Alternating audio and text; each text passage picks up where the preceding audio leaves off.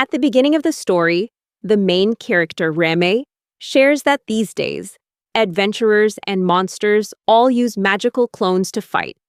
Injury-free dungeon raids have become very common, and videos of these battles are being live-streamed across the continent. Currently, being an adventurer, a demon, or even a hero in the Demon King's army is just considered a profession. The scene shifts to the 4th floor of the Demon King's castle, where Reme and his party are fighting monsters. Outside the dungeon, streamers are broadcasting the entire fight. A boy named Alvar swings his sword, slashing a beast to pieces. Reme is amazed to see Alvar's magic sword erupt with power, taking down at least 10 werewolves with a single slash. The party also shares that Alvar's skill is difficult to use because he becomes vulnerable until it's activated. However, the Holy Knight, Luck, covered for Alvar, providing excellent support. The commentators remark that while each member of the team is very strong, coordination is still essential for dungeon raids. Although Luck possesses the offensive power of a warrior and calm decision-making when protecting his teammates, it makes him an incredibly effective shield. Remy's close friend Phoenix steps forward and asks the girl and Alvar if he can trust them to hold the front line while he attacks. Alvar agrees, and the girl, named Lily, says that Phoenix can go on ahead. Lily charges in to attack the pack of werewolves, and the commentators announce that a lightning speed attack is coming. They mention that there are only 3 confirmed people in the world who can use this skill, and that they are witnessing supersonic archery. The speed is so fast that the naked eye can't keep up, but when they see all the enemies fall to her arrows, they clearly realize its terrifying power. In the blink of an eye, 8 werewolves were taken down simultaneously. Meanwhile, Phoenix calmly walks toward the floor boss, guarding the door to the next level, as if everything around him is just an illusion. However, dozens of other werewolves are still swarming around, and the entire team must attack fiercely to stop them from getting near Phoenix at all costs. While Rema is analyzing the situation, he is suddenly attacked by a wolf.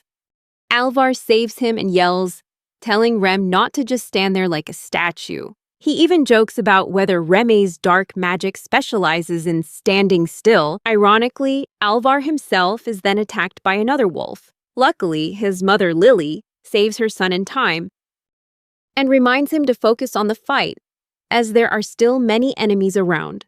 Alvar replies, "Yeah," but seems annoyed that Remy isn't doing anything. Remy feels tense, not knowing how to react, but he quickly focuses on Phoenix, who is about to attack.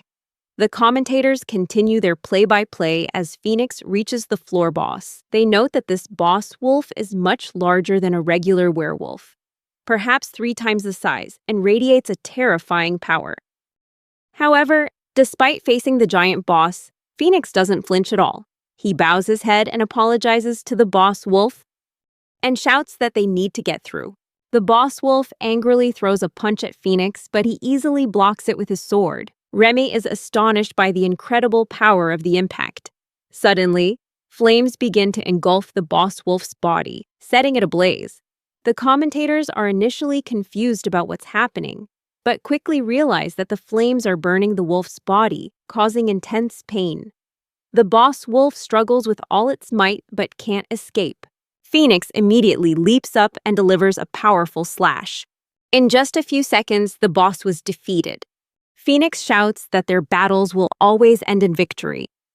The commentators announce that the fight is over and the fire hero, Phoenix, has once again defeated the floor boss with a single blow.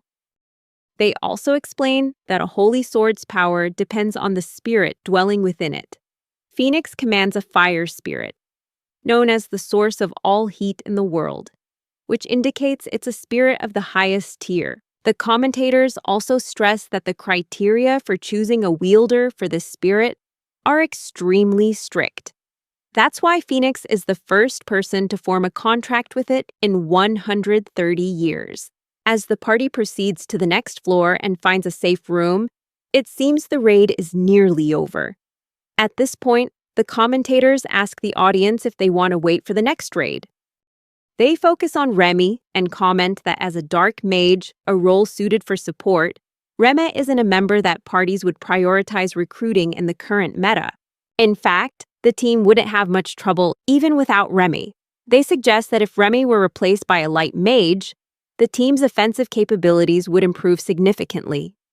The audience also agrees that this comment is true, since Rem hasn't done anything at all during the fight. Hearing this, Remy feels hurt that it's once again being suggested he be replaced by a light mage. The difference between dark mages and light mages lies in their magical properties. Dark magic primarily focuses on offensive spells and damage-dealing skills, while light magic includes healing, buffing, and purifying spells, very useful for healing and supporting teammates.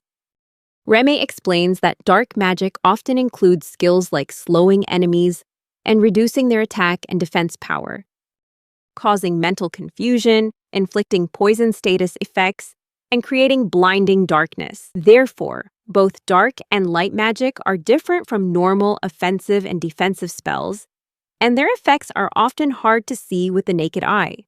Many people believe dark magic is overlooked because it's considered simplistic. While light magic is easily recognized through healing, restoration, and buffs, dark magic targets the enemy, making it difficult for even his own teammates to perceive its benefits.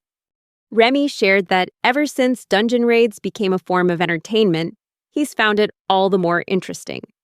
In battle, he could reduce the magical and physical power, speed, cognitive ability, and even restrict the vision of all enemies. However, these effects were never highlighted on the live streams, making it look to viewers as if he was just standing still. Remy also mentioned that even when he did cast spells, he would often receive countless negative and strange comments from the audience. Thanks to the raid logstone, they could continue from the last checkpoint they reached. Even though the party had yet to face the Demon King in the deepest part of the castle, it was now time for Remy's team to enter the 5th floor of the dungeon. Remy explained that of all the dungeons in the world, the legendary Demon King's castle remained unconquered, with no team ever having cleared its final floor. Remy stated that his team consisted of Alvar the warrior, Luck the holy knight, Lily the hunter, Remy the dark mage, and finally their leader and the fire hero, Phoenix. Remy shared that among the tens of thousands of official expedition teams, their party was ranked 4th.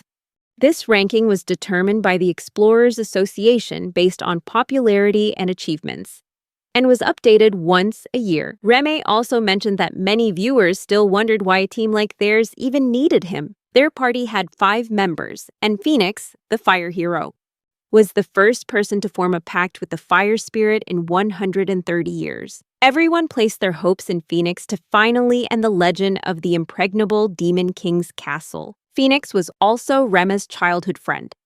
But the gap between a hero like Phoenix and a simple, unpopular dark mage like Remy was what cost him his job that day. Let's see what happened before Remy left the party. Alvar yelled at Remy, calling him dead weight and nothing more. He furiously asked if he was supposed to think otherwise. Phoenix tried to intervene and stop Alvar from going too far, but Alvar snapped and told Phoenix to stop defending Remy. He pointed out that he, Luck, and Lily had all proven their worth to join the party. But what about Remy? Alvar argued that Remy was just Phoenix's childhood friend, taking up a valuable spot on the team.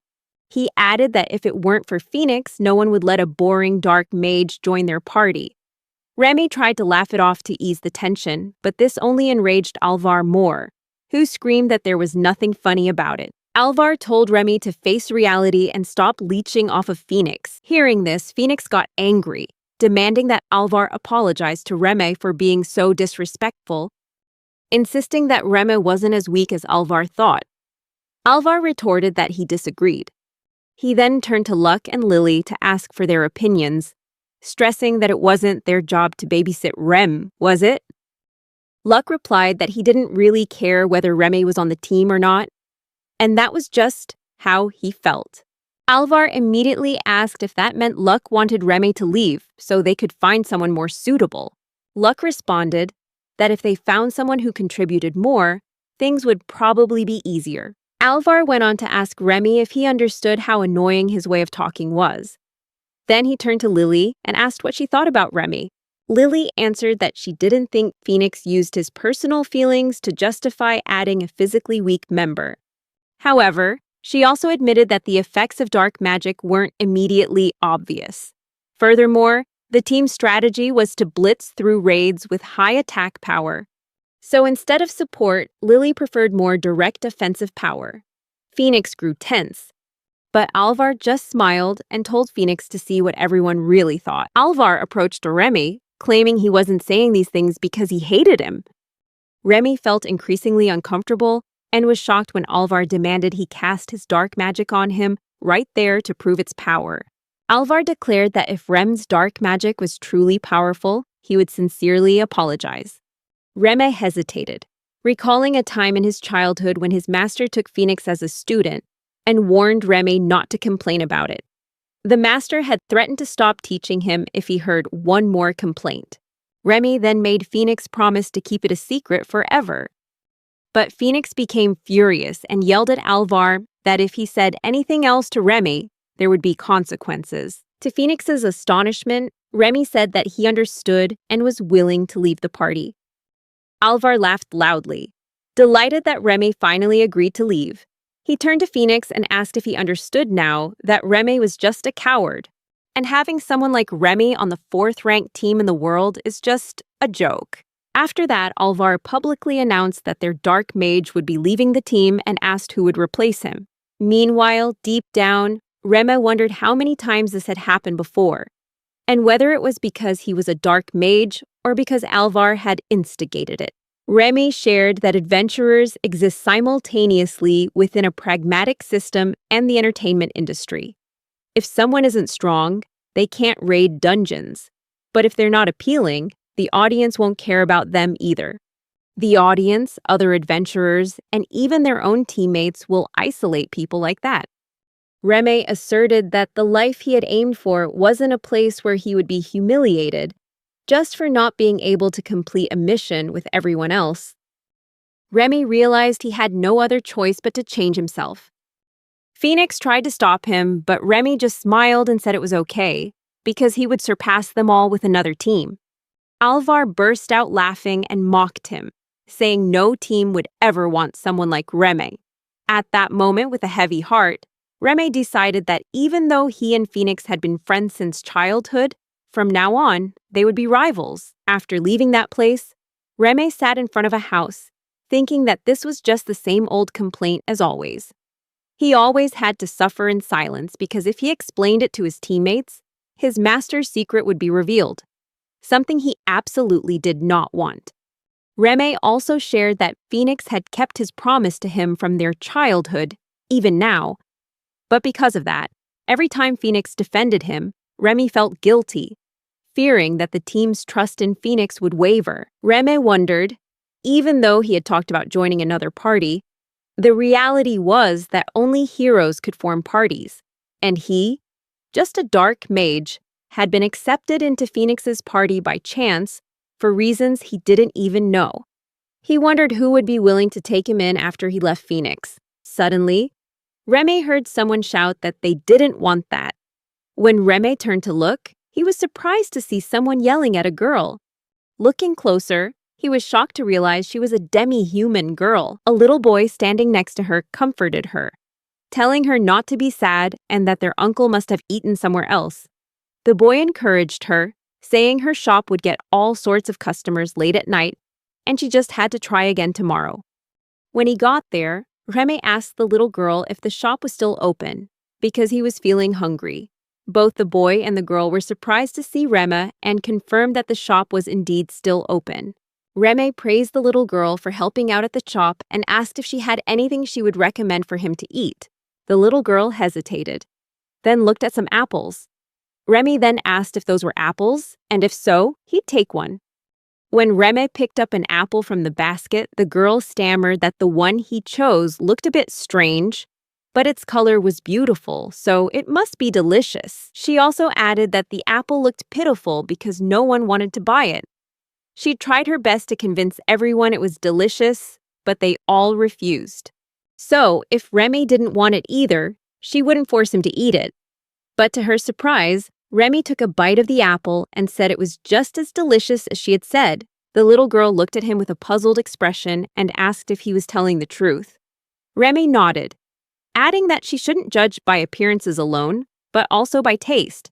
He praised her as a great salesperson. Then, Remy asked if he could come back to buy something again and asked her to give him more recommendations. Hearing that, the little girl was moved to tears and replied with a heartfelt yes, thanking him from the bottom of her heart.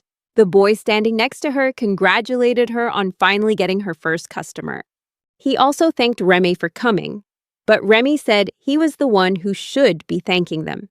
He apologized for bothering them at night. Rem noticed the girl was hiding behind the boy, which he found a bit confusing. The boy explained that she was just being shy. Rem smiled, said goodbye, and started to leave. But suddenly, the little girl ran out and shouted that her name was Cashew. Remy chuckled and introduced himself as well. Cashew thanked him and said she would eagerly wait for him to come back, whether it was tomorrow or the day after, and that she would wait for him for as long as it took. Remy was taken aback when he heard those words. After saying goodbye, he told himself that even someone like him wanted to be needed by someone. He thought about his conversation with Cashew and wondered if he had acted too emotionally. But then he told himself that if a little girl like her was trying so hard, then he had to give it his all too. Remy recalled his master once saying that it would be a long and arduous battle. Remy's master had emphasized that if he didn't conquer the peak, no one would recognize his worth. Remy was certain that somewhere out there, someone would need him. The scene changes to another place, where a girl was looking at a picture of Remy and softly whispering his name. Then, time fast-forwards a few weeks later, as Remy wondered how many weeks had passed since he started looking for a new party. Every time he approached a party to join, some would say there were no open spots, while others would mock him for getting kicked out of his old one. Some parties were even willing to accept him, but after learning he was a dark mage, they would start to hesitate. Remembering how he had yelled at Alvar that he would surpass them with another party, Remy felt incredibly frustrated. He had said those words, but until now, he hadn't been accepted into any party. Finally, Remy decided to use a party matching service provided by a branch of the Adventurers Guild. He remarked that the service fee was quite expensive, but at least it helped him stay afloat. But when he searched for quests, he was shocked to find there were no missions available for a dark mage. Feeling down, Remy decided to go get something to eat first to lift his spirits. The scene shifts to Cashew's shop, where the man beside the little girl, Blitz, remarked that he understood being a dark mage must be very difficult for Remy. Remy replied that it wasn't really like that. He still saw urgent recruitment notices for dark mages from time to time. Blitz then asked if Remy could use anything other than dark magic. Remy explained that it wasn't that he couldn't use other skills, but the ones he wasn't gifted in were ineffective. Also, adventurer registration only allows you to take on jobs you have an aptitude for. Seeing Remy looking sad, Cashew loudly said that she also thought dark mages were cool. Remy smiled and replied that he was happy she said that, but joked that's why she was the cute poster girl, instead of a boring male shopkeeper, to attract generous customers. Blitz said that wasn't true, making Cashew blush. Remy shared that Cashew was only 8 years old and not only helped out, but also did her best to support her family financially, however little. She had gotten permission to work, and Remy also mentioned he was Cashew's first customer. He said that he often stopped by the shop precisely because he wanted Cashew to keep encouraging him. Remy admitted he hadn't seen Blitz in a long time, but Blitz was always worried about him. Blitz then said he understood Remy's situation because he also wanted to be a tailor. But no matter how much he practiced, he couldn't compare to those who officially had that profession. Remy shared that in his hometown, children learn their profession when they turn 10 at the temple, like receiving a prophecy guiding them to a suitable job. Whether it was being an adventurer or having a daily life-related job like a cook, blacksmith, or merchant, everyone had to accept it, as it was considered a gift from the gods. If someone got the job they wanted, It was a blessing. If not, it was a trial. Reme confessed that for someone like him, who dreamed of being a hero, it truly made him feel hopeless. He told Blitz that if his efforts had truly been worth anything, he would have gotten that job. When a customer entered the shop and Cashew deftly handled it, Remy smiled and asked Blitz if they could just keep trying with what they were able to do. Blitz replied that they could and said that even if things didn't go smoothly, he wouldn't mind if Remy worked with Cashew at the shop. Remy laughed and thanked him. Suddenly, they heard someone cry out in pain. When Remy turned to look, he saw a thief snatch a bag from a girl's hands and rush toward them. Remy quickly told Blitz to block the thief's path. Blitz, confused, asked if Remy was planning to do something. Remy said yes, and reassured Blitz that he would only provide support and wouldn't let him get hurt. Blitz agreed, stood in front of the thief, and asked Remy to watch over Cashew. Remy told Cashew to hide as he watched the situation unfold. He started thinking about the magic permitted for use in daily life. Remy knew that if he used magic beyond that limit, he could be monitored. Therefore, in this case, he had to use Blitz to stop the thief. The thief angrily yelled at Blitz, asking what he was doing in his way, as if he had a death wish. Remy focused on identifying the thief as the target to be subdued. Everyone watched nervously as the event unfolded. No one knew what would happen next, and even Blitz was a little worried. The thief leaped toward Blitz with a knife in his hand, but suddenly, he was stuck, suspended in midair. He was confused, not understanding what was happening, unable to move or see anything, and he began to struggle for breath. Blitz seized the opportunity, grabbed his arm, and landed a punch to his face, knocking him out on the spot. Everyone breathed a sigh of relief, seeing justice served. Suddenly, Remy started shouting, praising Blitz for so easily defeating a knife-wielding assailant. Meanwhile, Cashew was still hiding, and Remy gently approached from behind, whispering in her ear. Startled and confused, Cashew replied with a yes. Remy then asked her to do something. The woman whose bag was stolen thanked Blitz for saving her belongings. Blitz humbly replied that it was just something any citizen should do. In the midst of this, Cashew excitedly shouted that the shopkeepers were so cool. Hearing that, the woman asked if Blitz was the owner of the shop, and she showed her gratitude by buying some fruit. Blitz thanked her for her purchase. Seeing this, other people also started coming over to buy fruit to show their appreciation for Blitz's brave act. Watching the crowd rush over, Remy felt relieved. He knew that by helping Blitz do a good deed, people would want to give something back to him.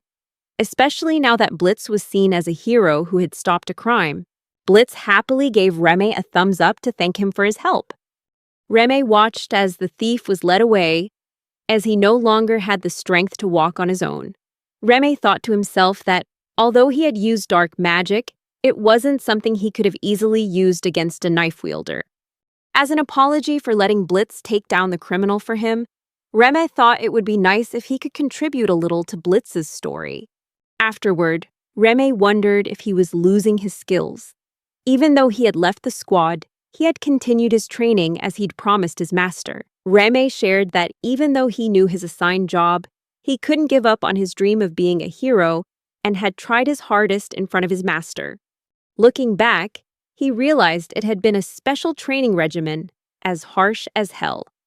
Remy recalled being left alone on mountains among beasts, forced to climb back up after being pushed off cliffs, and being beaten to a pulp by his master. Through relentless training sessions, Remy had experienced his own limits by casting dark magic on himself. He learned that his physical strength would gradually weaken with overuse of magic, and his vision would also begin to blur over time.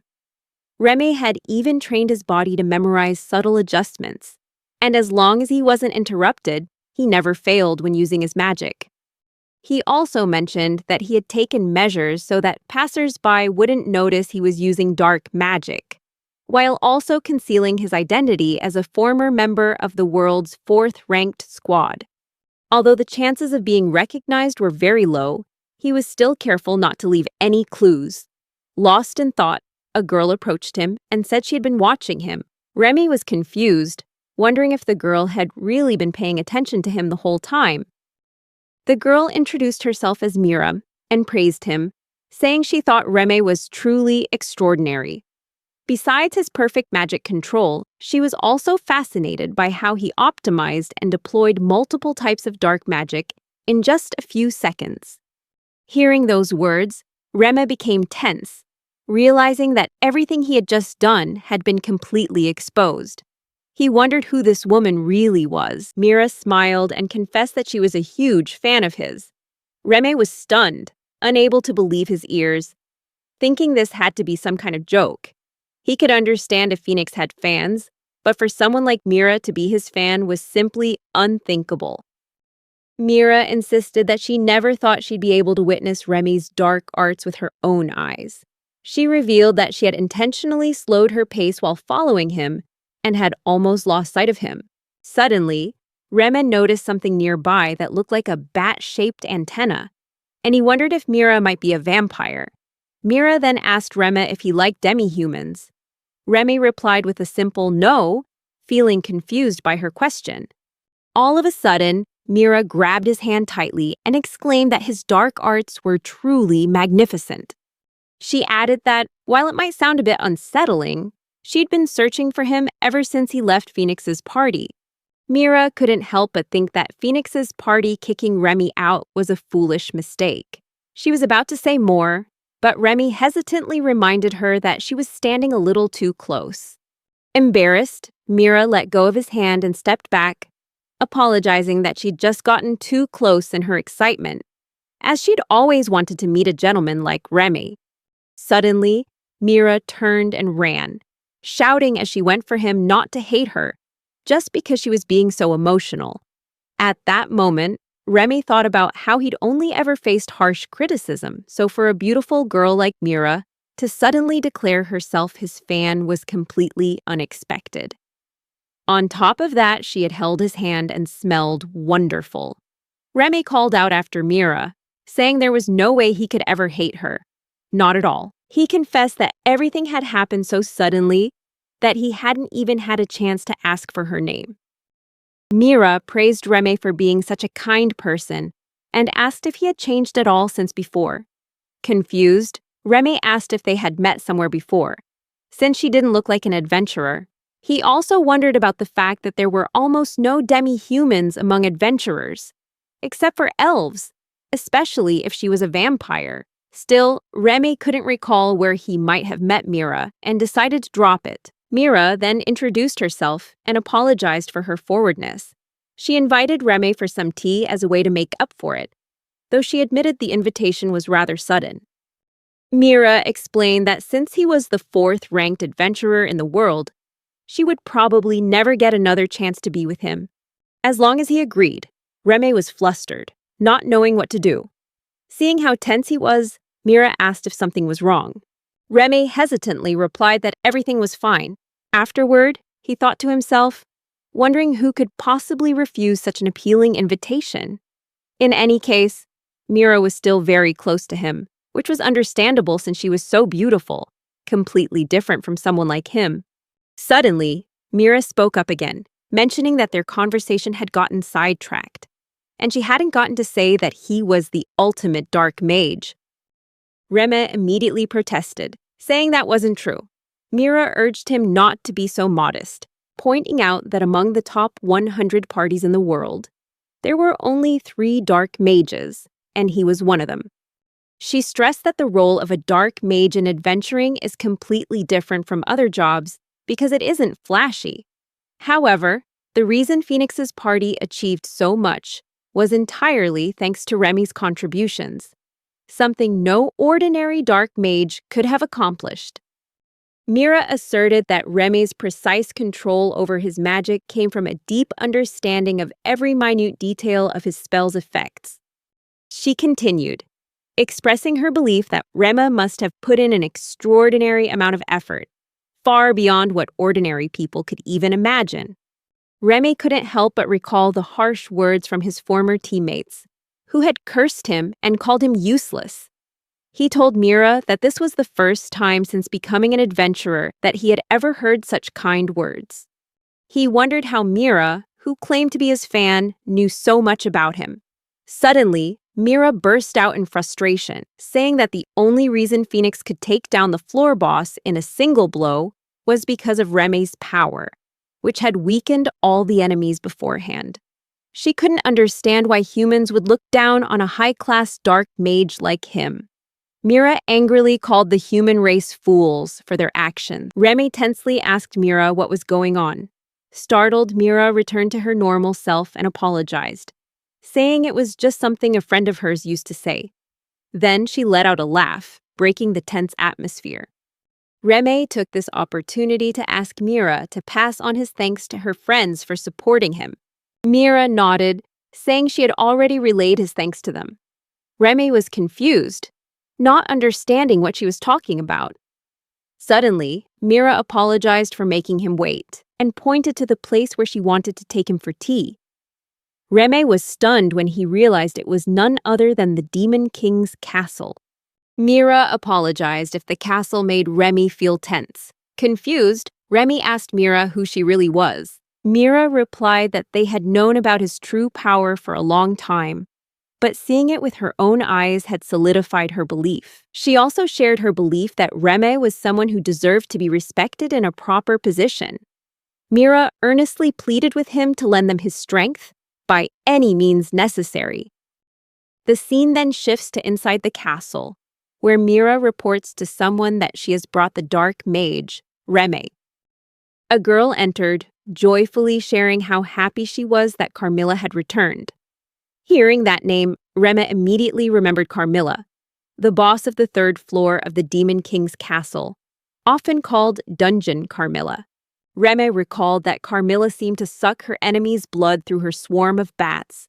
But in reality, she used magic to attack. She was cruel and enjoyed torturing others just for fun. A truly wicked being, yet nothing like the Mira he'd met. A strange voice asked if he was Reme. Reme replied, "Yes," while starting to wonder about the Demon King's castle, a 10-floor dungeon where the ruler of the demons would never appear until someone reached the deepest floor. He thought about how no one had managed that so far, and if he were to advance, he would be the first adventurer to meet the leader of the Demon King's castle. As he listened to the girl's voice, Reme felt her voice was a bit childish. Suddenly, the girl revealed that she was Lucy, the ruler of the Demon King's castle and the leader of the demons. Upon seeing Lucy, Reme froze, unable to take his eyes off her. Lucy noticed his expression and asked if something was wrong or if there was something strange about her. Reme replied, simply stating that Lucy looked much younger than he had ever imagined. Lucy angrily asked if he was implying that she didn't look like a leader of demons. Reme tensely replied that since he didn't know who the leader of the demons was, he wouldn't dare to make any such comment. Lucy, surprised by his cautiousness, said that if he were a rude person like so many others, she would have thrown him out of the castle long ago. However, she could see that he was different. Lucy suddenly shouted that was enough with the introductions, and they should get straight to the main point. She suddenly declared that she was appointing Reme as the staff officer for the Demon King's castle. Hearing this, Reme was stunned and wondered if this meant he would become the second in command of the Demon King's army. He also wondered if such a role was really suitable for a human. Seeing his expression, Lucy remarked that he looked as if this was the first time he was hearing about this. She turned to Carmilla and asked, "You told him about this already, right?" Carmilla sincerely apologized and explained that she thought bringing Reme directly to the Demon King's castle would be quicker than explaining beforehand. Hearing this, Lucy grew angry and asked Reme if he was just following Carmilla without knowing what was going on. She continued to mock him, asking if he thought he'd get a chance to touch her chest just because Carmilla said she was his fan. Reme was stunned by Lucy's words and quickly denied that was what he was thinking. Lucy asked again, this time with a look of disbelief, if Reme truly didn't want to touch Carmilla's chest, and if so, whether he was even a normal young man. She was about to say more about Carmilla's chest, but when Carmilla shot her an angry glare, Lucy tensed up and immediately fell silent. Then Lucy admitted they had gotten off topic and said they should return to the main issue. Reme, stressed, thought to himself that Lucy was the one who had derailed the conversation. Lucy continued, stating that appointing Reme as a staff officer was Carmilla's wish. Surprised, Remy asked for confirmation, and Lucy affirmed that it was true.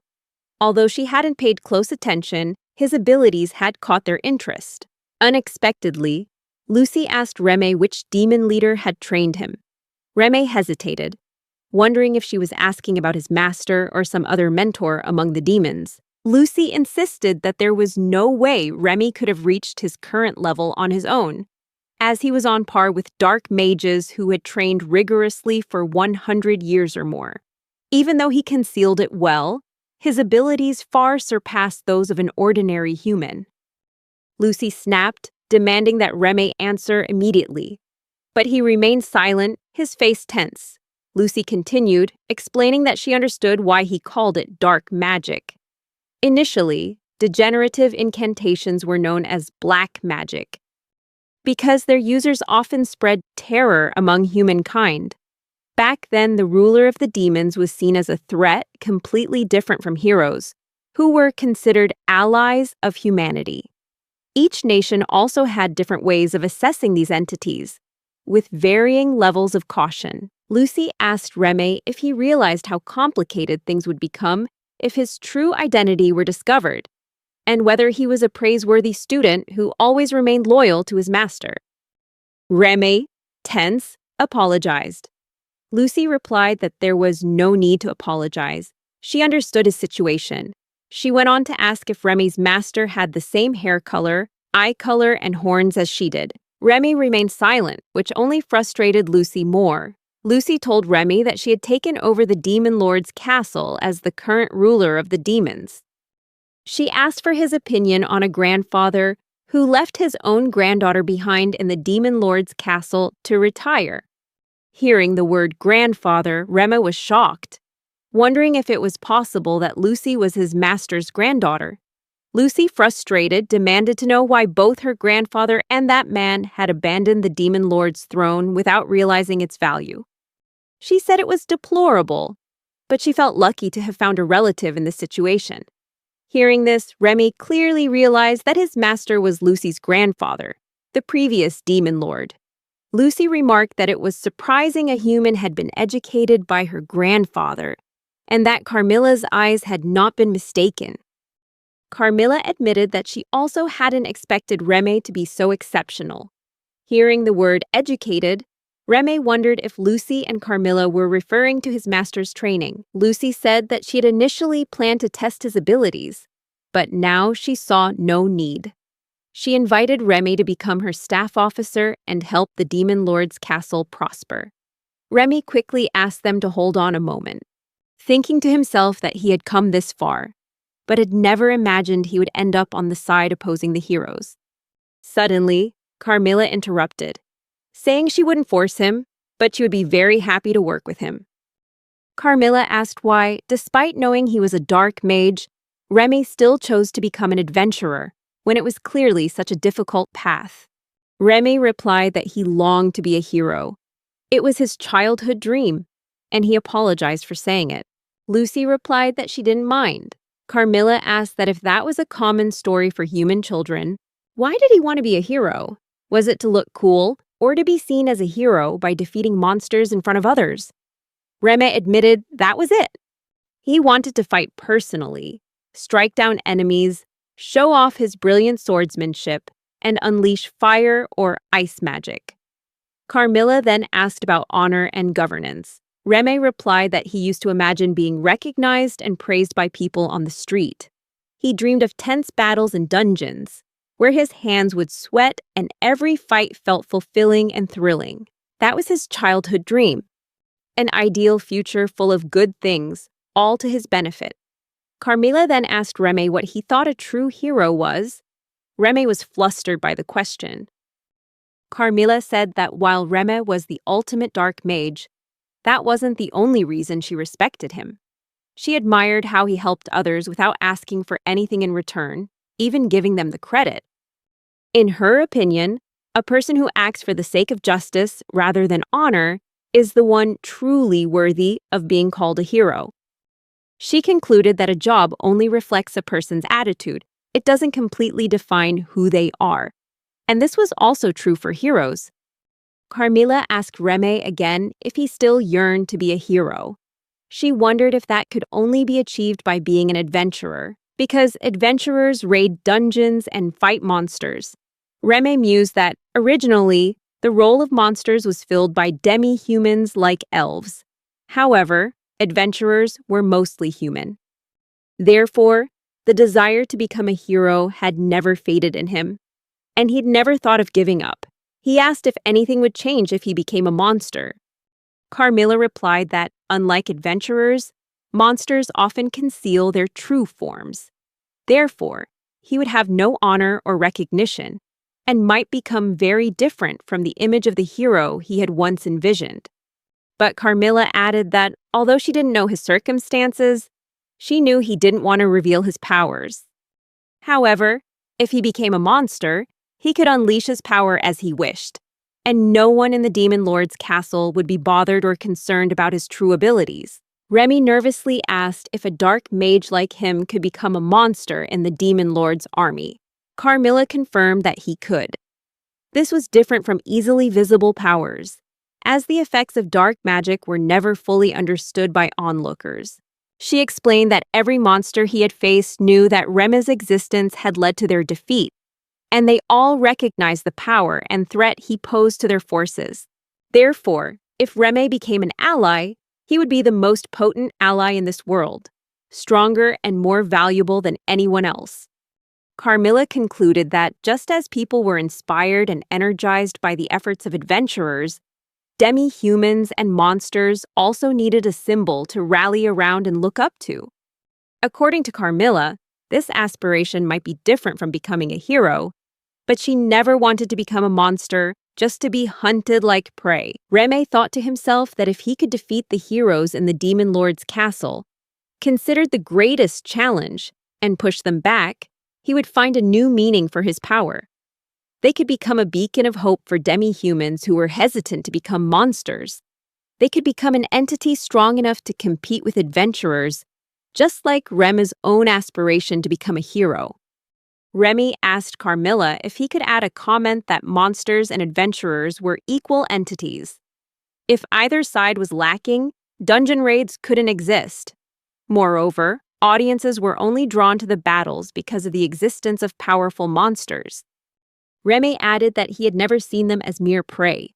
Carmilla responded with a yes, saying that it was precisely this perspective of Remy's that made her feel the need to approach him. She emphasized that Remy was truly both a kind and strong person.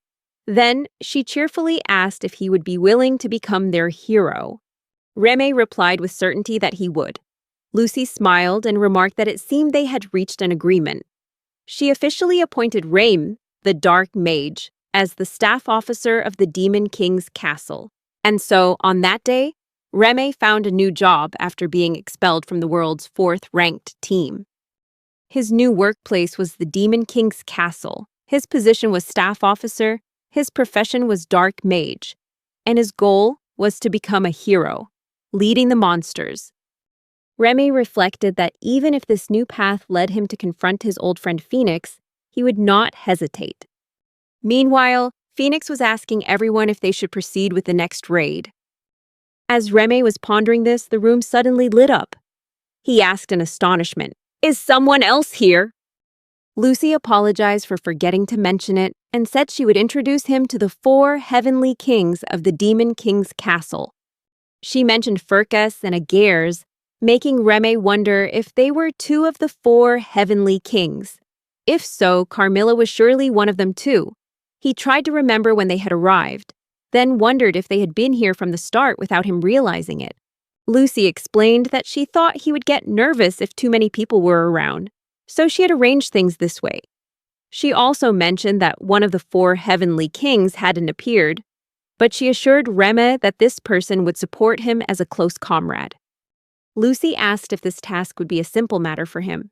At that moment, Remy wondered if all of this was related to the dark arts. He shared that becoming the ruler of the demons was just another job.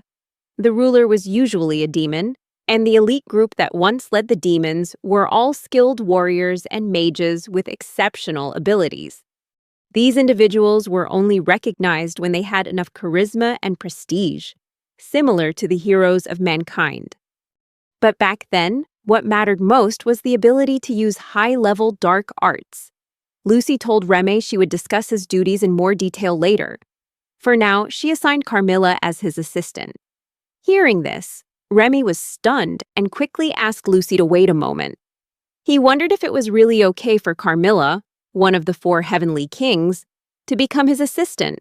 Lucy explained that the position of staff officer reports directly to the ruler of the demons, so his rank was even higher than that of the 4 heavenly kings. Therefore, Reme had no need to hesitate. Seeing his bewildered expression, Lucy reassured him not to worry, as she believed he could become the world's best leader and easily surpass the 4th-ranked team. Reme wondered if his concern was about the negative opinion directed at him. Just then, a man named Agares came forward, apologizing for his late introduction and sincerely congratulating Reme on his appointment as staff officer. Agares, one of the 4 heavenly kings of the Demon King's castle, introduced himself as the Demon of Time. Reme politely replied that it was a pleasure to meet him. Carmilla stepped forward and admitted she hadn't noticed Agares's presence. Agares angrily denied that he had used any kind of magic on her. Carmilla then asked if Agares had ever doubted Remy's strength. Agares replied that, unlike Carmilla, he had never had direct contact with the staff officer. He further explained that the common effects of dark arts like debuffs could only weaken abilities by a few %, while fixed damage only caused minor physical harm. Perception-concealing magic usually had a low success rate and couldn't be maintained for long.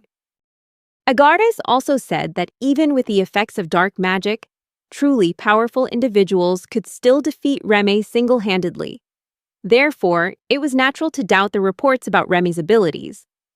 However, the reports from others showed that Reme's abilities far exceeded those of a typical dark mage. Agares asked Carmilla if she'd been infatuated with Reme ever since he raided the Demon King's castle. Carmilla blushed, shyly admitting that might be the case, but she wondered why Agares knew her personal business, finding it incredibly strange. From behind, Lucy spoke up and apologized to Carmilla, admitting that she was the one who had told Agares everything. Carmilla turned around angrily, demanding that Lucy explain why she would reveal everything like that. Lucy, panicked and stressed, yelled back that she had already apologized. Agares spoke up, saying that regardless, the ruler of the demons had accepted Reme, and he would support that decision. He stressed that it would be very disrespectful for Reme to scowl at the ruler of the demons. Reme nervously wondered how a human like him, who had suddenly appeared at the Demon King's castle, been kicked out of his team, and was just a dark mage, had become the superior of the 4 heavenly kings. He also realized that even so, they treated him very politely and showed respect for the ruler of the demons. Agares continued, saying that being scolded by the ruler was the ultimate reward, but the reverse must never be allowed to happen. Reme grew even more confused, wondering if Agares had just said something bizarre.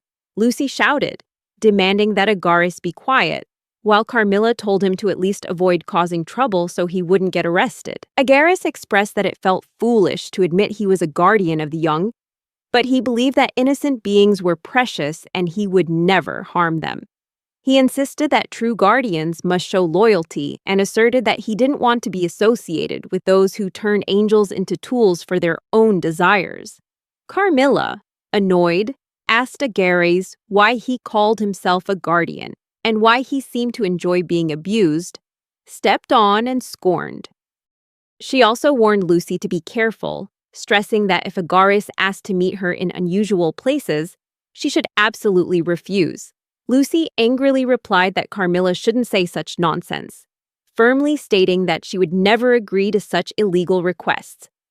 Lucy looked at Agares with fear in her eyes, but Agaris told her to stop looking at him with such contempt. He joked, asking Lucy to look at him more intensely instead of with hatred. Carmilla tensely asked Agaris if he didn't think he deserved to be arrested. Carmilla reassured Reme that not all monsters were like Agares and told him not to worry. She emphasized that she was, in fact, a true fan of his. Carmilla shared that she would put Reme's posters all over her room, collect his candid photos from the internet, and send messages requesting that he get more screen time. Agares angrily interrupted, asking with exasperation if Carmilla really called that admiration. He asserted that it was nothing short of stalking, no matter how she put it. Remy, looking stressed, cut in and pointed out that he still hadn't been briefed on his specific duties. He asked if he could request more details from the ruler of the demons. Both Carmilla and Agares quickly apologized to Reme for the interruption. Lucy laughed and remarked that Reme was truly interesting, expressing high hopes for his role as staff officer. But suddenly, her tone changed, and she called him Lemagaton. Reme asked in confusion, "Lemagaton?" Lucy cheerfully confirmed. Saying she'd been thinking about the name for a while, she explained that by tradition, the ruler of the demons gives new dungeon names to those who join them. Reme nodded, saying he understood and asked if his name was now Lemagaton. Lucy said excitedly that it sounded great and asked if he agreed. She insisted the name was very fitting, especially now that Remy would be leading the monster army. Lucy was confident that everyone else would like the name too. Reme responded with a thank you, sharing that when dungeons became a form of entertainment, many systems were developed and installed to ensure no one was in any real danger. Rules and regulations were also established, including dungeon names, raid logstones, registration cards, mana bodies, and a return function. He explained that if hero teams were expected to play the role of heroes, then monsters were expected to be defeated as beings of darkness. Even if it was all just part of a script, some people adapted this performance from dungeon raids into real life to protect the demi-humans playing evil monsters from being identified. They began using special dungeon outfits and stage names, known as dungeon names. People also got very excited when heroes were defeated or forced to retreat, but it's human nature to always want the hero to win in the end. For example, after someone's favorite adventurer lost to an orc, they might get angry and pick a fight with a completely innocent orc.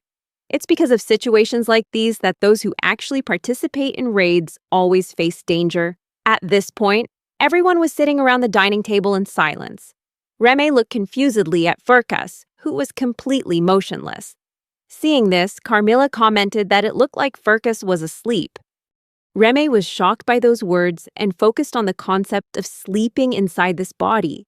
He realized that with one member asleep and another one absent, the four heavenly kings were far different from what he had imagined.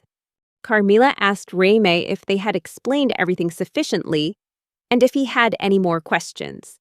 Reme thought for a moment and realized that with his dungeon name being Lemagaton, he needed to make sure his mana body didn't reveal his true identity. Lucy remarked that Rem seemed very bothered by the coincidence of the name, but she was quite pleased with it, so he had no right to object. Reme anxiously told himself that if Lucy said so, he really had no other choice. Carmilla, confused, asked if it wouldn't be a waste for him to put a mask on his avatar. Lucy burst out laughing and retorted, asking if it was such a shame when that face wasn't really something worth showing off. Hearing this, Carmilla angrily asked Lucy what she meant by that. Lucy, frightened, stammered in reply, saying it all depended on the beholder. She cleverly suggested that if Carmilla wanted to, she was more than welcome to see Remy as attractive. Agares shouted at Carmilla, reminding her this was the second time she'd spoken up and that they should be happily following requests from the demon ruler, not the other way around. Remy shared that he hoped they could decide on his avatar together. Deep down, he wondered if he should make his skin a little lighter and change his hairstyle. However, he knew it was illegal to modify himself to the point where his true form was unrecognizable. Some adventurers had succeeded in keeping signs of being demi-human by retaining their ears or tails, despite adding horns or other features. Reme recalled a time Lily had argued with Alvar about whether she should hide her ears. He also shared that elves didn't look much different from humans, and were often considered beautiful, making them a popular race. Over the past few years, the number of elven adventurers had increased significantly. However, Alvar was concerned because there were still audiences who only wanted to watch humans fight. In the end, he and Phoenix sided with Lily, despite the fact that the effects of dark magic didn't manifest immediately. Their style was to conduct quick raids with high attack power, and instead of focusing on support, they usually prioritized direct offensive capabilities. Noticing Reme was lost in thought, Carmilla asked him if something was wrong. Reme replied that it was nothing. Lucy began to explain his duties as a staff officer. Reme nodded, admitting that he actually had no idea what a staff officer was supposed to do. Suddenly, Lucy threw a ring toward Rem and told him to take it. Remy asked what the ring was for, and as he looked at it, he wondered if it was made from an animal bone. Lucy explained that it was a magic tool, allowing him to summon anyone he had a contract with.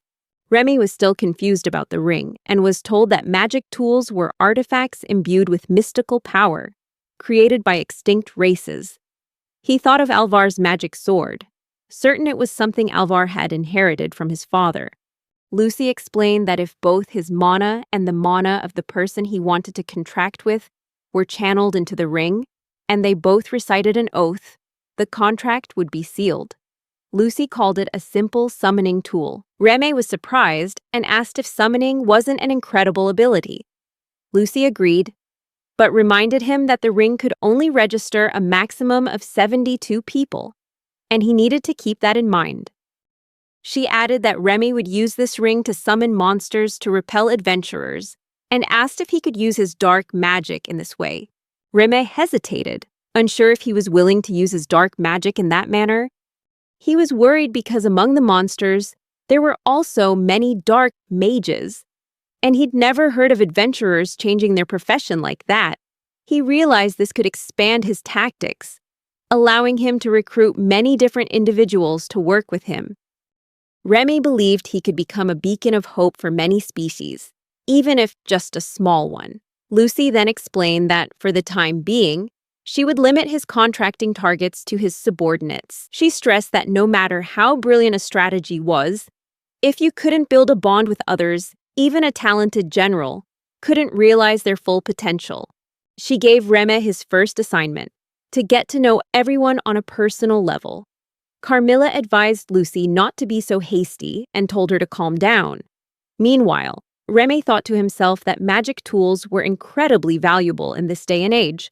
Even though he was being treated as a staff officer, the reason Lucy gave him such a precious item must have been because he was the student of the Demon King's grandfather. Lucy reiterated that she had great faith in him.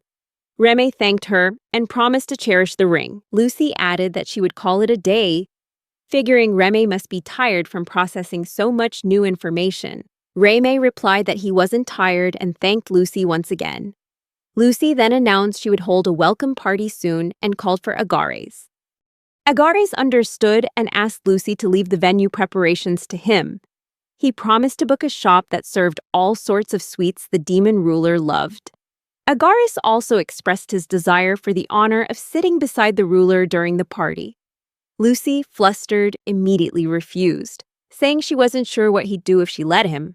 Agares replied dejectedly, stressing that he'd already guaranteed he wouldn't do anything inappropriate. Lucy then acted strangely, commenting on the suspicious looks she felt from her loyal followers. Carmilla stepped in and said she would see Remy out. On the way, she mentioned that his registration card would be given to him later, apologizing for the delay. Remy said that it was fine. Carmilla also mentioned that he had witnessed many of her embarrassing moments today. Remy replied that he had never been praised like that before, and it made him genuinely happy.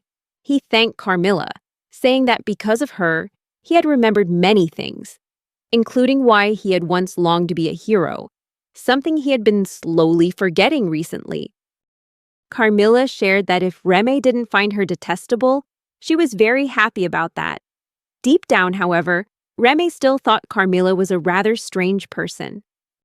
Carmilla then asked if Reme really thought she was a kind person, and she also asked him how far he would put up with her. Reme, confused, asked her what she meant. Carmilla explained haltingly that she was asking if she could be his first one. Reme, flustered, quickly told her to wait, wanting to know what she was going to say next. Carmilla, blushing and fumbling, said it was nothing and admitted she hadn't expressed herself clearly. She sincerely apologized for causing a misunderstanding. Then, Carmilla mentioned that the ring Reme received could also record orders. Reme, confused, asked what she meant by orders. Carmilla confirmed and explained that, for example, if Reme made a contract with her, the ring would record that she was his first contract. Similarly, she would also know that she was the first monster he contracted with. Reme replied that he understood. Carmilla repeated that she was truly a fan of Reme's, and that she was the one who had proposed inviting him into the Demon King's army. She added that she was the one who brought him all the way here, and was currently acting as his assistant. Furthermore, she was the one sitting next to him during the entire explanation of his duties. It seemed Carmilla wanted to say something more, but hesitated. Reme thought about Carmilla's power. Although she seemed mischievous, he knew she was a kind person.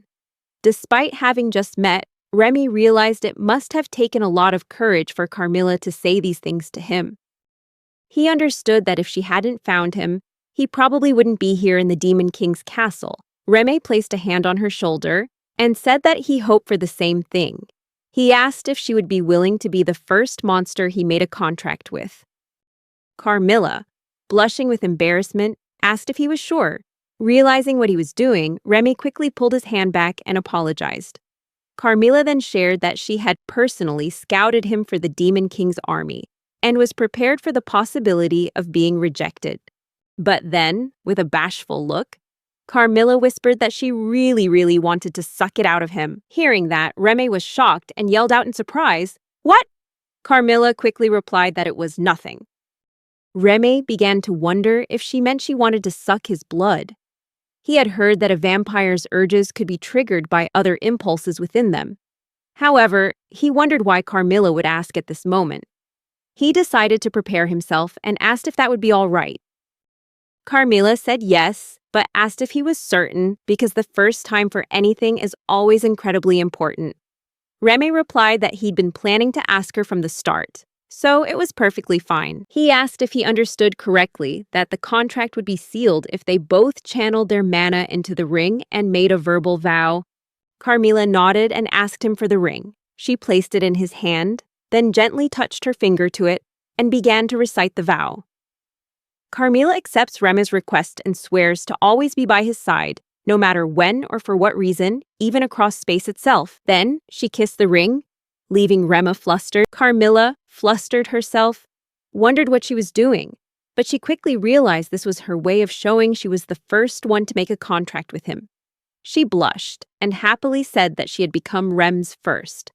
Carmilla declared that as long as he summoned her, she would go anywhere he wished.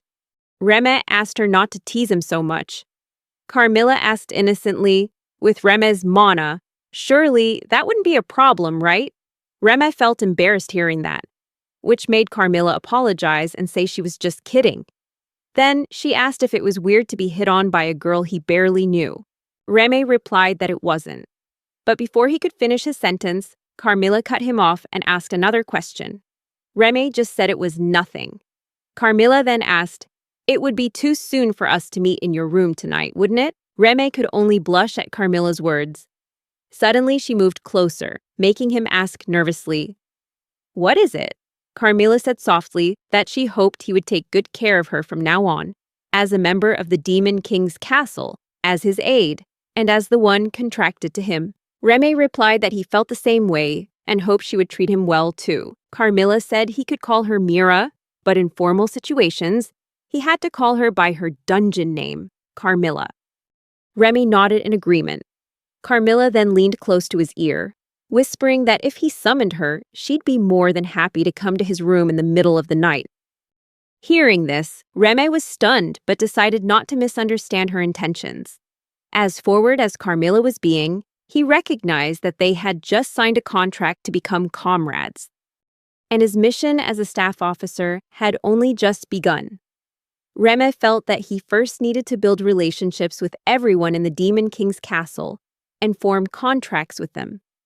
Even though this group was diverse, it didn't change his determination. He could only do his best. With the same sincerity and dedication that Carmilla had shown, he believed that there would be people watching his progress as he started his new role. The day after the appointment ceremony, it was Reme's first day of work at the Demon King's castle, and he decided to go see Cashew. On his way, he recalled Lucy's words that his job was to get to know everyone. However, he wondered if he could really become familiar with everyone so soon. He quickly pushed aside his doubts, having resolved to become a hero for the monsters, something he couldn't achieve in his previous role. But now, his new dream could become a reality at the Demon King's castle. When he arrived, Remy greeted Blitz and Cashew with a good morning. Cashew cheerfully greeted him back. Blitz thanked Remy for what he did yesterday and commented, "Dark mages are amazing, aren't they?" Remy told Blitz he was the amazing one. Blitz shyly denied it. Remy then asked Blitz not to tell others too much about him, if possible. Blitz replied that he'd figured that out already, and that's why Remy had let him take all the credit before quickly leaving. Blitz assured Remy that both he and Cashew wouldn't tell anyone about it. Cashew enthusiastically shouted that her manager was the one who did everything, and that Remy had nothing to do with it. Seeing this, Remy laughed and thanked Cashew for her cute words. Blitz replied that they were the ones who should be thanking Remy, since it was thanks to him that they sold out of everything. Blitz took out some money and offered it to Remy, saying it was his share. He explained that since Remy had helped so much, it was only natural to show their gratitude. Remy was surprised and initially refused the money, but Blitz insisted and pressed it into his hand. Cashew was surprised by words like gratitude and natural, and then started looking for something. Finding Cashew's actions strange, Remy asked what was going on. Cashew then offered Remy an apple as a symbol of her gratitude. Remy thanked her sincerely, expressing his delight. He added that he wanted to bring some fruit to his new workplace, so he asked Cashew to get him an amount corresponding to the money he had. Cashew happily began picking out fruit for him. Meanwhile, Blitz asked Remy if he had found a new place to work yet. Remy was about to reveal the truth about his job, but before he could, Blitz asked which party he used to belong to. Blitz added that he would add that party to his favorites list so he could follow them anytime. Remy felt stressed and wondered if he should say he didn't have a dungeon tracking account. But even if he did, he couldn't tell Blitz the truth, since he was still gathering comrades and transitioning from an adventurer to a monster. Still, he truly cherished the sentiment. Remy replied to Blitz that things were still temporary, and that he would share more once everything was settled. In the meantime, Cashew sadly presented Remy with a bucket full of misshapen fruits, asking worriedly if he would accept them. Remy reassured Cashew that it was fine, emphasizing that it's what's on the inside that counts and that her fruits were delicious, so there would be no problem at all. Suddenly, Carmilla's voice rang out, and Remy was surprised to see her appear. She walked up to him with a tense look and asked if he was a pervert like Agares, the type who liked to play with small demi-humans. Remy was stunned by Carmilla's question and hastily told her not to get the wrong idea. Carmilla burst out laughing and said she was just teasing him. Then she approached Cashew, knelt down, and greeted the little girl. Cashew returned the greeting, but her eyes were unconsciously glued to Carmilla's chest. Noticing this, Cashew became tense and sad, explaining that she wasn't small and would grow up eventually. Hearing this, Remy wondered if Cashew was talking about her height.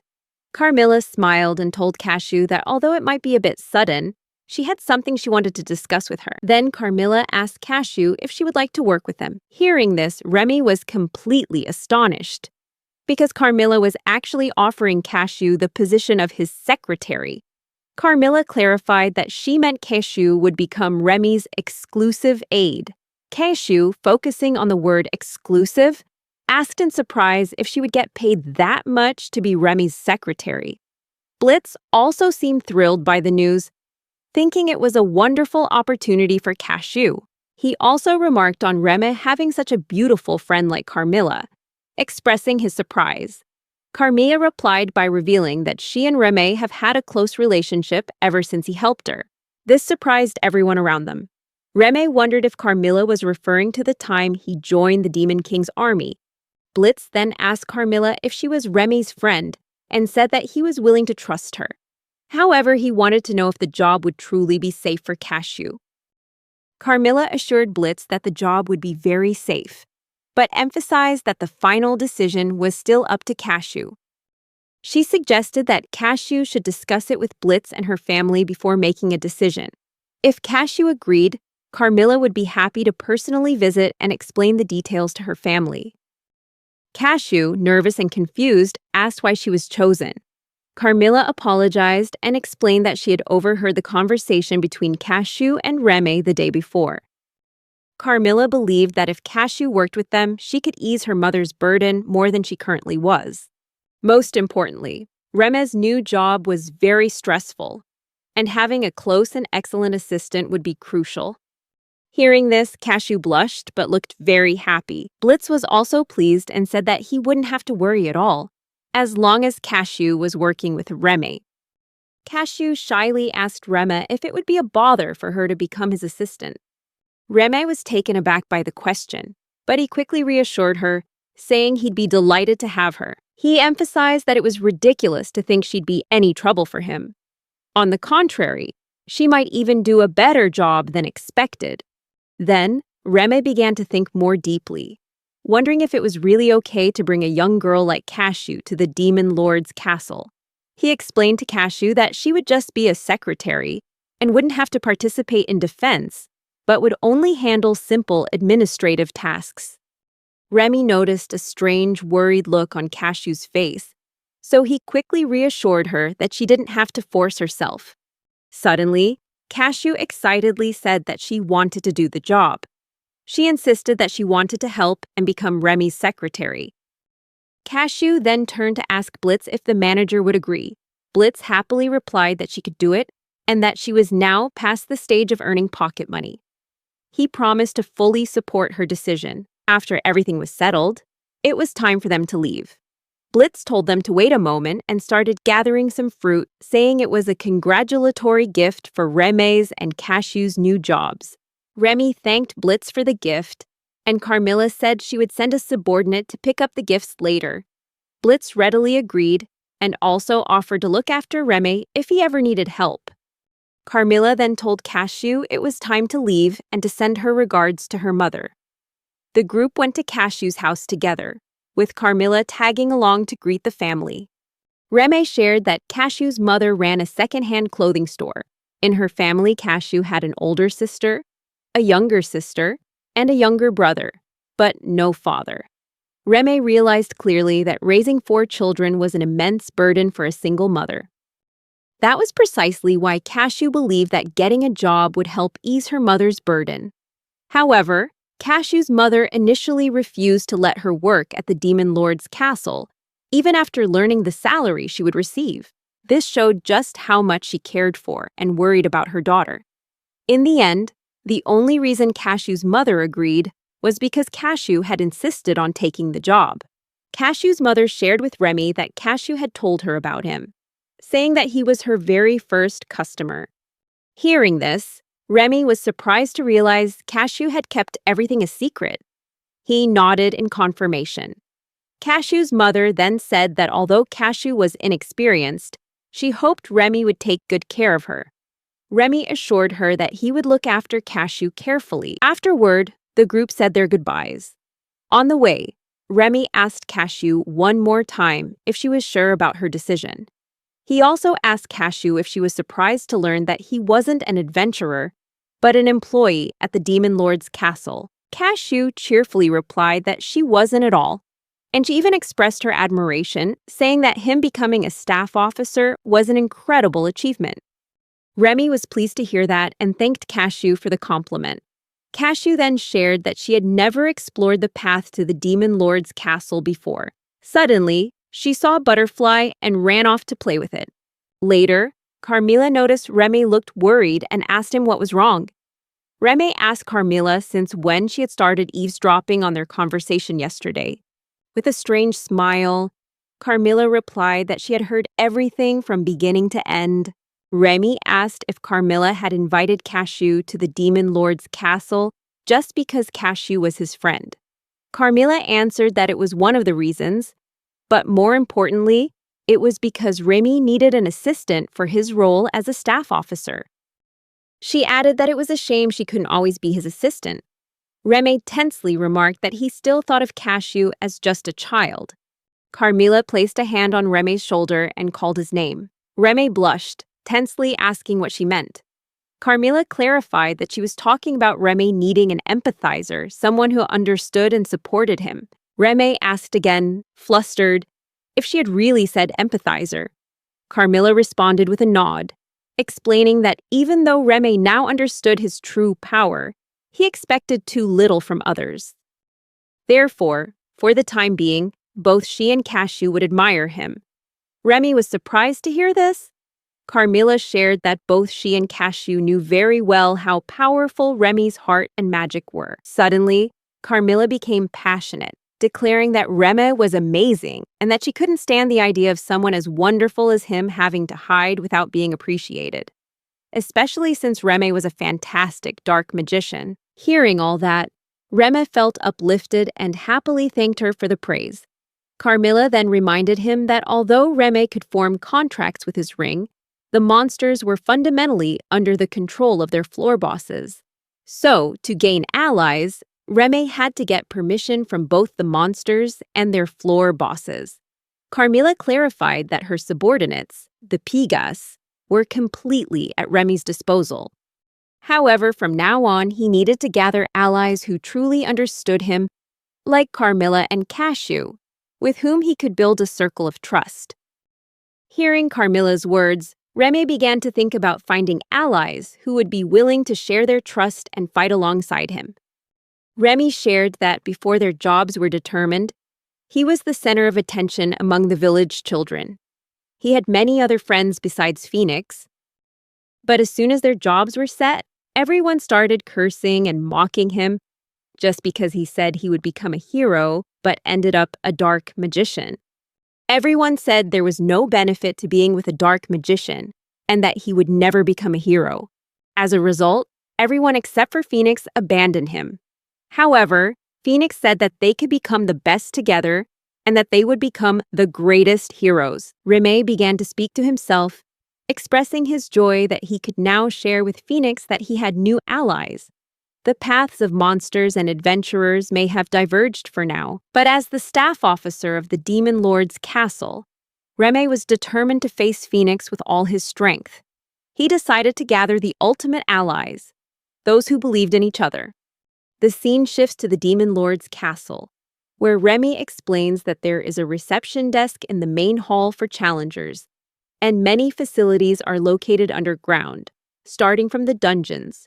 For example, there's a large public bath for employees, a cafeteria, a blacksmith's workshop, and a small theater. Among all these facilities, the place Carmilla took him that day to gather allies was a playground. Carmilla said she wanted him to meet a group of wild wolves. She also mentioned that they would be gathering people of good character, starting with the floor boss, Marcosius. Upon hearing the name, Remy recalled that Marcosius was the one on the 4th floor that his party had fought the other day. He wondered if Marcosius would accept a former adventurer like him after what had happened last time. Remy also wondered about the wild wolves, a race that used both human and half-wolf forms for different purposes. Remy figured that Carmilla must have been confident Marcosius wouldn't give him any trouble. Carmilla was really looking at him from many angles, wasn't she? So he also needed to do his best to get Marcosius to acknowledge him and become his ally. When they arrived at a large stone, Carmilla explained that it was like the raid recording stone and told them to select the playground, as she would go on ahead. Cashew marveled at the sight of the stone. Remy then asked Cashew if they should go. Cashew said yes, and Remy said he would let his secretary decide where they should go. Upon entering the field, both Cashew and Remy were surprised. Suddenly, Remy saw many wild wolves running with their leader, Marcosius, who ordered them to run faster.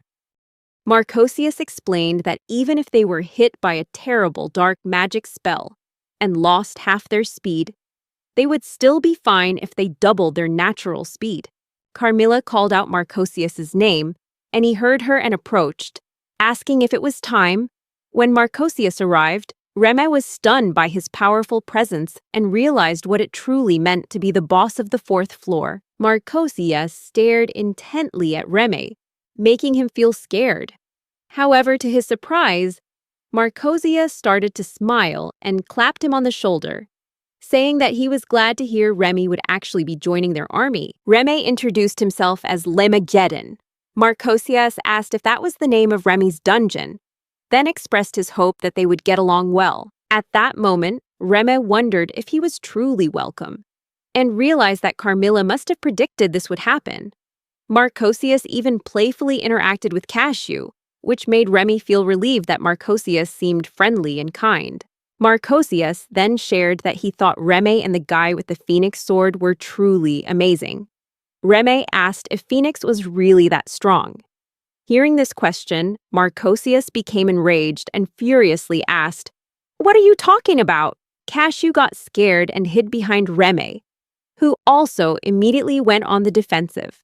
Marcosius explained that the reason the fire hero praised them was because a dark magician like Remy was on the expedition team, and he had never seen such perfect magic before. He also asked Remy how much training experience he had accumulated at his age, expressing his admiration for him as a man of honor. Remy noticed that Marcosius had not only carefully analyzed Phoenix but him as well. He expected nothing less from a dungeon boss. Marcosius then mentioned there was one thing he was very curious about. Remy asked what it was. Marcosius asked why Remy had released the dark magic he had summoned on the fire hero when they confronted each other. Remy replied that during the battle, Phoenix desired a fair one-on-one fight. Marcosius had also agreed to wait for the leader to arrive, as he could have easily defeated everyone, except for Phoenix, if he had attacked them. Remy then asked, with that in mind, wouldn't it have been disrespectful for him to interfere in the fight? Marcosius replied that, as a man of honor, that was a very fair point. But he also asked, what if the fire hero had been defeated? Remy answered that Phoenix would never lose in a one-on-one duel. Therefore, the choice wasn't about winning or losing, but whether he would choose to respect Marcosius's will after having agreed to a one-on-one. Hearing this, Marcosius first stared at Remy, but then suddenly burst out laughing, asking if Remy not only recognized his ally's victory, but also valued the dignity of his enemy. Marcosius then told Remy that, with a few exceptions, defeated monsters cannot appear on other floors, so it would be a problem if Remy summoned them. He asked Remy if he heard correctly that Remy was gathering 72 comrades. Marcosius offered to join Remy's group. He also asked if Remy's plan was to go against the fire heroes team and expressed his desire to challenge them once more. Then Marcosius told Remy that more than anything else, Remy had made him happy, and he asked if Remy wanted to sign a contract with him. Then Marcosius transformed into his human form. He held out his hand for a handshake with Remy. Remy replied that he hoped they would get along well. Marcosius laughed, saying that would make Remy and him brothers. He also thanked Carmilla for bringing Remy to him. Marcosius promised that he would answer Remy's every summons and would always be ready to help.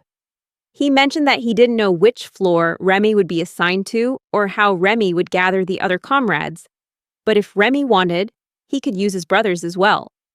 All the wild wolves shouted in unison in agreement, showing their support for Remy. Seeing this, Remy happily thanked them all. He shared that he would probably be assigned to the 10th floor, which was the final fortress before the 11th floor, where the Demon Lord was located.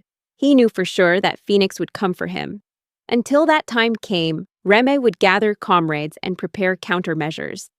Then, Marcosius mentioned that in 2 days, the fire hero would launch an attack on the 5th floor. Reme replied that they would have a new 5th member with them, so they should carefully observe the fire hero's team's actions and plan accordingly. Reme also mentioned that he would be in the control room to analyze the matches. Marcosius laughed and told Reme that being his enemy might be terrifying, but being his ally was reassuring. He then asked both Reme and Cashew to come back again. Cashew happily replied that she would come back.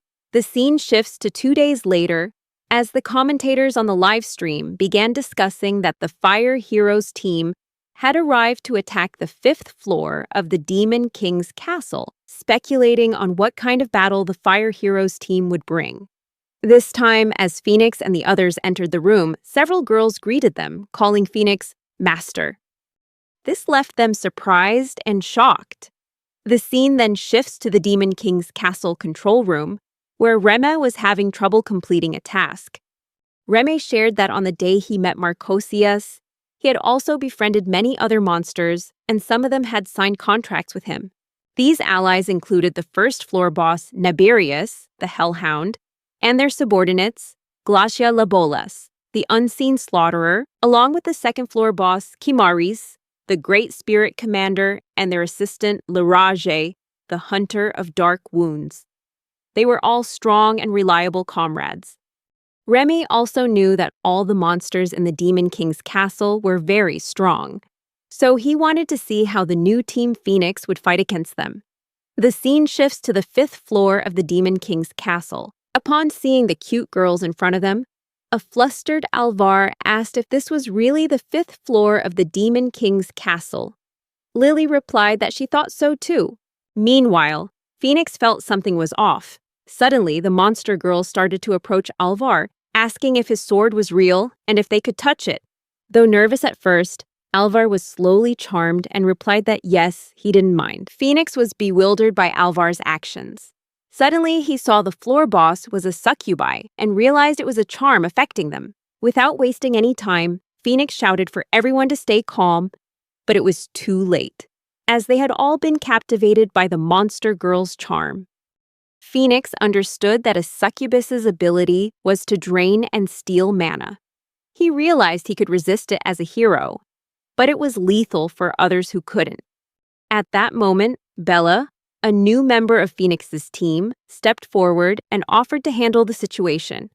She saw this as an opportunity to show her abilities. Before Phoenix could react, Bella used her magic to freeze all the monster girls. The succubi were also impressed by Bella's move. Bella told Phoenix that she had reduced the magical power affecting each monster. She then proceeded to help everyone return to normal. Meanwhile, Phoenix noted that Bella was the one who had contracted with the spirit of the lily. As they regained their senses, the girls apologized for their carelessness. Alvar also shared that he felt like he had just gone through a drunken spell. Luck asked if this was a nightmare, as he now had to edit everything, except for Bella's performance. As the Fortress of Monsters, the Demon King's castle should definitely have monsters of the highest potential. Encountering strange monsters right from the 1st floor is truly unusual. However, it was surprising to discover that the succubi were concentrated on the 5th floor without a single white mage. If it weren't for Bella, everyone except the hero would have surely been drained of their strength. Luck also mentioned that monster girls are rarely found outside of dungeons, but they are a real nuisance. Phoenix declared that he and Bella would lead the way. Bella replied that she would go ahead and await instructions from her leader. Phoenix was impressed with her and wondered just how much potential she had, sensing a strong heroic quality in her, despite her being only 13 years old. As Bella moved forward, suddenly, the monster girl who had been frozen shattered the ice and attacked Bella. Bella was seriously injured, but Phoenix rescued her and tried to get her back to normal. Suddenly, a curtain moved aside, revealing a symbol. Seeing this, Lily said the symbol indicated that it was the door to a safe room. Everyone was shocked, and Luck asked if it was really that close to the entrance. Phoenix replied that it meant they were facing a surprise floor boss battle right after entering the room on the 5th floor. A girl named Citri, the demoness of love, appeared and warned them not to let their guard down. She explained that although the monster girl's power was diminished, there would be no ill effects if Bella reduced the magic power being used against them. Seeing them, Phoenix yelled that the enemy was coming, so everyone should get ready. The battle began, and while fighting, Phoenix mentioned that the enemy had lost a lot of their numbers due to Bella's ice pillars. However, in the face of such a charm, they could still get distracted. Now, Citri approached Phoenix and asked if he intended to defeat the floor boss in a single blow. And if it weren't for the Ice Girl's interference, he surely would have used his flames, right? She also questioned why he didn't use such a direct method, implying that it could lead to defeat for everyone. Phoenix replied that at that moment, such a blow would have turned Citri to ash. Citri commented that Phoenix was very straightforward. Phoenix replied that a hero must show some charm, and knowing that Citri was a powerful foe, he had to defeat her to move forward. The battle continued, and Phoenix declared that they would never lose. In the end, they won the fight. The scene then shifts to the next day, with Phoenix and his team cheering about clearing the 5th floor and defeating Citri. However, there was something strange among them, as they didn't seem very happy and looked tense.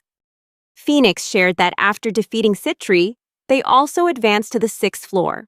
Let's see what happened on the 6th floor, where they were attacked by a shark-type monster. Lily screamed that they were extremely fast, making it hard for her to keep track of them. Luck also yelled that the place was swarming with monsters. They all tried their best, but the monsters' attacks grew more and more intense. Phoenix handled the situation very well, but everyone else was struggling. Phoenix told them to take cover, but it was too late. Luck was attacked by the shark monster, and Lily was also attacked by other monsters. Phoenix shared that once again, thanks to Bella's intervention, they were saved. However, he admitted that the 6th floor raid didn't go perfectly, as Luck was swallowed by a sea monster, and Lily was forced to retreat. Although they cleared the floor by defeating Vapor, the governor of the waters, it was clear that Alvar, Lily, and Luck couldn't demonstrate their strengths as effectively as before. The scene shifts to the present, where Alvar loses his temper and yells, asking if they don't find it strange that despite strengthening the team, it seems like nothing much has changed. And even though Rema had the guts to leave, Lily tried to stop Alvar, but he yelled back, asking why Lily still intended to side with Remy. At this point, he asked Lily if she was indebted to Rem and why she didn't say anything back then. Lily replied that she would never forget what Remy did for her, but she couldn't support him to the point of lying. Suddenly, Luck asked Alvar why he was so angry and said it was annoying to hear that question. Alvar angrily retorted that he wasn't talking to Luck. He added that Remy had made mistakes throughout the raids, so he should stop slacking off. Luck angrily shot back that it was Alvar who was unstable with his precious magic sword. Alvar furiously asked what Luck just said, while Lily told them both to calm down. Alvar yelled that something was definitely wrong, because even though they should have been excited, the new system wasn't working. Luck replied that Bella did a great job and asked if Alvar didn't agree that she was bound to become a great heroine. Alvar then angrily asked if the jobless Reme had cursed them with his black magic out of jealousy. Hearing this, Phoenix flew into a rage, grabbing Alvar by the collar and yelling, asking how many more times he had to say it. Phoenix asked again, saying he knew Alvar didn't appreciate Reme and was relieved when he left. But that wasn't enough for Alvar. Phoenix also declared that even though Rema was no longer their comrade, he was still his best friend. Phoenix asked Alvar if he thought he would just laugh while his best friend was being ridiculed. Then, Phoenix let go of Alvar and told the other three that in his eyes, they were all the same. He said he wasn't going to tell them to get along, but he wouldn't forgive anyone who looked down on a comrade again. Luck replied to Phoenix, agreeing that he was right, but also acknowledging Alvar's feelings. He mentioned that, just like Phoenix, they all wanted to be the best, but felt they had stagnated, implying that Reme lacked ability. Luck also pointed out that Reme was Phoenix's best friend, implying that if Remy was being prioritized for that reason, then how could they ever get Phoenix to accept them? Phoenix felt frustrated then, as the argument ended with his own attitude also being a problem. However, there was a reason he couldn't explain Remy's power to them. And the three of them didn't realize the blessing they had in Remy's presence. Phoenix told everyone that he had watched all his comrades from the beginning and believed that Remy was necessary. However, he didn't think he could get any sympathy from them. So they shouldn't dwell on the past, but focus on the future. Bella raised her hand and suggested that for the future, as they might expect, the 5th and 6th floors of the Demon King's castle frequently pitted them against tough enemies. She also mentioned the relationship issues. So, even taking that into account, the performance of Alvar, Lily, and Luck had been poor. Luck also seemed to agree with her point.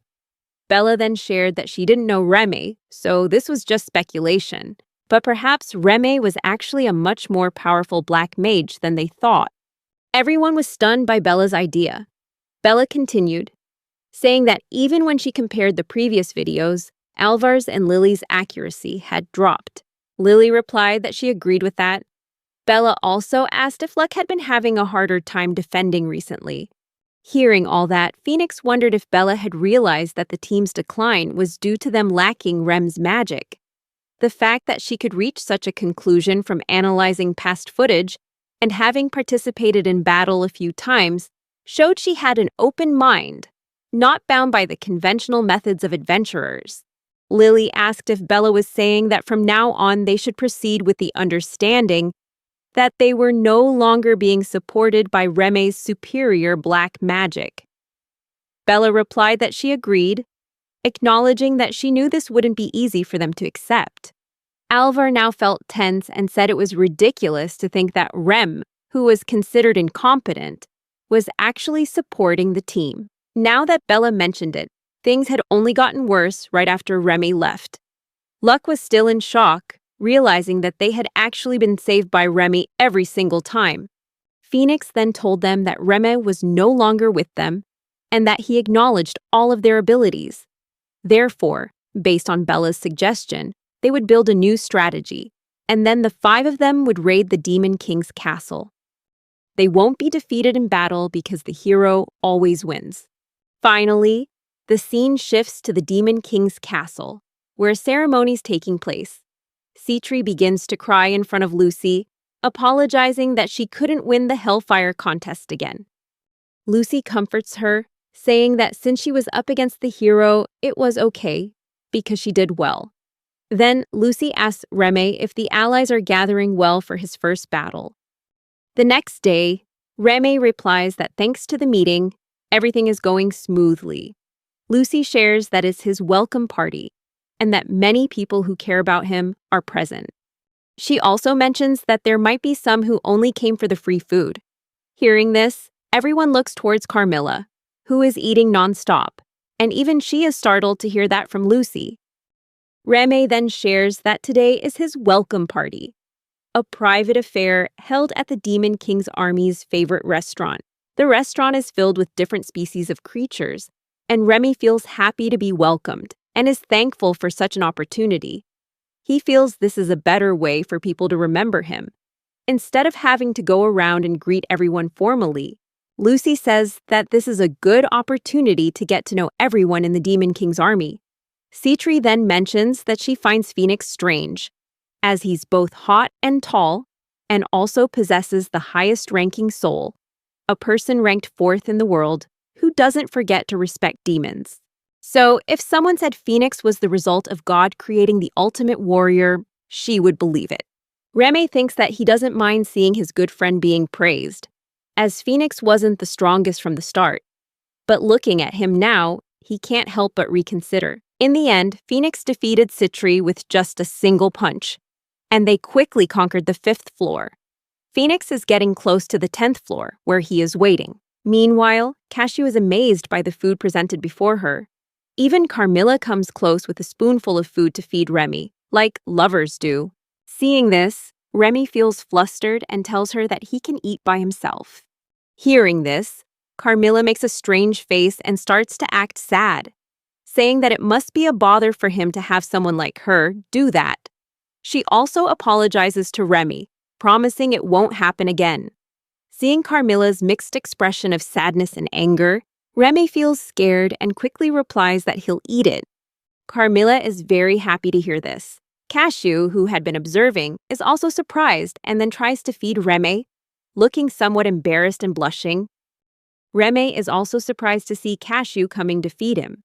Suddenly, from somewhere, Agaris starts shouting and demands that Citri stay away from Lucy because she is about to eat her pudding and he doesn't want anyone in her way.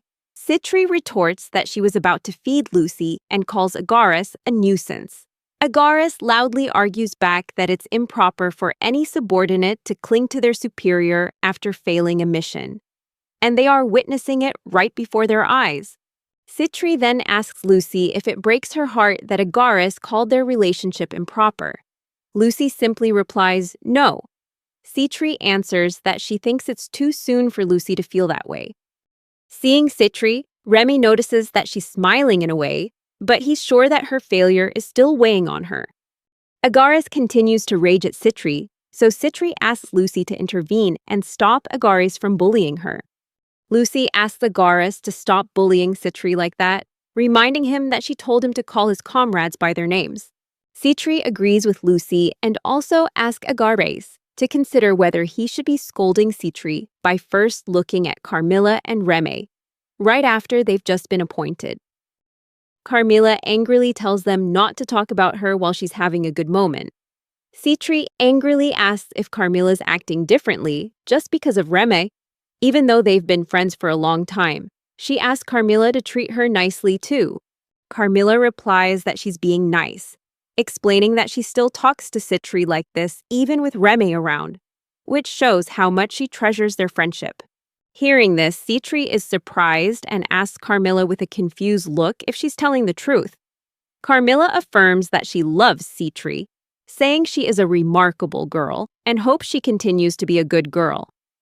Citri again asks Lucy if she is really remarkable. A flustered Lucy replies yes, acknowledging that Citri is indeed remarkable. Remy then shares that the four heavenly kings seem to have a friendly relationship with each other. Agaris, hearing about Cashew from somewhere, asks Remy if he's with his comrades.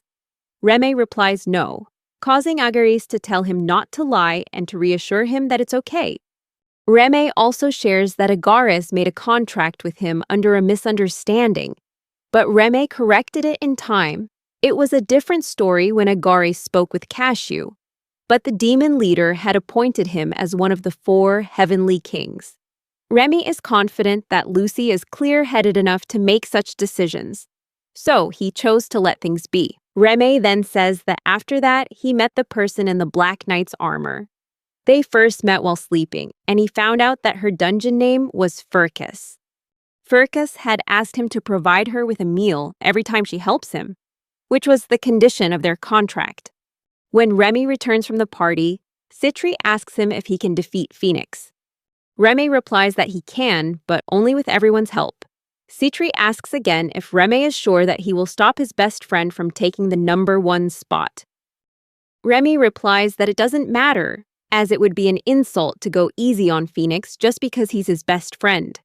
He stresses that they will fight with everything they've got.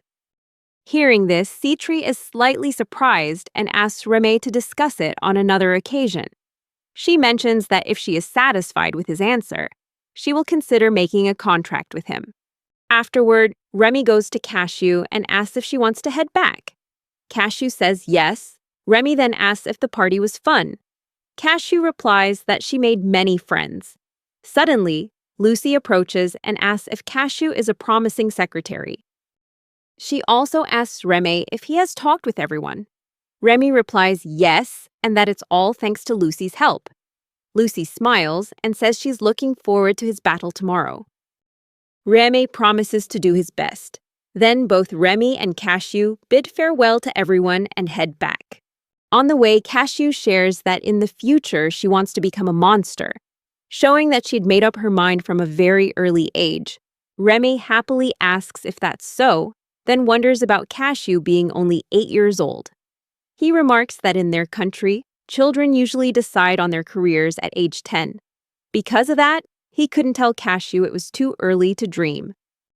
especially when he himself was passionate about becoming a hero since he was a child. He wonders how he could advise someone not to give up, even after becoming a dark mage. In the end, he decides to support Cashew in pursuing her dream. Cashew then says she has a wish for him. When Remy asks what it is, Cashew replies that until she grows up and is capable enough to help him, she wants him to stop making contracts with anyone else. After hearing this, Remy thinks about Carmilla, who once wanted to be the first on his contract list.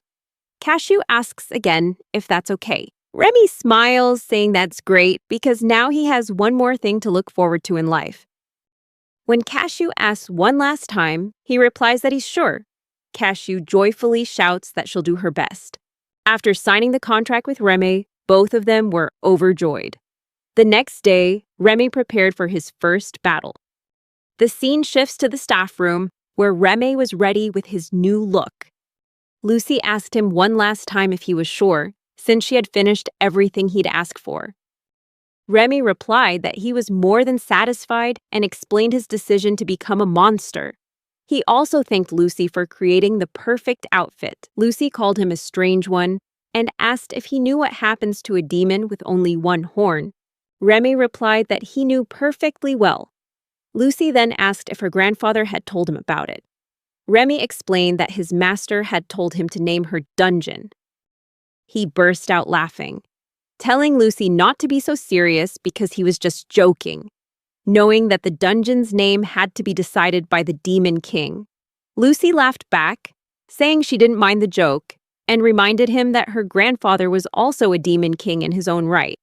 She then asked Remy not to reveal his real name to anyone, since for today, he was simply the mysterious man in the cloak. Remy nodded, saying he understood. Lucy smiled and said she was really looking forward to his first battle. Remy assured Lucy he would deliver the best results since she had hired him.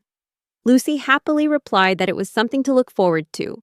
The scene shifts to the first floor of the Demon King's castle, where Remy met Glazia Labolas.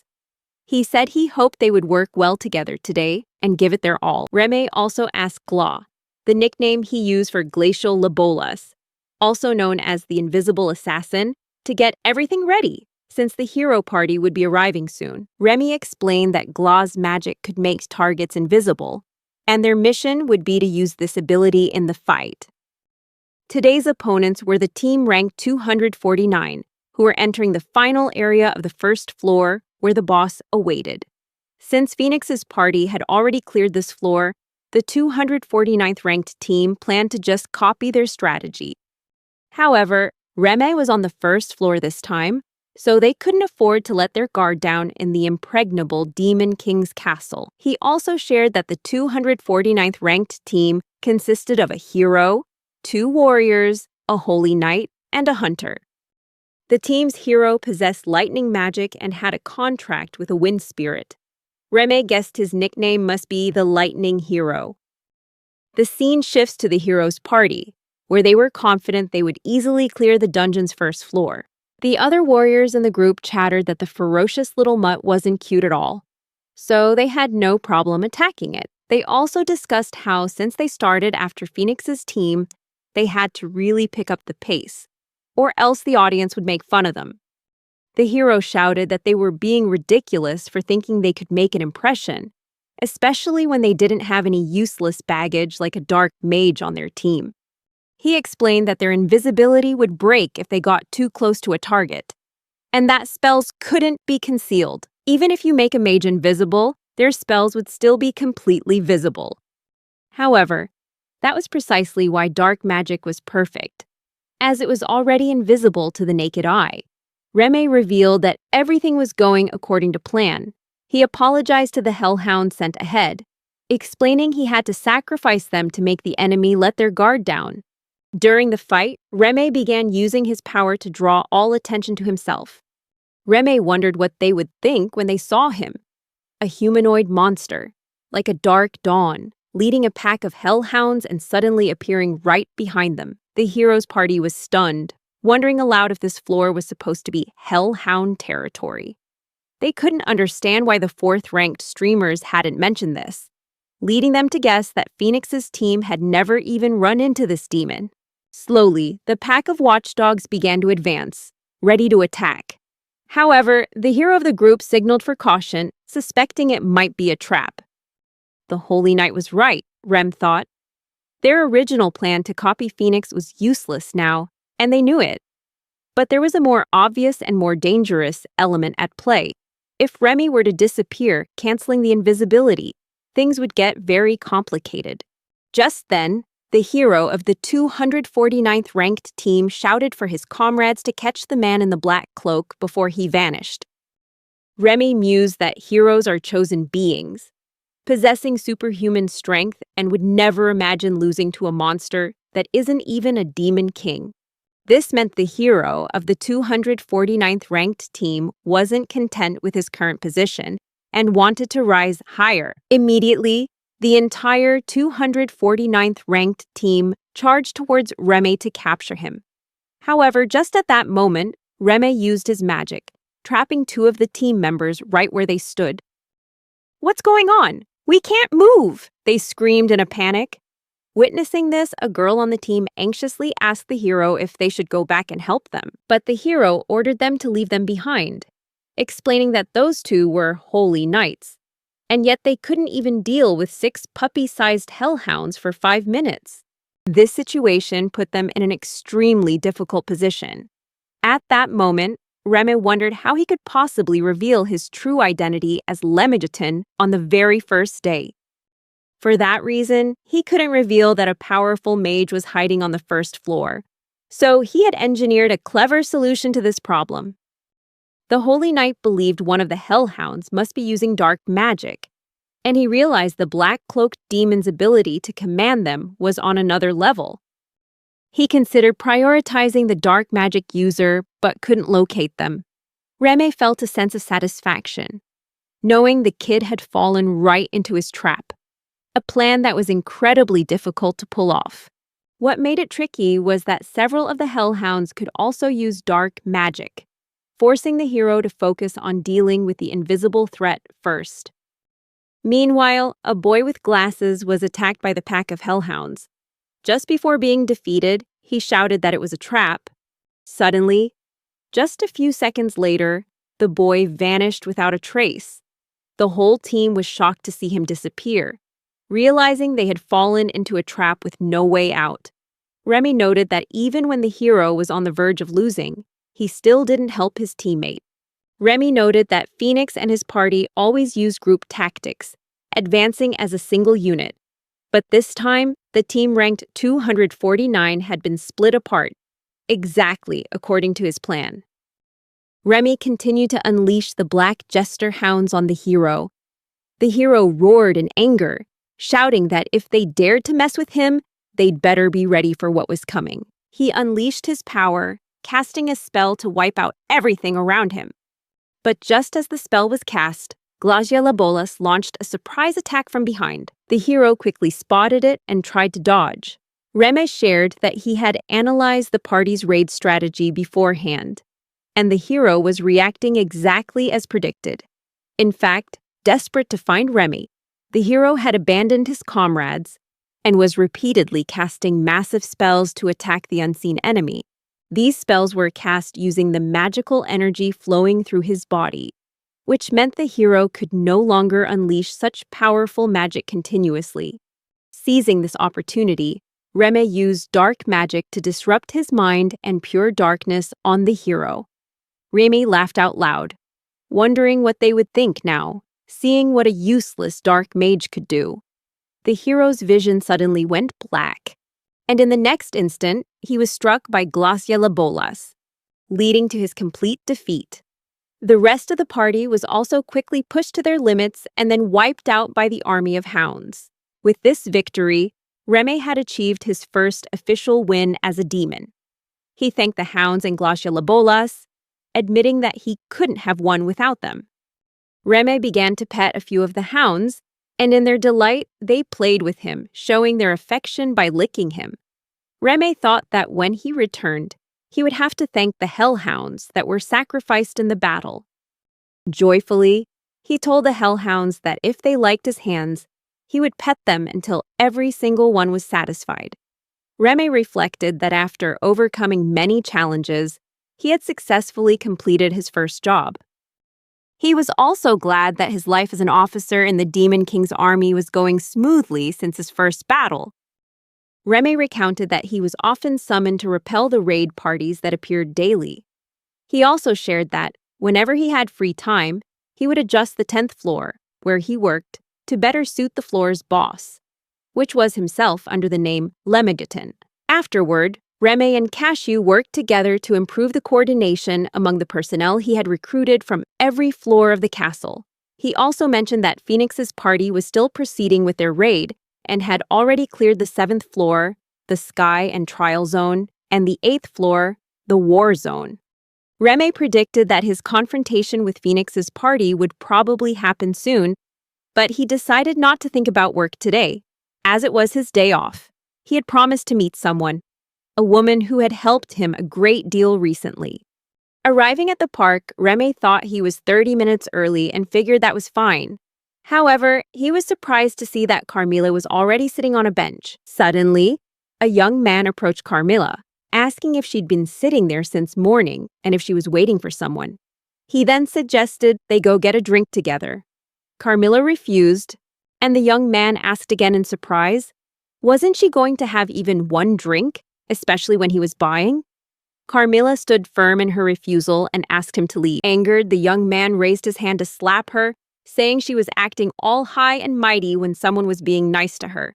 But before he could touch Carmilla, Reme appeared, grabbing the young man's hand and twisting it. He screamed in anger, asking what Reme was doing, but quickly apologized, admitting it was all his fault. Suddenly, Carmilla sighed and said, "Not this again." Hearing that, Reme was confused and asked her why she said again, but first asked if she was okay. Carmilla smiled, replying that she was fine while she cleaned up a broken bottle. Reme silently thought about the similarity between this drunk and a beautiful female vampire he'd met before, one who looked exactly like Carmilla. She then asked if they should get going and said it felt like a dream to be able to meet him on his day off. Reme agreed, expressing his desire to thank her for so many things. Carmilla laughed, joking that she thought he was already spoiling her too much. That day, they wandered around together, eating cotton candy and enjoying other food, savoring every moment together. As they were walking down the street, Reme was suddenly reminded of something from his past.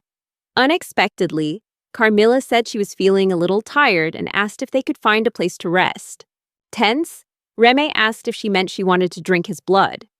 Hearing this, Carmilla became embarrassed, demanding that he not compare her to those silent but bloodthirsty vampires. She insisted she wasn't that kind of shameful woman. Reme gently replied that he had never thought of her that way. However, in his mind, he couldn't help but wonder about her words, silent and bloodthirsty. Carmilla moved close to Reme's ear and whispered that it was wonderful, and now he had to decide what he wanted them to do, or more specifically, what he wanted her to do to him. Just then, a piece of paper fell from Carmilla's dress. When Reme picked it up to look, he saw it was a guide titled How a Maiden Seduces a Virgin, Part 2 by P3. Carmilla immediately turned beet red and frantically explained that Reme had misunderstood. She clarified that it was something P3 had slipped into her things without asking, and that she had never once followed P3's advice. In her shame, Carmilla began to cry. Reme gently comforted her, saying it was okay and telling her not to cry. But deep down, he wondered why Carmilla was trying so hard to please him and make him like her.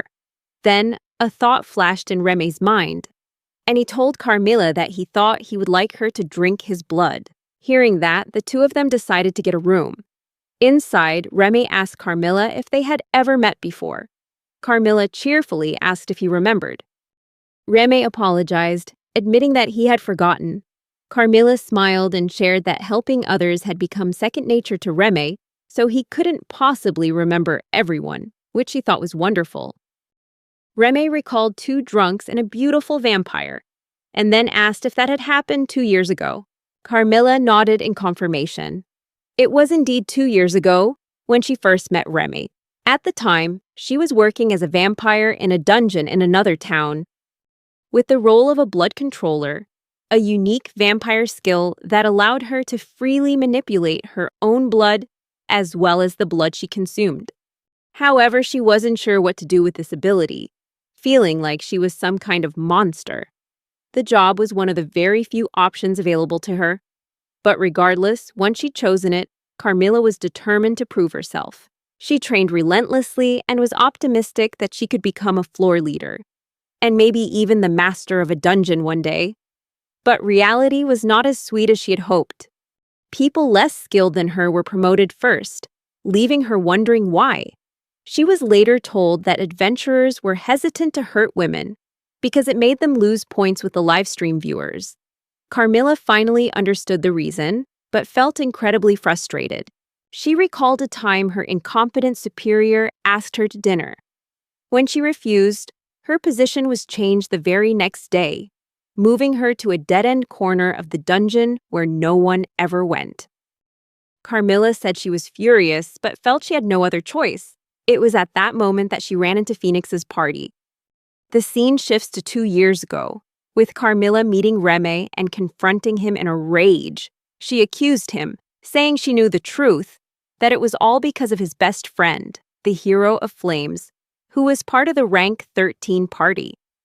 Carmilla angrily walked up to Reme and bumped into him, demanding to know if a dark mage could get to rank 13 just by being friends with a hero. Instead of reacting, Reme just looked at Carmilla intently and asked with surprise if she was staggering and if she was okay. He even asked if she was with anyone. Carmilla was confused, not understanding why Remy wasn't angry at her accusations. Later, as she was stepping outside, a drunk approached her, asking if she was all right since she looked tired. He suggested she find a place to rest. Carmilla turned to reply that she was fine, but just as she spoke, a young man suddenly grabbed her from behind. He covered her mouth to stop her from screaming and dragged her into a deserted area. The men laughed, saying their guess was right since she couldn't fight back. They taunted that a pretty woman shouldn't go to the restroom alone after drinking. They began to force themselves on her, tearing her clothes. In that moment of despair, Carmilla wondered why the world was so cruel. It felt as if all her struggles were for nothing, as if no one cared about her for anything other than her body. Meanwhile, one of the men shouted for his buddies to forget about the guard and come help him. But they panicked when they discovered their third accomplice lying unconscious on the ground. Suddenly, all of them were blinded, unable to see a thing. From the darkness, Rema emerged and attacked them. One of the panicked men tried to ask who he was and pleaded with him to wait. But it was too late. Rema threw a powerful punch, knocking him to the ground. Carmilla was stunned, utterly speechless as she watched Reme save her by taking down the thugs. Remy walked over, apologized for being late, and handed her a cloth to cover herself with. Unable to hold back, Carmilla burst into tears, asking why he helped her, especially after she had said such cruel things to him before. Remy gently explained that after she left the restaurant, he saw those 3 guys following her and had a bad feeling. Carmilla argued back, saying that still wasn't a good enough reason for him to help her. Remy asked, "Is that right?" He said he couldn't just stand by and do nothing when she was in danger. Carmilla, still confused, asked if he would really help her, even though she was so rude. Reme replied that plenty of people dislike him and say nasty things about him. It hurts, but he understands it can't be helped. However, he realized Carmilla was different from the people who had criticized him before. He wondered if she really hated him, or if she was just lashing out because of something else. Because sometimes, when someone seems hateful or tries to hurt others, it might be because they're dealing with their own pain. Remy said that people usually vent to their friends, family, or someone close. But some people can't do that because they believe so strongly in their own independence that they refuse to show any weakness. However, constantly suppressing your feelings can become toxic. Eventually, it has to come out somewhere, and sometimes they unintentionally take it out on a complete stranger who just happened to be in the wrong place at the wrong time. Carmilla began to cry harder, apologizing over and over for saying such cruel things to him when he had done nothing wrong. Remy gently told her it was all right and that he forgave her. Carmilla then asked why Remy chose to hide himself when he was so powerful and why he stayed silent while people said what they wanted about him. She also wondered if it was right for someone to be dismissed just because they're a dark mage, a woman, or young. Weren't those reasons ridiculous? Remy replied that yes, she was right, but she was the one who had knowingly subjected herself to that flawed system. He asked her if it would be easy to give up, but he knew she must have suffered because she hadn't given up, right? Carmilla was quiet for a moment, then asked why he didn't give up. Remy answered that in his case, it was because he had a dream. He could push himself to the limit because he had set a goal for himself. He also shared that he really admired people who don't give up when faced with a challenge. However, he told Carmilla that if she felt like she had hit her limit, maybe she should consider changing her approach. Quitting isn't the same as failing. Sometimes it's a strategic retreat to find a new way forward. Remy added that from what he knew of her, he was confident she could find the right place to challenge herself again, even if he couldn't tell her exactly where that was. He apologized for not being able to give her a more concrete answer. Carmilla, through her tears, thanked him. The scene cuts back to the present, where Remy asks if she became his fan after that. Carmilla replies that it might sound strange, just because he helped her once. Or maybe the concept of becoming a fan doesn't even exist.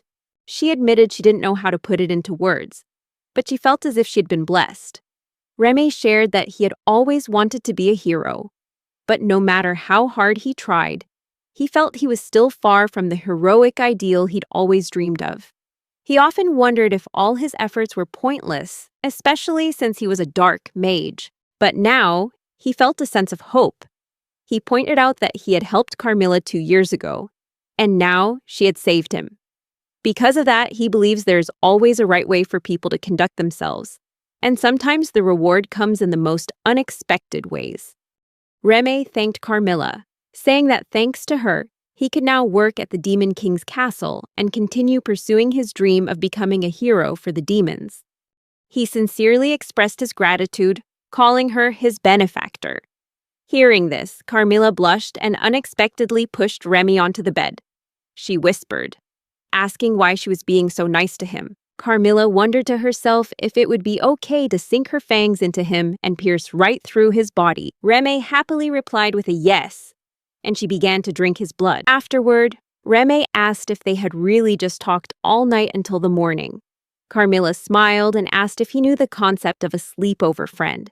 Referring to someone who stays the night with another person without being intimate, she playfully suggested changing friend to girlfriend and sweetly told Remy to decide what they should call their relationship from now on. Remy asked to confirm that he had to decide, and Carmilla nodded happily, saying yes. This was something he needed to choose for himself. Remy thought for a moment and then asked if she hated sexism.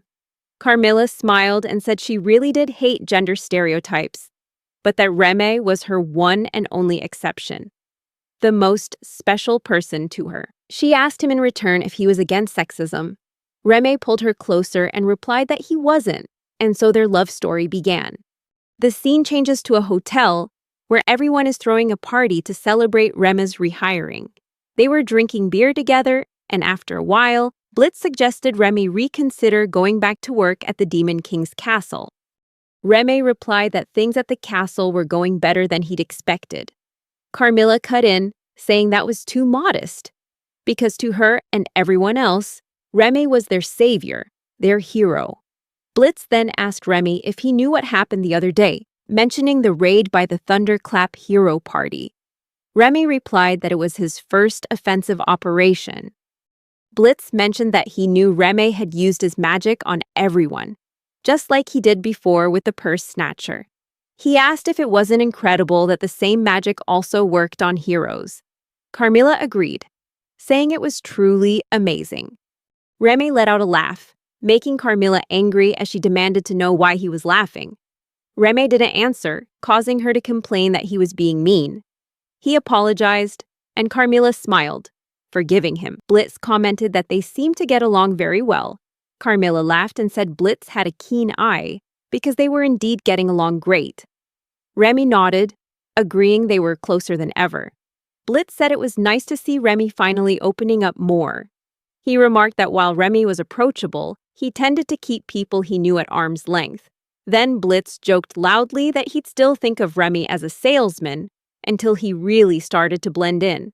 Remy apologized dejectedly, but Blitz reassured him that he wasn't mad. He was just trying to encourage Remy to be more open.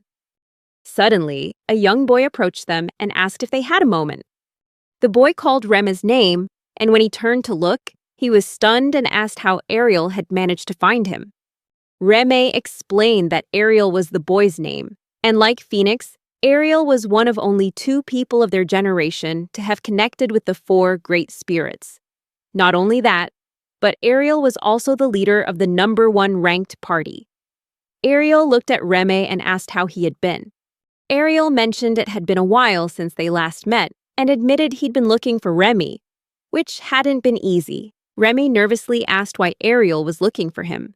Suddenly, Remy grew even more anxious as the people nearby began to recognize Ariel. Fortunately, everyone assumed it was just a case of mistaken identity and didn't cause a scene. Remy let out a sigh of relief, sharing that it had been a close call, because if people had realized that hero Tempest was there, it would have caused a massive uproar. Remy also revealed that he could use dark magic instinctively, almost as a reflex, on anyone in his sight.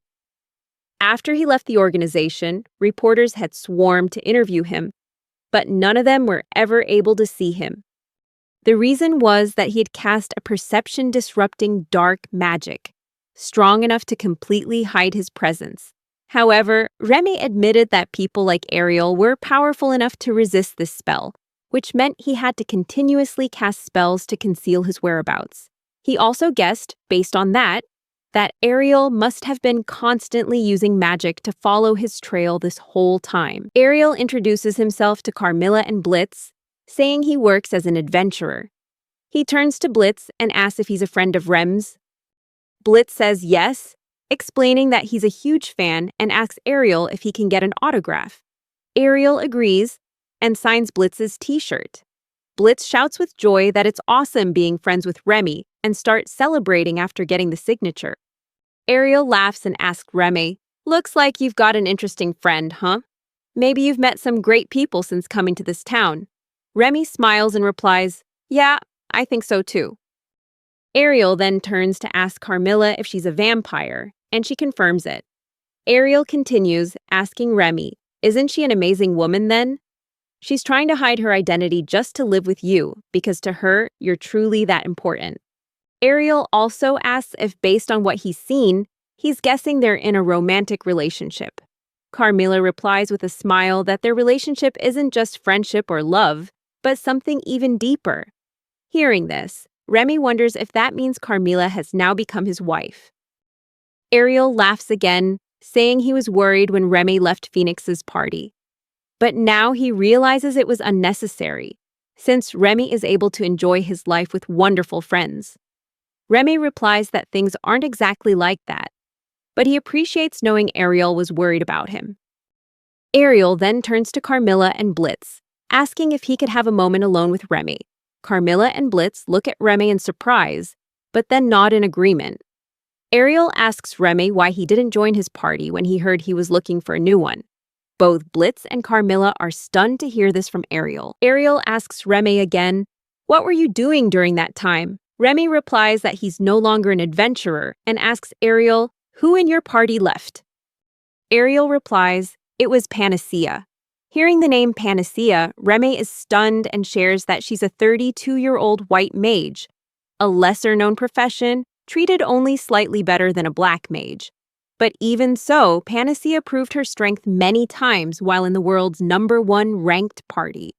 Ariel adds that Panacea just had her 3rd child, so it was time for her to settle down.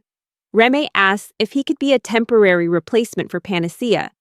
Ariel immediately denies this, saying that Remy would be a full-time member, not just a substitute. Hearing this, Remy wonders if he's really going to become a member of the #1 ranked party in the world. He confusedly asks why they would choose him. Ariel laughs and asks back, "Is it that strange? You are the black mage for the world's number 4 ranked party. The moment I saw you in this tavern, I could tell your magic was absolutely spectacular. Moreover, Ariel could sense that his power was immeasurable. Ariel then looks at Reme and asks if he knows of Lucifer, the demon king. Reme silently wonders if it's true that Lucifer is his master, a truth he can't share with anyone. Ariel continues to talk about the Raid Wars era, when he was just a rookie and used to raid dungeons with various parties. During one confrontation with Lucifer, Ariel felt a chill run down his spine, a feeling he had never experienced with any other enemy. Ariel looks directly at Remy and says that when he first met him, that same chilling sensation briefly returned. Hearing this, Reme is stunned, realizing that Ariel was perceptive enough to not only recognize the master-student relationship between him and Lucifer, but also to sense a hint of his master within him, even when Reme was deliberately hiding it. The fact that Ariel could sense this after just a few interactions shows exactly why he is the leader of the world's number 1 ranked party. Before leaving, Ariel says that he's ready to welcome Reme and will wait for him for 1 week. Blitz excitedly asks Reme if it isn't incredible that he's about to become a member of the number 1 party. Carmilla, with a forced smile, also says that it seems there are still adventurers who understand how amazing Reme is. Carmilla congratulates Reme, saying that even though their time together was very short, to her, it was like a dream. She affirms that she will never forget him. Reme looks at Carmilla and asks if she really thinks he's going to accept the offer. Carmilla, surprised, asks if his original goal wasn't to become the number 1 adventurer. She also brings up Lemegeton, the one who always hides his face, and asks if that isn't the heroic figure Reme has longed to be since he was a child. Reme gently replies that the dream Carmilla just mentioned has never been his second choice. Then he takes her hand and runs towards Ariel, asking Blitz to give them a moment. Reme calls out for Ariel to stop. When Ariel turns around, he asks if Reme has made his decision. Reme replies, "I have." Ariel is pleased to hear that Reme has made up his mind. Reme then expresses his gratitude for Ariel's invitation, but says that he would like to decline. Hearing this, Ariel tilts his head slightly and asks if he could know the reason for Reme's decision. Reme explains that while he wants to become number 1, that doesn't mean he wants to be handed the title. Ariel nods, acknowledging that reaching the top is something one must conquer on their own, not be lifted to by others. He also admits that perhaps his invitation was a bit unreasonable. Reme replies that it wasn't at all. On the contrary, he's very happy to know that there are adventurers who acknowledge him. Ariel then asks if Reme has found a place to belong now. Reme happily replies, "Yes, I have."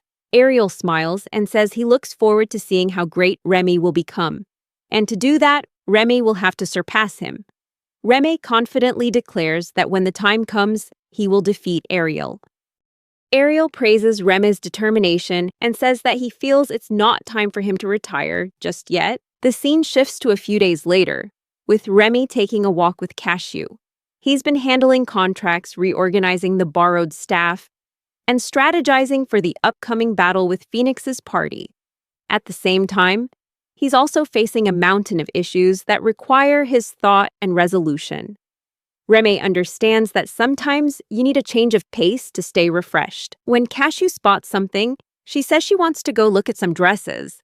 Reme smiles and tells her to go on inside. The scene moves to the inside of the Scylla design office. Reme explains that this place is responsible for designing avatars, the magical bodies for the monsters in the Demon King's castle. Cashew says that she wants to request an avatar of her own. Just then, a girl named Lisa appears and asks Cashew if she's the rumored young secretary. Cashew. Lisa steps closer and begins to ask Cashew what she wants, but quickly cuts herself off, saying she thinks she already knows. Cashew panics when Lisa suddenly gets too close, hiding behind Reme in fear. Reme also tenses up at Lisa's strange behavior. Lisa reassures them that there's no need to be on guard, explaining that she's been thinking a lot about what kind of outfit would suit Cashew.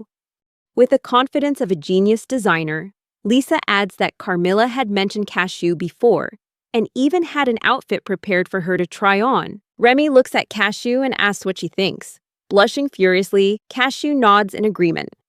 They head into the next room for Cashew to try on the dress. While waiting outside the fitting room, Remy wonders if Cashew will just get an outfit or if she'll end up with her own avatar. Suddenly, he hears Lisa's strange tone of voice from inside the room. When he looks over, he sees Cashew worriedly asking Lisa if she's okay. Lisa replies that she's fine, just shocked because Cashew is too adorable. Surprised, Cashew asks if she's really adorable, then admits she wanted to look more like a powerful monster. Lisa replies to Cashew, telling her she definitely looks very powerful, but that in situations like this, proper demeanor is just as important as choosing the right outfit. Cashew steps out of the fitting room and cheerfully roars at Remy, saying she's going to chew him up and tear him to pieces. Behind Cashew, Lisa is sprawled out on the floor, completely captivated by her cuteness. Even Remy can't help but be amazed by how cute Cashew is. Remy then asks if Cashew had fun. Cashew smiles brightly and nods. Remy invites Cashew to get some cake at a cafe, and when she agrees, he feels happy. He shares that thanks to Cashew, he had a fun day and was able to stop worrying. A few days later, Phoenix's party, having cleared the 9th floor, prepares to enter the 10th floor the next day.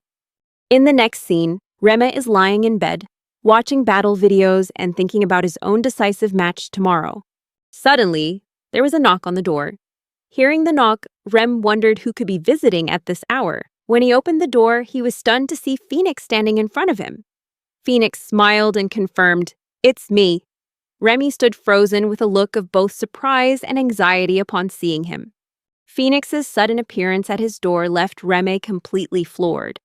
Phoenix looked at Remy with a puzzled expression and asked, "Why do you look so shocked?" "Tense," Remy replied. "Try to imagine how you'd feel if your hiding spot was discovered. Even though you hadn't told anyone where it was." Phoenix thought for a moment, then admitted, "Yeah, that must be pretty terrifying." Phoenix then said he had heard about Remy from Ariel and asked angrily, "Why didn't you tell me you'd found a job?" Remy, still tense, asked Phoenix back, "How did you find me?" Phoenix replied, "I searched everywhere around the area where you and Ariel met at the bar, until I picked up your mana signature." Remy frowned and asked with a strange look, "Are you a stalker?" Phoenix chuckled lightly and replied, "I have something important to discuss with you. If you were in my shoes, you'd be worried too." Remy lowered his head and apologized, explaining that he found it hard to face Phoenix. For some reason, he didn't quite understand himself. Phoenix replied that he thought he was the one who should be apologizing. Remy turned and asked Phoenix, "How about we go get a drink and talk there?" Phoenix, looking puzzled, asked back, "Are you sure?" Rem nodded, but then he suddenly remembered and apologized. "I forgot. Don't you have a raid tomorrow? Should we skip the drinks?" Phoenix replied cheerfully, "It's fine. A hero shouldn't be defeated by a little alcohol." Hearing that, Remy grew tense, wondering if Phoenix was acting a little out of character. The scene changes to a bar later. Remy asked, "You managed to avoid all the reporters, right?" Phoenix nodded in confirmation. Then he turned to ask Remy, "Are you okay?" Remy, looking confused, asked back, "What are you talking about? You've been acting strange this whole time." With a sad look in his eyes, Phoenix replied, "I just thought you'd be mad at me." Remy smiled reassuringly. "If you're worried about the stalking thing, then yeah, it was a little weird. But you don't need to worry about it." Phoenix shook his head, explaining that he was worried about their party. Remy thought about it and realized Phoenix had been worried about this the whole time, even though he wasn't the one who forced him to leave. In fact, he had tried to make him stay. Remy smiled and said, "You're such an idiot. If I was really going to be mad at you, I would have been mad the moment I found out you became a hero." Phoenix replied cheerfully, "Yeah, I know you're that kind of person." He also apologized for ever doubting Remy. Remy laughed and said, "In that case, this one's on you, because I haven't gotten my paycheck yet." Phoenix burst out laughing and agreed, "Deal." Then Phoenix narrowed his eyes mischievously and asked, "So, you've got a girlfriend now, right?" Remy was stunned by Phoenix's question. Phoenix continued, saying he'd noticed Remy seemed more reserved lately, and added that he would say hi to Carmilla next time. Hearing this, Remy seethed internally, wondering why Ariel would go around telling people unnecessary things. He corrected Phoenix. First of all, Carmilla and I are not a couple, we're just friends. Then he quickly asked, "So, what did you want to talk about anyway?" Phoenix looked Remy straight in the eye and asked, "Why did you leave the party without telling me?" He mentioned that Lucky Lily, Alvar, and of course Bella were all important teammates to him. Then Phoenix brought up the promise between them. "Didn't we start this whole thing because of our childhood promise?" At those words, memories of the early days came flooding back to Remy's mind. He remembered the time when they, as best friends, had formed their adventure party and begun their journey. Phoenix had once said his dream was for the two of them to become the #1 ranked party in the world, and Remy had agreed to it. Now, thinking back, Remy realized that leaving the party without a word to Phoenix was like a betrayal of their friendship. Remy replied to Phoenix that it was impossible for him to stay. He explained that, in the public's eyes, he was just seen as a useless, dark mage. Even if he revealed his true power only to his close teammates, Alvar wouldn't be able to keep it a secret. He probably wouldn't even try. Phoenix, lost in thought, didn't know how to respond. Remy said that besides Phoenix's achievements and fame as a hero, something else was holding him back from reaching World Rank 3. He told Phoenix to think about what that could be, saying that he was sure his own existence had to be on Phoenix's mind. Phoenix exclaimed loudly that if Remy had still been in the party, they could have easily climbed to World Rank 4. Remy replied that he wasn't the only reason for that success. He also brought up Bella, saying that she was an incredibly talented person. Phoenix then asked if Remy had been following their raids. Remy replied that yes, he had been glued to the screen watching their raids. Phoenix asked Remy if he knew that recruiting Bella might have helped boost their appeal to the audience.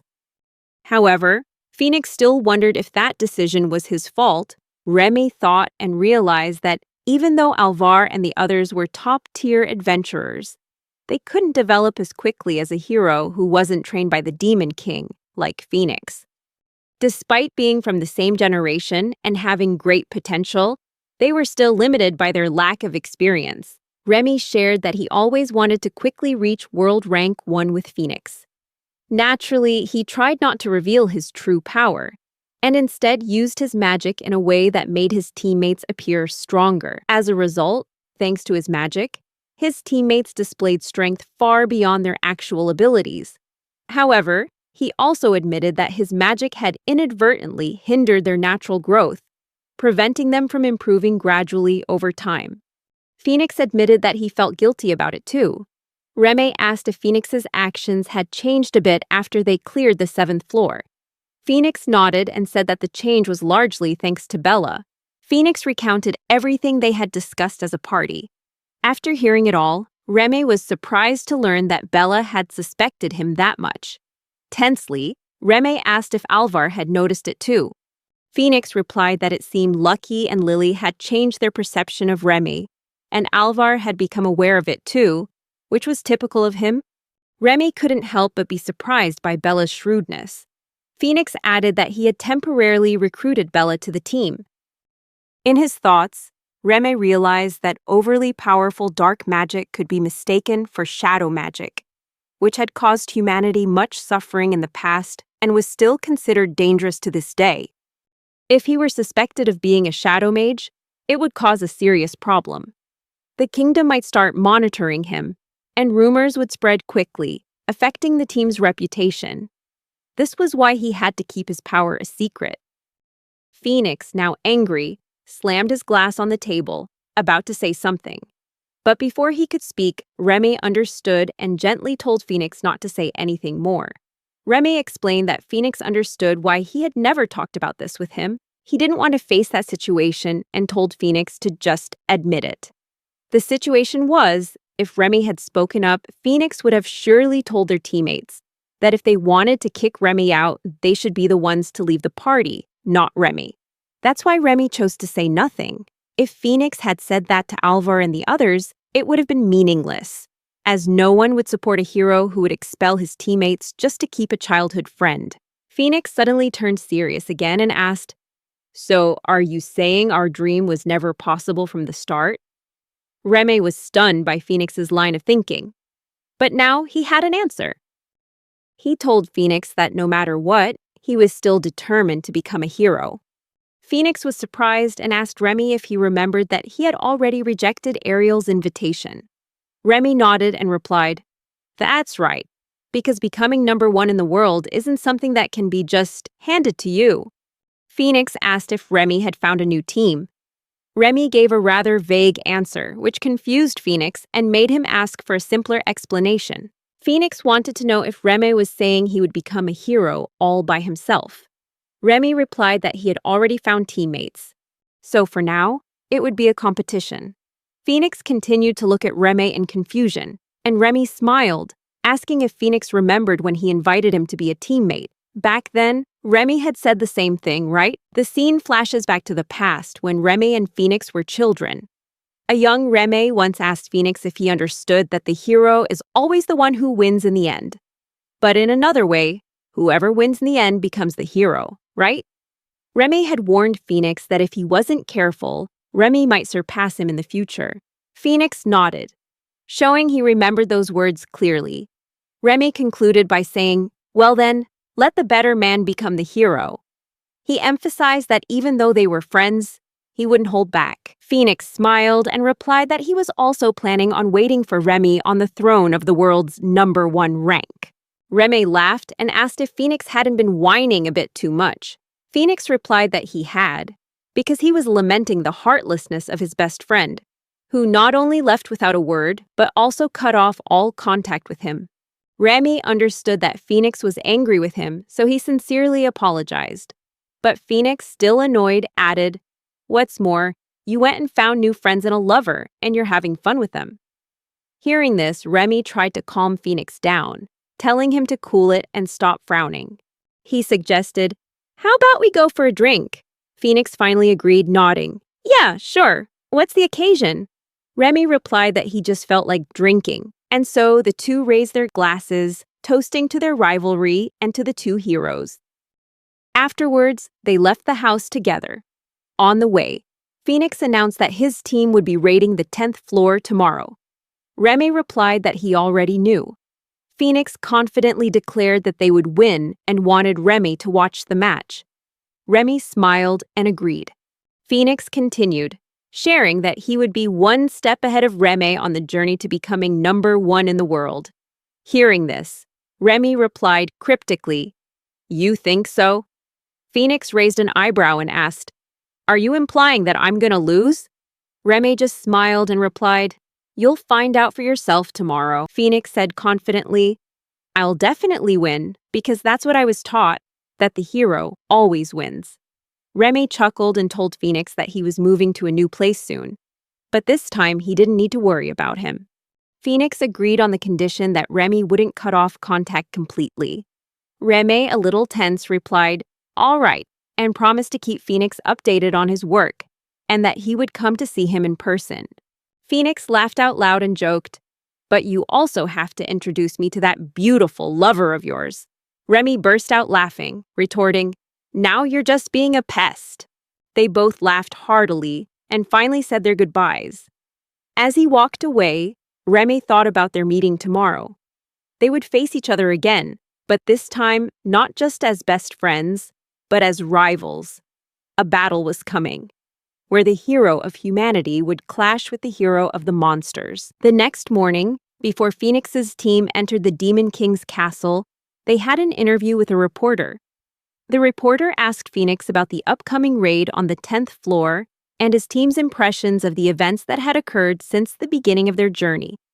Phoenix replied that it seemed most late-starting adventurers were defeated within a single floor, and that the Demon King's castle was indeed an extremely difficult dungeon to raid. The reporter then asked if the raid on the 5th floor was their first one since the dark mage Remy had left the party. They also mentioned that Phoenix and Remy had been close since childhood, and asked if Remy's departure had affected their raids in any way. Hearing this question, Phoenix began to think. He remembered that he had agreed to leave Remy alone and not interfere with his decision. However, realizing he had never publicly expressed his opinion on Remy's departure, Phoenix felt a little uneasy. He knew that no one wanted to hear that Remy was an indispensable member, which was what he truly felt. What the public expected to hear was that removing Remy was the right decision. Phoenix wondered if he could bring himself to say that. Suddenly, Bella spoke up, stating that she considered Remy to be an incredibly talented dark mage. Hearing this, the reporter was surprised and nervously asked Bella if she was the one who had replaced Remy to strengthen the hero's party. The reporter also commented that the party's strength seemed to have improved. Bella laughed loudly and replied that if the reporter thought so, then he clearly lacked judgment. The reporters were shocked by her comment and immediately fell silent. Bella continued, saying that if anything had improved with her participation, it was the party's appeal. However, she also believed that the overall balance of the team was now better than before. The reporter, still tense, asked Bella again if she was asserting that Remy was truly a superior dark mage. He added that there had been rumors that Remy had long been considered a burden to the team. Hearing this, Bella shot back a question, asking the reporter if he had ever written articles based on these rumors. She went on to stress that, if he thought about it, the hero, Tempest, Ariel, had also praised Rem. The reporter, looking flustered, asked, "Is it true that the #1 ranker praised Remy?" Immediately after, the reporter turned to Alvar and asked if he had made any statements about Remy in a previous interview. He also mentioned that Alvar had publicly supported Remy's removal from the party, stating that it was the right decision. Alvar tensed up and asked if that was the interview before the 10th floor raid. Immediately after, he became angry and confronted the reporter, asking how long he planned to keep talking about people behind their backs. The reporter was flustered, causing other reporters to jump in, quickly shifting to ask Alvar about the team's future. Meanwhile, Phoenix approached the main reporter. Seeing Phoenix, the reporter grew fearful and stammered that he wasn't acting on his own, but was just following orders from his superiors. Phoenix, furious, said that he didn't care who gave the orders, and demanded that the reporter think before he said anything. The reporter cowered in fear on the ground. Bella calmly said that she believed Phoenix's feelings for his childhood friend had been made clear, but advised him not to use magic to threaten civilians. Phoenix growled back that he wasn't threatening, just warning. Bella reminded Phoenix that it wasn't just what he said, but how he said it that mattered, and advised him to calm down a bit. Phoenix sighed, admitting that it seemed Bella had gotten used to the hero's party and expressed that he was happy to be her captain. Bella smiled, replying that it was an honor, then asked if Phoenix still missed Remy. Hearing this, Phoenix frowned and told Bella to stop teasing him. Bella replied that she was simply worried. Then they both shared a soft laugh. Lily commented that perhaps they had pushed Bella too hard and asked if she needed a break. Lucky also shared that although the difficulty was very high, having come this far, he didn't want to start over from the beginning. Lily cheerfully declared that with their current lineup, they could definitely win. However, he also added that no matter what stood in their way, he would take it down himself without calling for help again. Phoenix told everyone that they had said enough and that it was time to proceed with the raid on the 10th floor. The scene shifts to the 10th floor of the Demon King's castle, where Remy is sitting on a sofa, awaiting the arrival of Phoenix's party. He tells those around him that Phoenix's group will soon attack this floor. He also asks if there's anyone in the opposing party the monsters haven't met before, as these were the ones who defeated the minions on the previous floors. Remy reminded himself that, as an officer in the Demon King's army, he had to maintain his composure and calm demeanor, an attitude he had cultivated while working under the Demon King. He also thought about his comrades, the monsters in the dungeon, the ones who had been defeated by Phoenix's party before they could even reach this floor. Remy wondered if he had ever truly understood the monster's strength. He silently wondered why, even after being defeated, they would get back up, ready to fight again.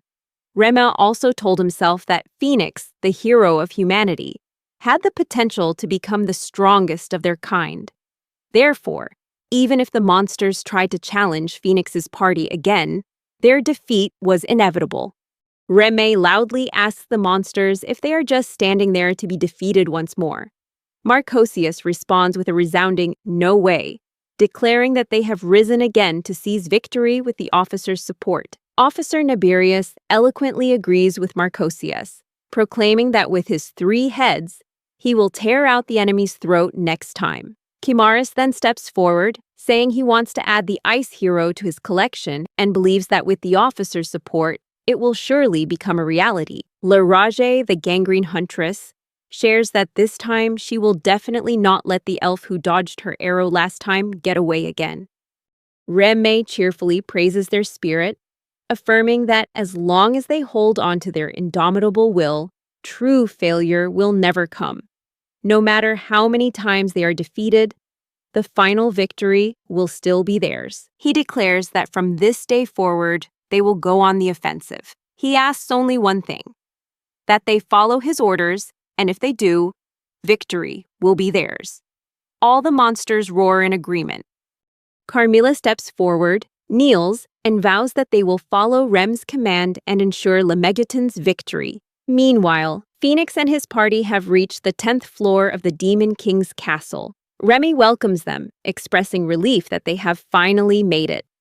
To hide his identity, he uses the voice-changing feature built into his mask. When Phoenix's party enters the 10th floor, just like on the 5th floor, they are immediately drawn into a battle with the floor boss. Reme explains that on this floor's extremely long corridor, there are 2 doors. The first door is the entrance, where the adventurers come in. The second door is the exit, which they will have to defend. He also shares that he could have used his dark magic to gradually weaken the hero's party, and then let the monsters finish them off, as he did on previous floors. However, this time he chose a different approach. Alongside his comrades who are determined to fight Phoenix's group, Reme decides to take down the hero's party in one decisive blow. This is not only what he desires, but also his responsibility, to lead everyone to victory, now that they have all chosen to trust and follow his command. Reme introduces himself to Phoenix's party as an officer of the Demon King's army and the Dark Mage of the Tusks, Lemegeton. Phoenix responds in kind, declaring himself the one who will raise his sword against the Demon King after defeating Lemegeton. Reme calmly replies that this will never happen, as they will all be annihilated on this 10th floor. Immediately after, Reme uses dark magic to suppress all members of Phoenix's party. Seeing this, Phoenix laughs, which makes Remy smile as well. Bella, confused, asks Phoenix what just happened. Phoenix, with a confident smile, explains that he understands the situation now and realizes that what's before them is truly amazing. Phoenix draws his sword, his expression turning serious, and declares that they will fight with all their might, as prolonging the fight would put them at a disadvantage. In his heart, Remy wonders if Phoenix has realized that Lemegeton is his best friend. Remy replies that if Phoenix has made it this far, he will accept his challenge. Just then, Furcus and Carmilla also appear, stunning all the members of the hero's party. Although kings had been defeated before, the appearance of all 4 heavenly kings at once could pose a major problem for them. Reme explains that it depends on the dungeon, but one can summon a heavenly king to any floor they wish, just once. This can happen on floors they don't manage. On the other hand, apart from the high-ranking leaders, rare monsters equivalent to floor bosses cannot appear on other floors. After finishing his speech, Reme leads them back to the link room. However, there is one exception. If the heavenly kings do not appear naturally, then they are summoned by someone. Remy wonders if Phoenix and the others know about his ring, and for that reason, he must create the impression that this is just a normal raid. Lily tells her teammates that the Black Knight Furcus will be a huge problem, as she can't pierce his armor with her arrows. Bella suggests that if their goal is a quick, decisive battle, they should aim for the floor boss. Noticing that Alvar and Lucky look tense, Bella asks if they want to leave. Lily replies that it's not a good plan and reminds her that another group was wiped out trying that approach. Bella responds that Lily must be talking about the roaring thunder lion. She also mentions that, based on the rate of decline and the type of dark magic involved, she can't imagine it was done by just one person. Lily agrees that it would be natural to assume there are multiple dark mages hidden on the 10th floor. Just like on the first, Alvar, annoyed, shouts that this is so boring and won't be interesting for the audience, even if the monsters use dark magic. Bella replies that might be true if it were just one person, but everything depends on the combination. She's certain Alvar is aware of that. Hearing this, Remy wonders if she has truly realized his capabilities, but it seems she hasn't yet connected Lemegeton with him. Alvar tells Bella that there's one thing about Remy that's better than her. Remy doesn't talk as much as she does. Bella replies that it seems Alvar is truly a patient person. Suddenly, Furcus gets angry, slams his hand on the ground, and charges toward Phoenix to fight. Phoenix draws his sword, and they clash. During the fight, Furcus's sword is cut in half, forcing him to switch to using the remaining part of his weapon, which is a spear. The battle continues, and Furcus attacks Phoenix with his spear. Phoenix easily dodges the attack and counters by slashing at Furcus. Although Phoenix's strike was powerful, Furcus's armor was only slightly scratched, which surprised Phoenix. Suddenly, the Dragonutes try to join the fight, prompting Bella and Lily to interrupt, yelling for them to apologize for interfering in the duel. To stop the Dragonutes from interrupting, Bella asks Lily if they should thin out the Dragonutes' numbers while the distance hasn't been closed. Lily agrees, saying that achieving divine speed would be difficult, but firing normal arrows is possible. Suddenly, Carmilla steps up, cutting her own nerves with her nails, causing blood to gush out furiously. She declares she will punish the foolish adventurers who dare to oppose Lemegeton with blood. As Carmilla approaches Luck, he feels scared and asks if the vampire's extremely brutal atmosphere isn't unsettling. He also remarks that the intensity of her dark magic is also very high. Alvar steps forward, asking everyone to give him a few seconds to deal with Carmilla. Everyone look at Alvar in surprise, wondering what he plans to do, given that dark magic is involved. However, Alvar uses his sword to attack, yelling that no matter how slow he is or how much his combat ability has dropped, dark magic cannot be cast on a weapon. He swings his sword furiously, but surprisingly, his sword isn't aimed at Carmilla, but at Remy. Remy realizes that Alvar is right. Even if Alvar's power has diminished, magic swords are still weapons that obey their user's will, and dark magic cannot be cast on inanimate objects. However, Remy knows exactly who Alvar is and how many years they have fought together. He wants Alvar to maintain his arrogant attitude and needs him. As Remy dodges the sword attack, the blade embeds itself in the wall. Seeing this, Alvar and the others are all shocked. Remy grabs Alvar's sword and praises its quality, but also suggests that perhaps it would be better to let go. Suddenly, Alvar feels himself being pulled toward Remy as Remy grips the sword. In reality, Remy knows that Alvar's magic sword determines its own path, including how it moves and returns. In this situation, Remy is certain it was destined to stab him in the head and then return to Alvar's hand. However, he wonders what would happen if Alvar's opponent grabbed the sword before it could return. This scene unfolds before everyone's eyes. As Alvar tries with all his might to stop, but is still being pulled toward Remy, he finally managed to stop but was still dragged back. Before he could even get close to Remy, Carmilla smiled and slashed at Alvar's arm with her weapon. Alvar fell to the ground, severely injured. Carmilla told Alvar not to worry, and that she would allow him to die, but only after he went mad from her torture. Alvar was furious, while Luck and the others tried to approach to help, but he screamed at them not to come any closer, as it would be useless. Hearing this, Remy wondered to himself why Alvar wasn't just being a fool. Alvar saw himself as a sacrificial pawn. In fact, he knew he had already lost and had no intention of calling his comrades for help. However, Alvar's judgment was a bit shallow. In reality, that would probably have been the right move in many situations. Carmilla laughed and asked Alvar if he was doing okay now, seeing as he'd lost the one story he was so proud of. She suggested he was just a savage with a sharp tongue. Finally, she asked, shouldn't he be crying and calling for his teammates to help him? Alvar yelled at Carmilla that arrogantly boasting when she herself had lost before didn't suit her at all. He declared that his own 2 feet were more than enough to handle someone like her. Carmilla, enraged, declared that she wouldn't lose and would seize victory. She ordered her bats to fly towards Alvar, causing him to tell her to stop showing off like she was their hero. Reme intervened, asking Carmilla not to finish Alvar off just yet. Carmilla agreed, saying she would do as Remy said. Meanwhile, Reme thought about a magic tool that would reappear whenever a magic avatar was summoned. If that person left the battle, it would turn into magic particles, just as their clothes disintegrated.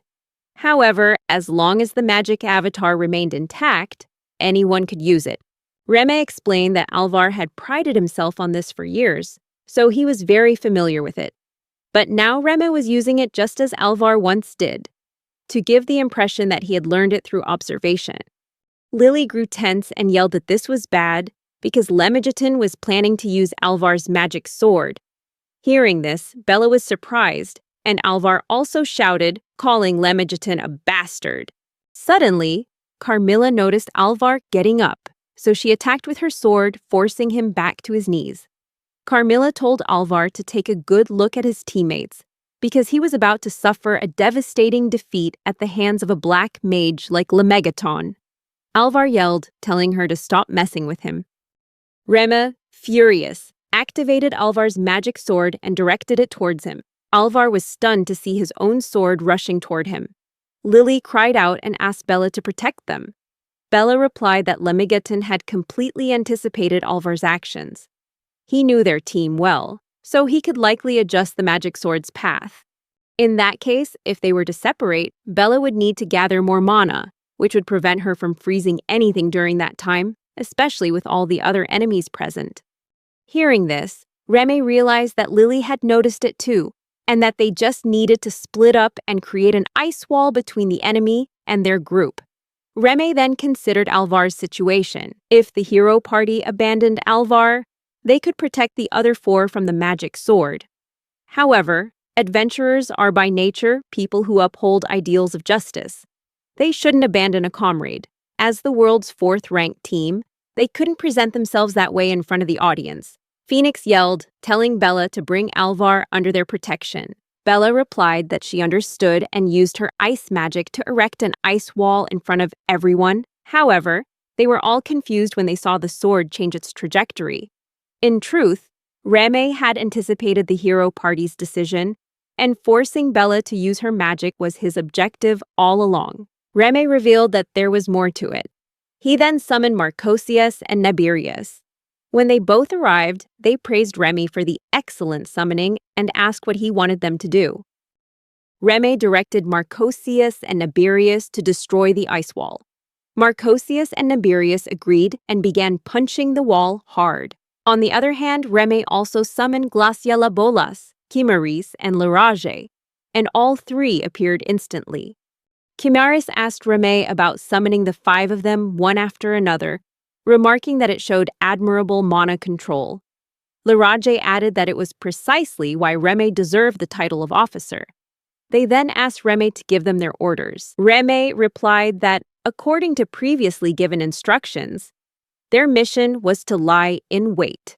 Meanwhile, Marcosius was finally at the breaking point of the ice, informing Reme that the wall was about to open up.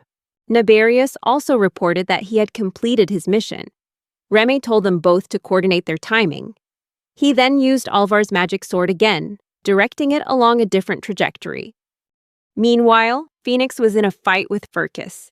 He noticed that the Black Knight Furcus was skillfully handling him, focusing on defense rather than offense. Clearly, Furcus's goal was to keep Phoenix busy. So Phoenix said to Furcus that he thought she was looking forward to a rematch with him, but it turned out to be just an excuse to buy time. Furcus replied that she was simply acting on the agreement that she'd get a meal for every battle. Phoenix was bewildered and asked Furcus if she really believed Lemegeton was a trustworthy person. Furcus replied that their officer would help his comrades achieve victory as they continued to fight. Phoenix wondered if his own teammates truly understood Reme's contribution to the group. He found this frustrating, because while he acknowledged the praise, he insisted that in the end, the victors would be the heroes. In other words, them. Suddenly, Phoenix realized something and wondered if he was sensing more mana from the other side of the wall. Based on the amount of mana he felt, he judged that the monsters must be of different levels and that there were a total of 5 of them. So, Phoenix shouted and told everyone to be on guard, because there were 5 monsters on the other side of the wall, each equivalent to a floor boss. Hearing this, everyone was shocked. Lily asked if Phoenix knew that 2 of the 4 heavenly kings were already present. Bella also shouted that the ice wall was about to collapse. Luck, confused, asked what on earth was going on because he had anticipated about 6 monsters, but 8 seemed impossible. Phoenix thought that normally there was only 1 floor boss per floor, along with a stray monster or a support monster that could be equivalent in strength. This was how things usually worked. However, an exception occurred when a member of the 4 heavenly kings was involved with a floor boss. On the 10th floor, along with any support, there could be a maximum of 6 floor bosses. But now there were 8, which was highly unusual. Phoenix told everyone that if the rules still applied, then this was likely the result of summoning magic. Hearing this, everyone became tense. Bella worriedly asked if summoning each body required a huge amount of mana. Luck suggested that if someone had really summoned all 5 monsters at once, it meant their group was facing a demon as powerful as the Demon King, right? Phoenix wondered if it could be Remy, since he seemed capable of it. Remy was famous for continuously honing his magical abilities since he was just 10 years old. Without missing a single day of practice, Alvar shouted and told Phoenix not to worry about them, but to focus on using his own magic. Phoenix felt stressed because he couldn't use his magic freely. His powerful spells could engulf everything around them. Bella cried out that the ice wall was breaking. As the walls came crashing down, Phoenix was surprised to see Marcosius and Naberius. Marcosius challenged Phoenix to a fight, while Naberius urged everyone to fight together, promising that this time the outcome would be different. Luck, seeing only the 2 of them, suddenly asked everyone if there weren't supposed to be 3 more. Suddenly, Alvar's magic approached them.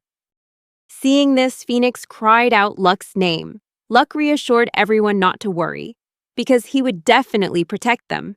However, everyone was shocked when the sword pierced Luck instead of Alvar or Phoenix. After being struck, Luck began to fade from the scene. In his final moments, Luck felt something strange. He apologized to everyone for not being able to help. As Luck vanished, Remy told Carmilla that was enough. There was no need to torture Alvar any longer. Carmilla agreed and thanked Alvar, admitting that thanks to his magic sword, they had been able to defeat Luck. Carmilla ordered her bats to fly towards Alvar to make him disappear as well. Alvar angrily told her to remember him, promising that he would be back. Carmilla laughed scornfully and coldly replied that she had already forgotten him. After Alvar also disappeared, Bella approached Phoenix and announced that she had confirmed, after witnessing the recent scene, that the floor boss was Reme, the Black Mage himself. Phoenix was impressed that Bella had realized Remy's true identity. Bella asked if she should go out there, seeking his permission to do so. At that moment, a tense silence fell over the floor as everyone looked at each other. Phoenix wondered if Remy's actions indicated that someone was very familiar with the hero party, implying that Bella was the one Remy knew least. It seemed that sending Bella would be the right move. Suddenly, Bella said she couldn't imagine Phoenix telling her not to go just because he wanted to face Remy alone. Hearing this, Phoenix wondered if he really did harbor those feelings, but he didn't want to make the wrong decision because of them.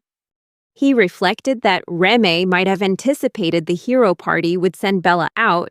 Bella asserted that she would quickly force Lemagton to retreat while remaining wary of the other three enemies. She asked Phoenix to protect Lily and eliminate the remaining enemies. She asked Phoenix for a nod of agreement, and Phoenix responded affirmatively. Bella then advanced towards Reme, and surprisingly, Carmilla and Furcus made no attempt to stop her. Seeing this, Phoenix grew tense, realizing that none of them were stopping her, which suggested Remy had anticipated Bella's move. He shouted Bella's name to warn her and offered his support. However, before he could intervene, another monster blocked his path. In this difficult situation, Phoenix struggled with what to do, as he couldn't leave Lily by herself. Marcosius shouted that their officer had given them a chance for a rematch with Phoenix, and they were first in line. Phoenix, confused, asked if they weren't planning to attack him together. Marcosius replied that if they had wanted to do that, they would have had many ways to defeat the hero party sooner. He explained that their officer was merely considering their wishes. Phoenix wondered if Marcosius thought Remy was a good boss, feeling a sense of pride for Remy as if for a best friend. Phoenix also realized that Remy might have been a bit underestimated. He considered how Remy could have almost taken down the Heroes of Flames much faster. Remy had certainly shown his dominance so far, but the outcome was still undecided. Phoenix replied that he understood and was ready to take them all on. The scene then shifted to Bella, who, upon reaching the floor boss's seat, was surprised to find that Remy was nowhere to be seen. She quickly realized it must be the work of Glaciolabolas. She shouted for everyone to be careful, as there might be hidden enemies. Hearing this, Lily and Phoenix became a little more alert. Bella also mentioned that the situation seemed more complicated than she had thought. Seeing this, Remy wondered how Bella managed to calmly assess the situation and still remember to warn her comrades. When Bella had fought Glaciolabolas before, she wasn't a member of the Heroes of Flames, but she had trained hard since then. Remy was amazed by her, realizing she was an excellent adventurer who had also figured out his true identity. Bella raised her sword and declared that Remy might be planning to ambush her, but she wouldn't let it happen. She then used her ice magic to create a shower of ice from above. Seeing this, Remy was amazed by the ice particles, and realized that being invisible didn't mean he couldn't be touched. He wasn't physical, and understood that Bella, with her abilities, would likely be able to sense any enemy approaching that way. Suddenly, Bella sensed a presence and attacked in that direction, shouting that she had found Remy. However, she was shocked when she realized it wasn't him. At that moment, Remy realized with disappointment that it wasn't him she had found, but a ghost controlled by Chimaris, the avatar of an adventurer witch Chimaris had defeated before. With the help of Ice Rain, Bella saw that there were numerous enemies ahead. In response, she decided to erect ice walls everywhere from the ground. When nothing happened, Bella became frustrated and asked why Remy wasn't attacking her, questioning if she wasn't worthy of his time. Remy wondered if he had ever thought Bella wasn't worth his time. However, he had no plans to attack her as he had Alvar or Luck. One reason was that he wanted to fight Phoenix in perfect condition. Remy also realized he had used a fair amount of mana, but the same was true for Phoenix. Another reason he hesitated to confront Bella was that someone else wanted to fight her. Over where Bella was, Chimaris appeared and replied that he liked her, and that perhaps he wasn't the officer. Bella cut him off and asked if he was a ghost wizard. Chimaris replied that he was, and introduced himself. He then mentioned that it was unfortunate he couldn't fight her on the second floor, but he knew he could count on the officer to create an opportunity like this for him. In truth, Chimaris wanted to turn Bella into a ghost, which meant everyone was fighting the Heroes of Flames for their own reasons. Confused, Bella asked Chimaris if he wanted her avatar for his collection and told him to stop right there. Chimaris suggested that Bella allow them to fight and proposed they determine the victor based on their sword skills. Bella reacted by calling that disgusting and questioned if everything until now had just been part of the officer's strategy.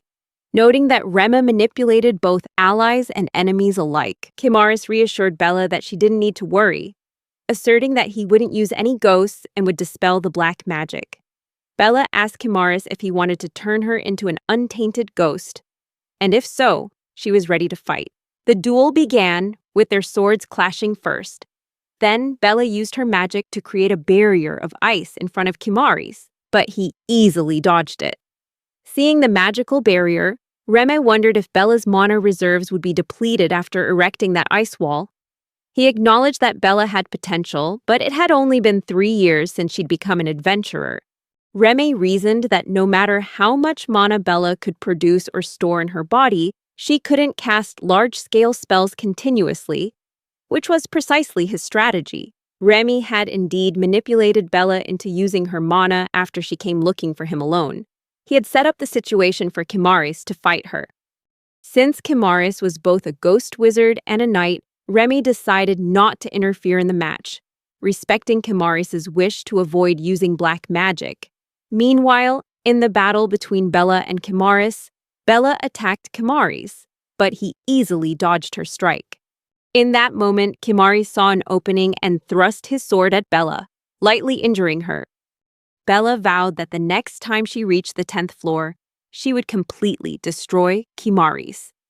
As Kimaris drove his sword into Bella, he replied that he greatly looked forward to facing her again.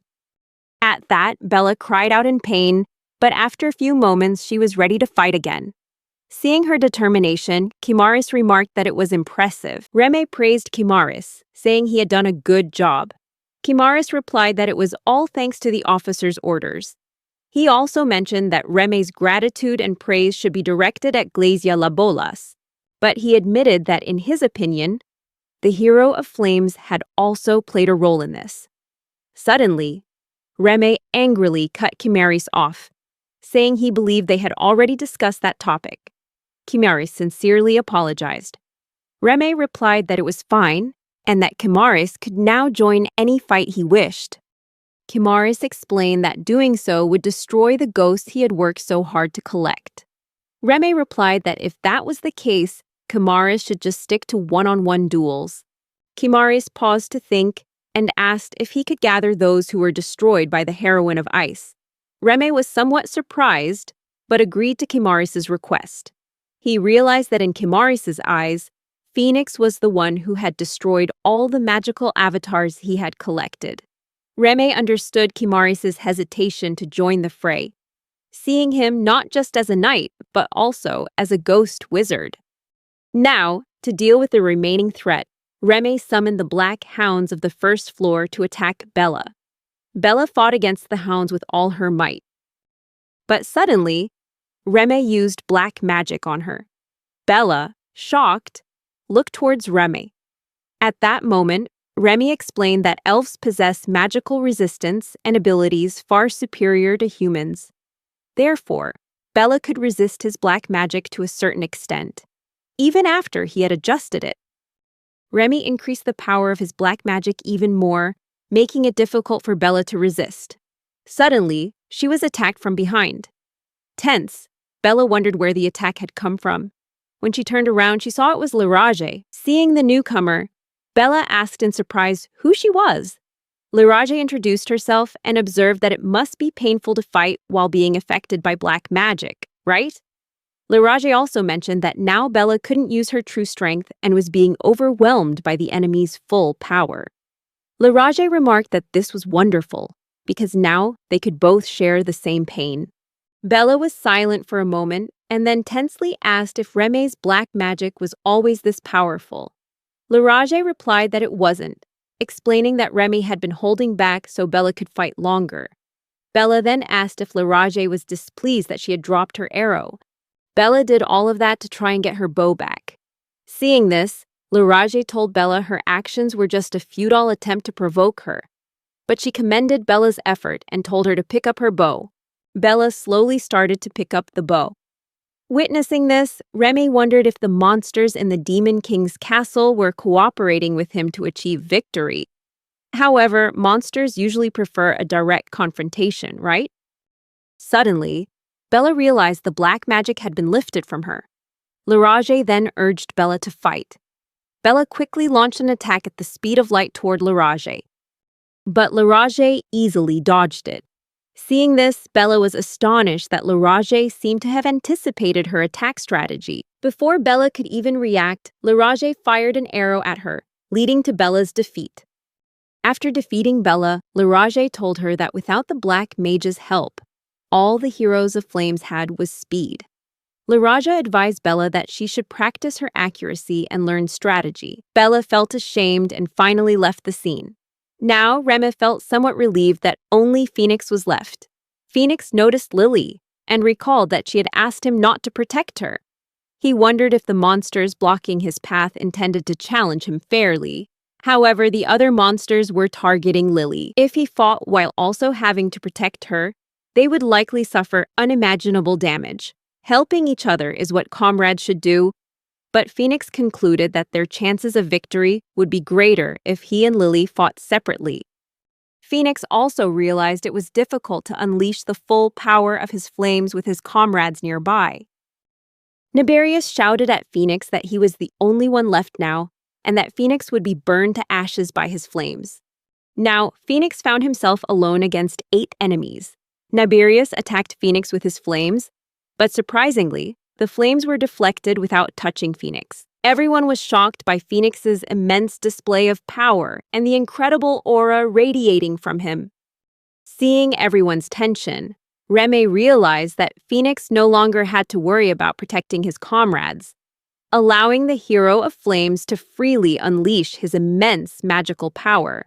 However, Reme remained confident that the monsters would be the ones to win the battle in the end. Phoenix told Niberius that it seemed his inferno wasn't strong enough to burn him. This enraged Niberius, and he lunged at Phoenix with his fangs, saying, "Let's see you handle these fangs of mine." Phoenix replied that he didn't have any divine protection against fangs, but he had his sword. He plunged the sword into Niberius's forehead, saying that it wouldn't matter as long as he took him down before he could bite. Niberius was defeated and began to slowly fade away. He furiously yelled for it to stop, shouting that he wasn't done yet. After Niberius vanished, Phoenix stepped forward and asked if he could face Marcosius next. Suddenly, Glacia Labolas attacked Phoenix from behind, but surprisingly, Phoenix turned and slashed Glacia Labolas, knocking him down. He then said he knew Glacia Labolas was there, but was ready for the fight anyway. He also apologized to Glacia Labolas for the attack. Phoenix then asked what Kimaris and Larage would do now that they had lost their comrades, mentioning that if it were him, he would be eager to continue the fight. Kimari stepped forward and asked Phoenix if they should begin. The duel started, and they clashed swords. During the clash, Kimaris' sword began to melt from the flames on Phoenix's sword. Kimaris was astonished to realize Phoenix's flames were so powerful they could melt his blade. As he was still processing this, Phoenix wasted no time and slashed at Kimaris again, and this time Kimaris was defeated.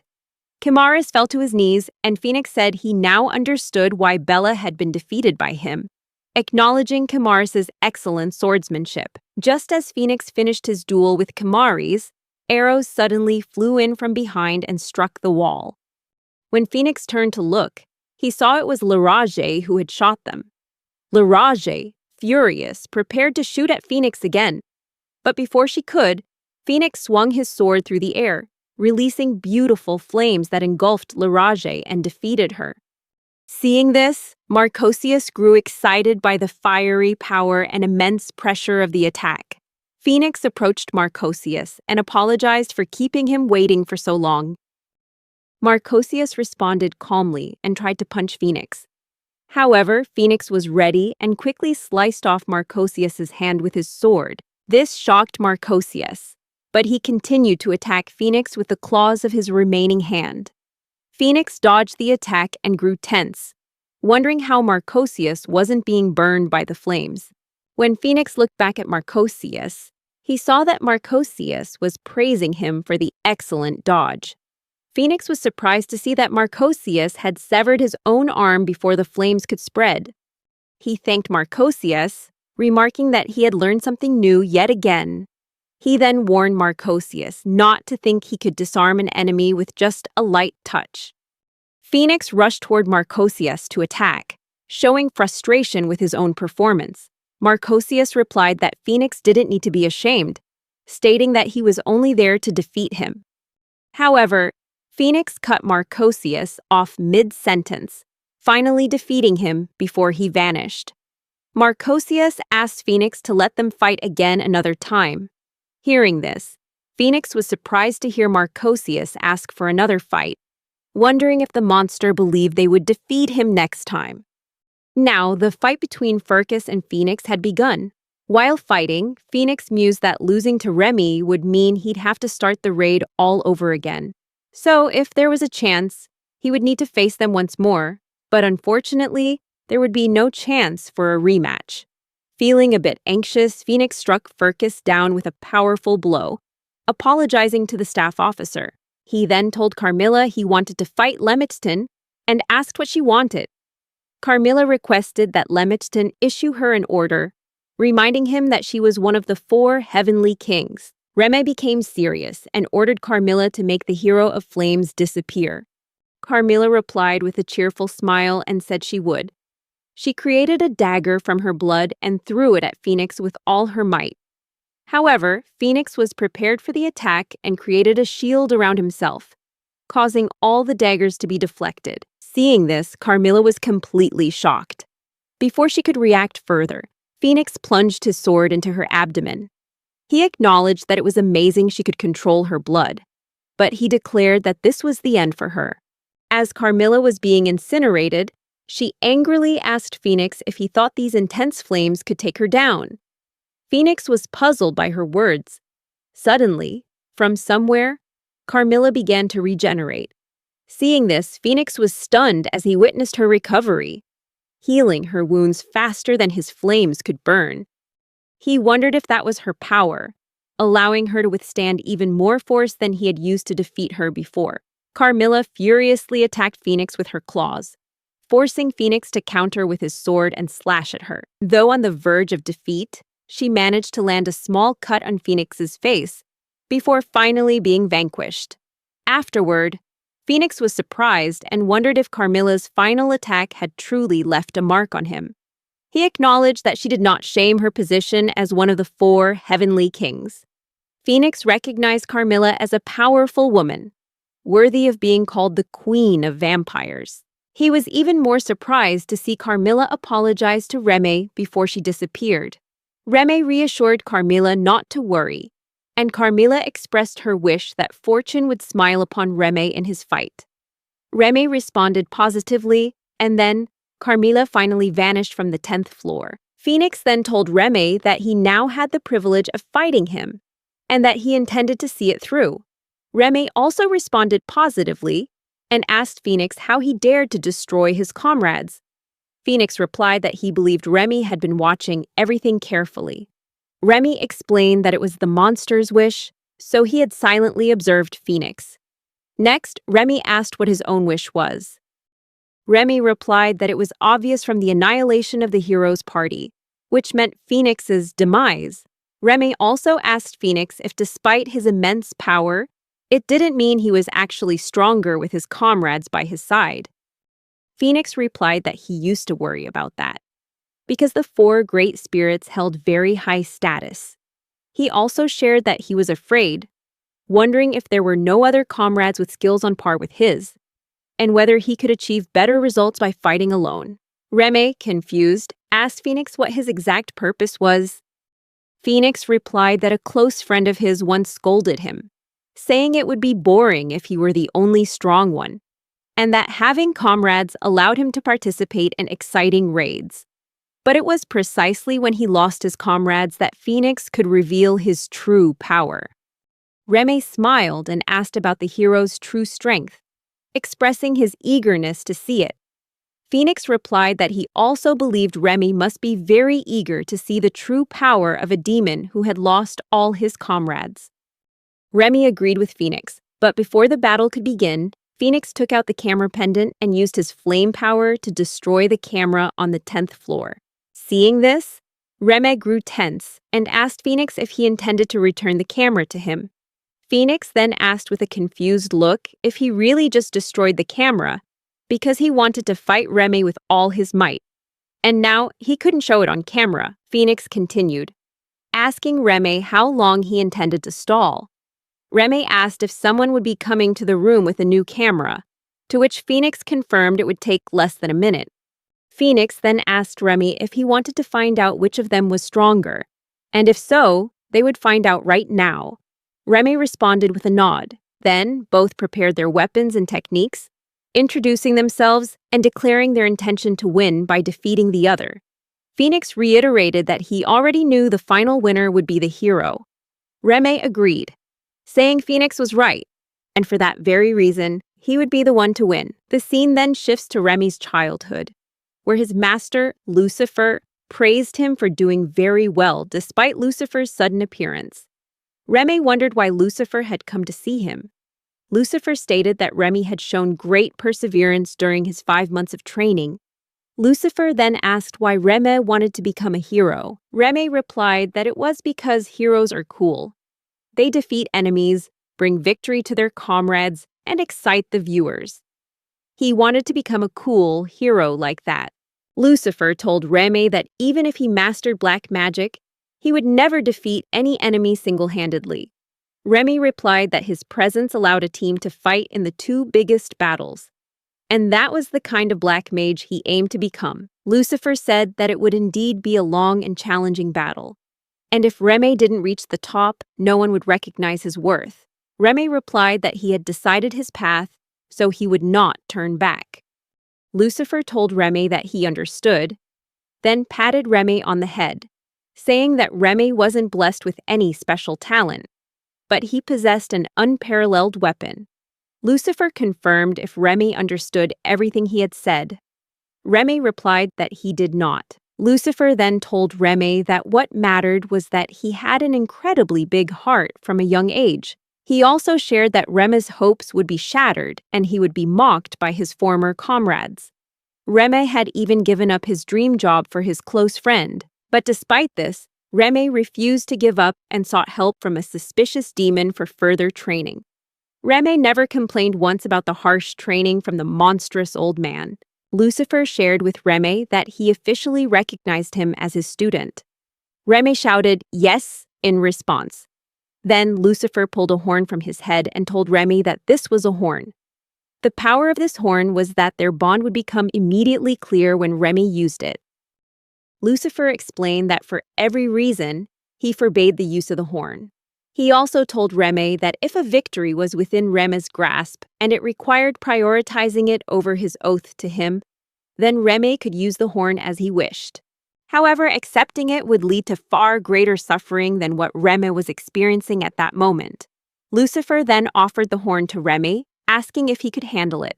Reme responded with a yes. The scene shifts back to the present, where Reme showed off his horn and asked if this was the first time he had revealed it publicly. Phoenix confirmed and asked if it was Reme's trump card. Reme then struck a pose, and as he raised his hand, something strange began to happen.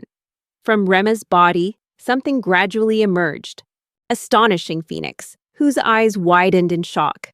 What appeared was a feather bound to a bone sprouting from Rem's back.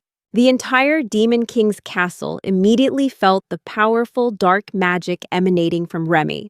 Phoenix felt the overwhelming power of this magic and burst out laughing, saying that Reme had been hiding it until now. Reme smiled in return and explained that his horn accumulates mana, refining it into a purer form. He added that even with the same type of magic, when using this mana, the effect would be far beyond ordinary. Reme continued, saying that the demon clan stores mana from high-end magic devices in their horns, and the storage capacity depends on the individual demon. He said that if someone were the head of the demon clan, they would be able to hold a colossal, unparalleled amount of mana. Finally, Reme recounted that Lucy had once asked him if he understood the meaning of a demon having only one horn. Reme explained that she was referring to the passing of a horn to a successor. When a horn is inherited, it maintains its power for the recipient. Reme also shared that the horn was originally incompatible with humans, but somehow Lucifer had forced it to be compatible with him through ancient secret arts. Therefore, every day Reme had to consume a pinch of ground horn powder, causing his weak body to react painfully. It took at least a year for the horn to fully integrate with his body. Suddenly, Phoenix asked Reme about the amount of power accumulated in the horn. Reme replied that it had been accumulating since he inherited the horn, gathering mana bit by bit until the present day. Phoenix asked again if Reme was sure he would use all that power just for himself. Reme replied that, as far as he knew, no one could defeat Phoenix alone, except for him. And now he was going to defeat him. Phoenix smiled and unleashed his power. Instantly, white flames enveloped his body. Seeing this, Reme was surprised, wondering how Phoenix's flames could be white. Phoenix revealed that it was called the Divine Flame, and according to the spirits, it could burn anyone in the world to ash. Hearing this, Reme asked if Phoenix was sure he would use that flame on him, as it wasn't the kind of magic he could freely control. Reme also added that, in his opinion, there was no hero superior to Phoenix, and that was why he wanted to defeat him. Phoenix replied that he had been worried about having to hold back, but it seemed he wouldn't need to after all. Reme smiled, ready to begin the fight. Just then, Phoenix remarked that this was the first time he had ever swung his sword at Rem. Reme replied that it was the same for him. As this was also the first time he had ever attacked Phoenix, they both smiled, and the battle officially began. Phoenix lunged toward Reme, launching an attack. In response, Reme quickly created a magical barrier to block Phoenix. However, to Reme's astonishment, Phoenix shattered the barrier with just a single slash. Reme was stunned, wondering how Phoenix could have pierced his barrier so easily. In that moment, Reme exclaimed, questioning what meaning the mana he had painstakingly accumulated for so long had to Phoenix, as if Phoenix was mocking his efforts. Reme decided that if barriers weren't effective, he would switch to using the true essence of black magic, the kind deemed dangerous by the entire world. This essence involved trapping someone in a mental prison, inflicting a fatal illness in less than a minute, paralyzing their body as if turning it to stone, robbing them of their sight forever, and finally, erasing their perception of the outside world. Yet, even after Rem used all of that dark magic on Phoenix, he remained completely unfazed. Phoenix had such strong resistance that he had miraculously withstood the black magic. Reme was astonished, wondering if Phoenix's resistance truly nullified all his efforts. Although Reme had anticipated that possibility and recognized Phoenix's unusual magical power, he still believed it would be difficult for Phoenix to focus on fighting while dealing with so many different types of black magic.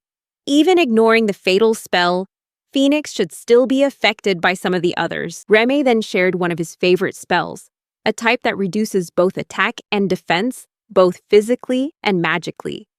Reme also noticed that this spell seemed to have taken effect, despite Phoenix's resistance. He understood that a reduction in defense was normal, but it was surprising that Phoenix's attack power was also affected. However, Reme quickly realized that Phoenix could still overcome it all, as long as he had the divine flame. Now, Phoenix is charging towards Reme in a fury, and everywhere he goes, his power and pressure bring nothing but destruction. The entire room is gradually being destroyed under Phoenix's overwhelming power. As he closes in on Reme, Phoenix shouts that he will be the one to win, that he will defeat Reme and prove that what Reme once said was right. Reme retorts, asking if that's the case. Then he will show Phoenix that even heroes can lose. Phoenix leaps up, swinging a slash toward Reme, yelling that the heroes he knows never lose, because in the end, they are always the victors. Reme also throws a punch back at Phoenix, agreeing that Phoenix was right and that it would happen again after their battle. As Reme's fist and Phoenix's sword collide, a massive explosion erupts, engulfing the entire area in thick smoke. As the smoke began to clear, Reme had been knocked back by the attack, while Phoenix wasn't looking in his direction. Suddenly, Remy saw something flying in the air. It was a winged, crimson creature. Looking closer, Remy was shocked to realize that it was him.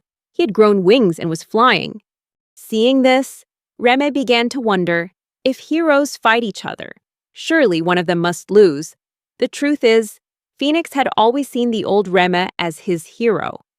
Despite idolizing Rem, Phoenix could never forgive himself for losing, even if it meant having to defeat Remy. Phoenix was determined to achieve victory, to become the hero of Flames. Despite the possibility of having to defeat his friend, he pursued this path to fulfill the burning dream he had always yearned to achieve. In Rem's eyes, that was acceptable. As Phoenix advanced, he yelled that the model of a hero Remy had shown him would help him become the best in the world. Encouraged, Remy also began to run towards Phoenix to counterattack. Remy shouted that he had told Phoenix he would surpass him right here and now, and that he would be the one to win. Now both Remy and Phoenix were closing in on each other, ready for a head-on clash. Once again, Remy's fist collided with Phoenix's sword. After Phoenix struck Remy with his sword, Remy yelled that now that he'd used these horns, there was no way he could lose. Even Phoenix was a bit surprised when, after his attack, only Rem's horn fell off, and everything seemed to fade to black. In the end, Phoenix realized that not even one of the 4 great spirits was enough to defeat Remy. At this point, it was clear that Phoenix couldn't drive his sword deep into Remy, as the burning sensation vanished the moment it touched him. Meanwhile, Remy had successfully plunged his clawed hands into Phoenix. Defeated, Phoenix dropped his sword from his hand, leaving Remy somewhat confused. Phoenix then took Remy's mask and placed it on his face with a satisfied smile. He looked at Remy and thanked him, saying that he would be back. Remy understood why Phoenix had put the mask on him. Clearly, someone else was on this stage. Remy replied to Phoenix, calling him a troublesome guest and telling him to look around, implying that there was nothing left now. Phoenix said he'd come back to challenge Remy again. Remy just laughed casually in response. Sure. Confident that he'd win again next time, Phoenix then expressed his desire to face Remy when they were both at their best. And he asked Remy not to use his horns on anyone else. Remy asked back, "Do you really think people who can force me to use my horns will appear that often?" Phoenix smiled, saying that Remy had finally become the great hero he used to be. Remy smiled back, then asked Phoenix if he really thought so. Suddenly, they heard the voice of a reporter from a television channel. She was astonished by the scene before her, and anxiously wondered what was happening between the hero Phoenix and the one-horned dark mage. She announced to the audience that Phoenix's holy sword had wounded Lemegton's shoulder, while Lemegton's arm had pierced through Phoenix's chest. Despite both being injured, Phoenix turned to Remy and praised him, saying it was a great fight. Remy agreed with Phoenix, acknowledging he was right. After their exchange, Phoenix finally vanished from the arena. Seeing this, the reporter gasped, realizing that Phoenix's withdrawal meant the hero team had been annihilated. She announced to her viewers that the flame hero, Phoenix, had lost to an officer of the Demon Lord's army, Remy. Remy then told the reporter that she had made a mistake. Surprised, the reporter, Gur, asked what that mistake was. Remy replied that it was true Phoenix had retreated, and the hero team was wiped out. But it wasn't true to say that they had lost. It seemed like Remy was about to say something more, but before he could, he too vanished from the arena. When he came to his senses, Remy found himself back in the Demon Lord's castle, wondering if he should call the fight with Phoenix a draw, or perhaps more accurately, a narrow victory for himself. The moment they saw Remy return, everyone slowly ran to his side. Lucy and Cashew also appeared, heading toward Remy as he looked their way. Cashew ran up and threw her arms around Remy, tears streaming down her face as she hugged him tightly. The others were also moved by the reunion. Remy happily hugged Cashew back and gently told her to calm down. Afterward, Lucy congratulated Remy on his victory. One by one, everyone came forward to welcome him and show their affection by patting him. Rem then shared that, as promised, he had met with Phoenix himself to settle things.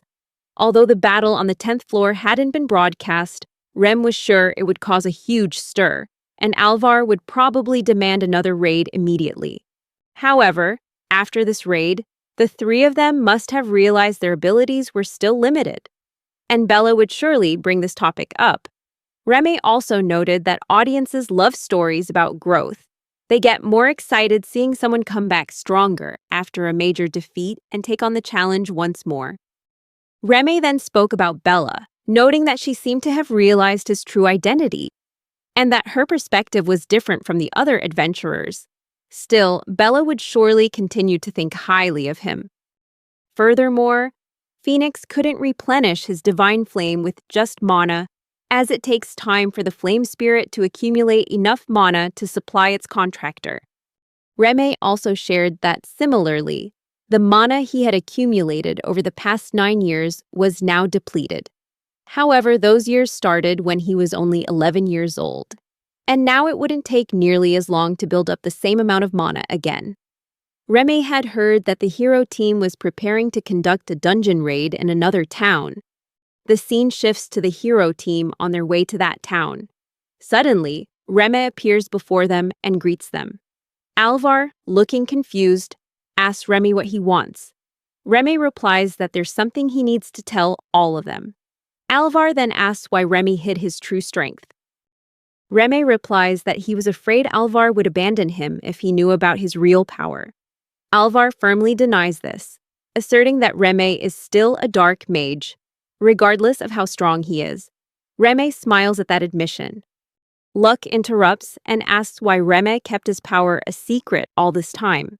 He argues that if Reme had revealed his strength sooner, the whole team's capabilities would have been completely different.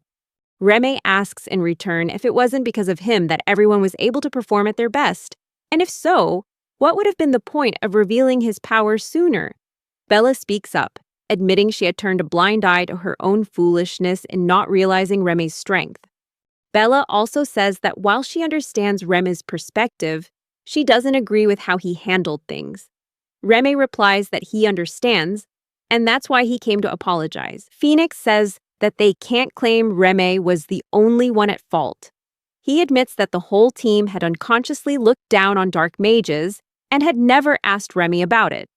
Bella also adds that if the team had continued to train hard and regularly, Reme must have felt left out. Phoenix then asks Reme if he was waiting for them to apologize. Reme says yes, and that there's one more thing. Hearing this, everyone looks a little confused. Reme then asks Alvar if he often extends his magic sword to its maximum length. Alvar looks at Reme, surprised. Reme explains that while making the sword stand out is good, extending it all the way increases its recovery time. Because of that, he thinks it would be better if Alvar deployed it more compactly. Hearing this, Alvar didn't know what to say, just scratching his head and thinking over Reme's advice. Phoenix, meanwhile, smiled, appreciative of Reme's concern. Reme then asked Luck if he tries to perform the most optimal actions with the fewest movements. However, he points out that being too precise makes his actions predictable. So, Reme advises that Luck should make a moderate amount of mistakes. He also tells Luck that he can show his true abilities when focusing on his target without being limited by speed.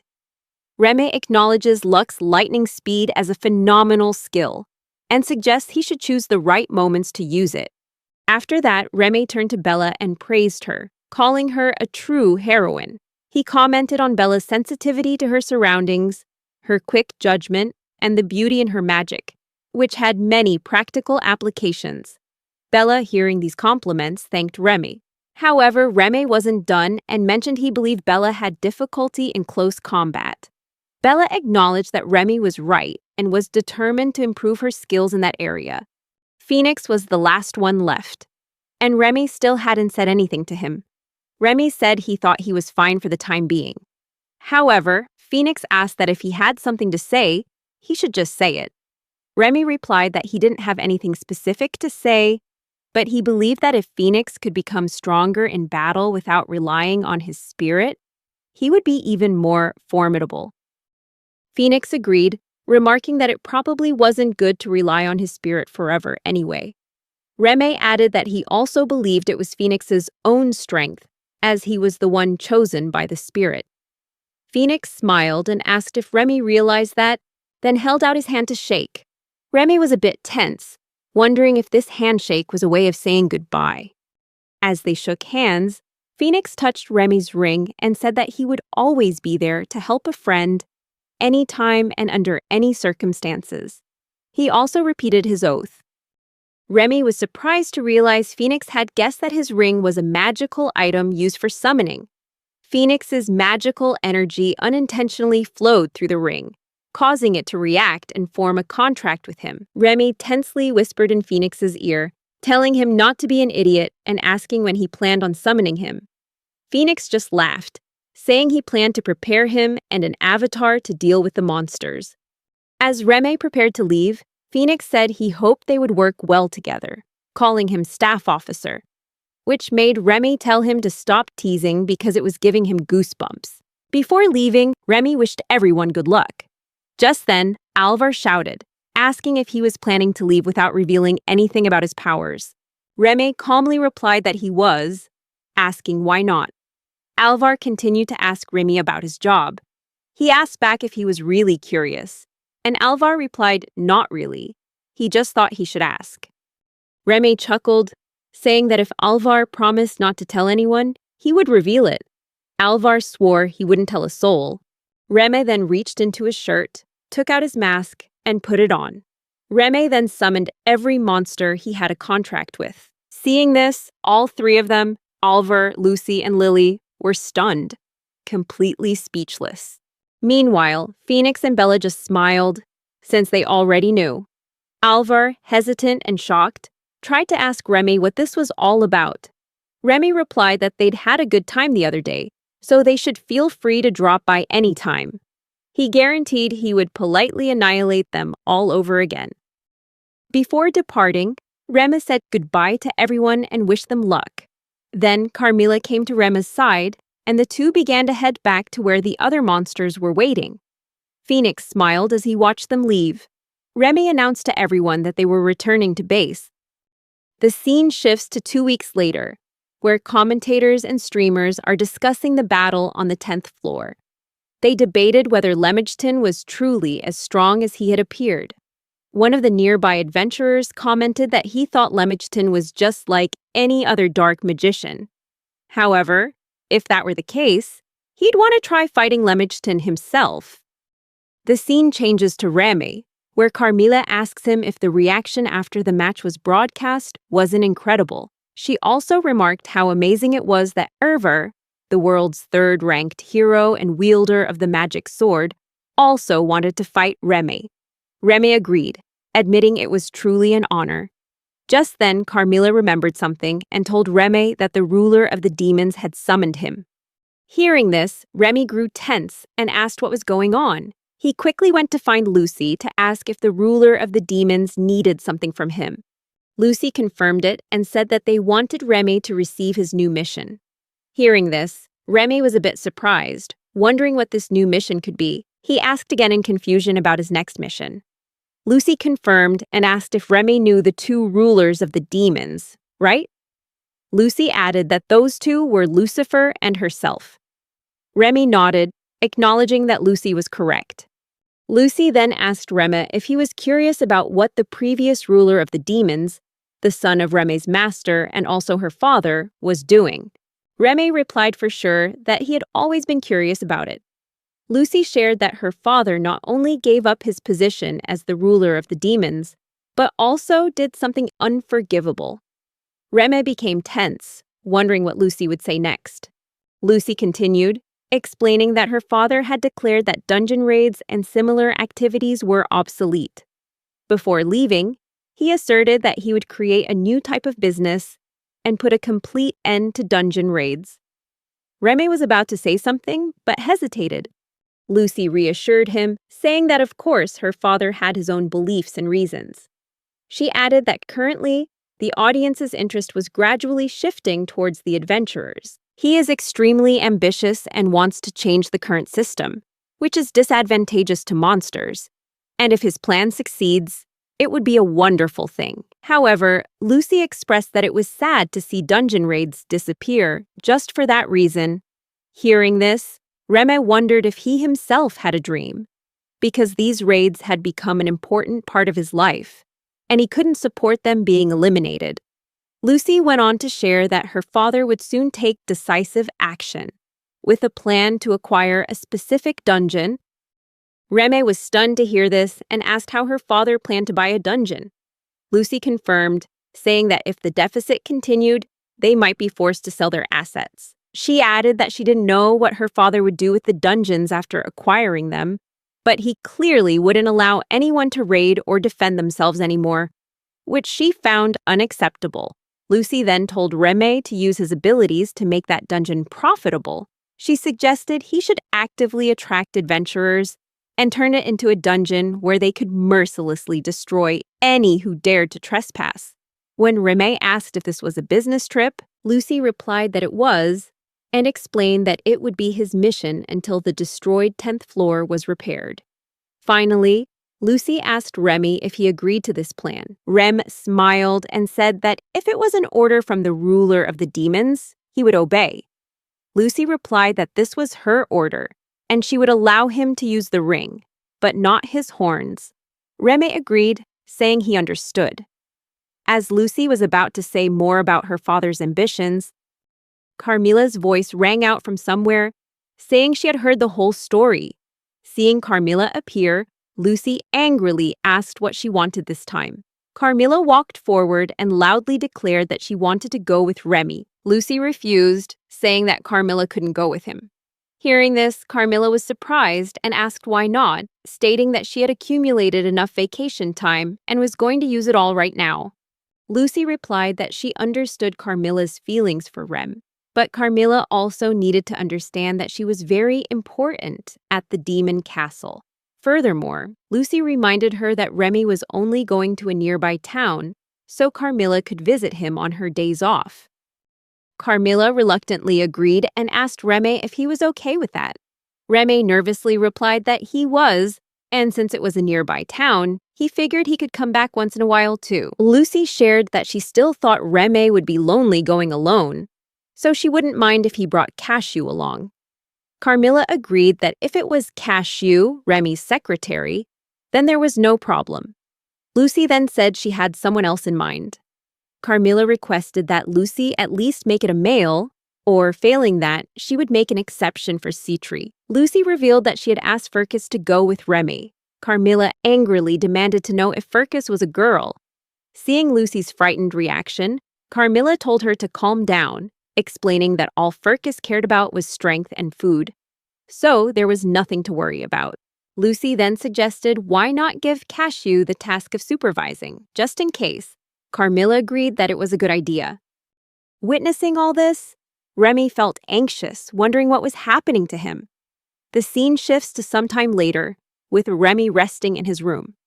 Just then, there was a knock on the door, and when Remy opened it, he saw it was Citri. Citri came in and asked if it was annoying having to go on a business trip so suddenly. Remy, flustered, asked if Citri had heard about it from Carmilla.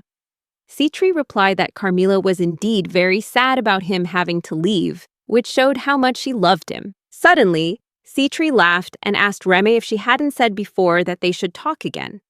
Remy replied that she had, as he recalled. Citri said she thought they should have a chat before Remy left. She then asked if Remy made a contract with her. Could he summon her at his destination? Hearing this, Remy wondered if he remembered correctly that they had already agreed to this. Citri said she would only make a contract if she was satisfied after their talk. Then, Citri took off her shoes and sat on the bed, saying that if Reme wasn't disgusted by what she was about to do, she would form a contract with him. Hearing this, Reme grew tense, wondering what Citri was planning to do. Suddenly, Citri vanished from inside her clothes. As her clothes fell onto the bed, Reme saw a small winged tiger appear. Citri asked Reme what he thought of this. Reme asked in confusion why there was a beast there. Citri replied that she guessed she must look really unpleasant. Hearing that, Remy said that her fur and wings were surprisingly cute. Citri asked back, just to make sure he was serious, Remy smiled and said yes.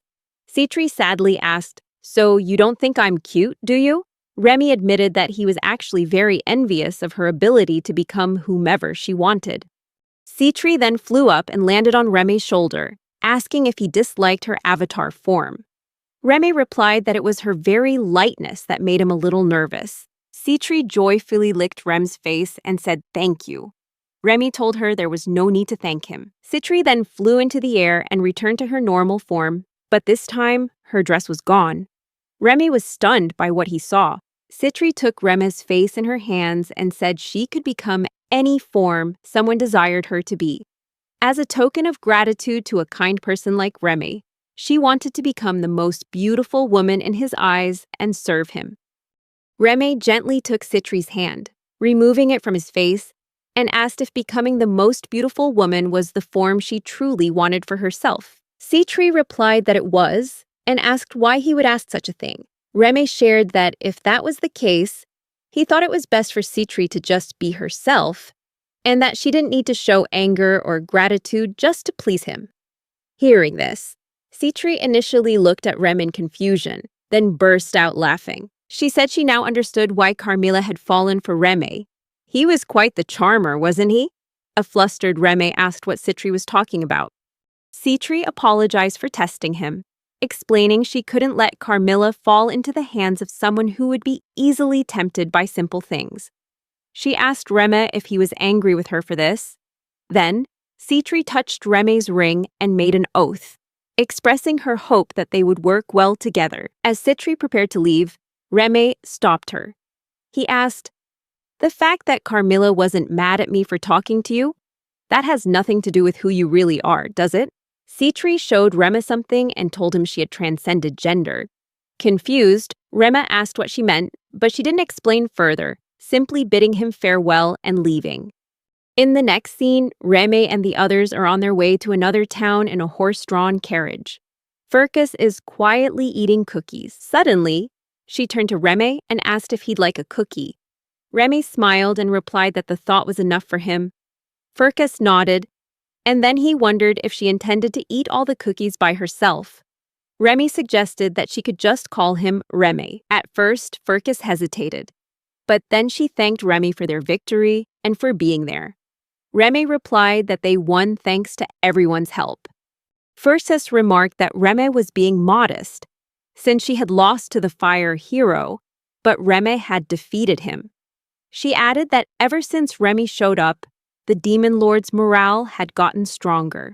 Remy thought about how many of the original monsters had retired or left with the previous ruler, Lucy's father. It seemed Lucy was worried it was due to her own lack of unifying leadership.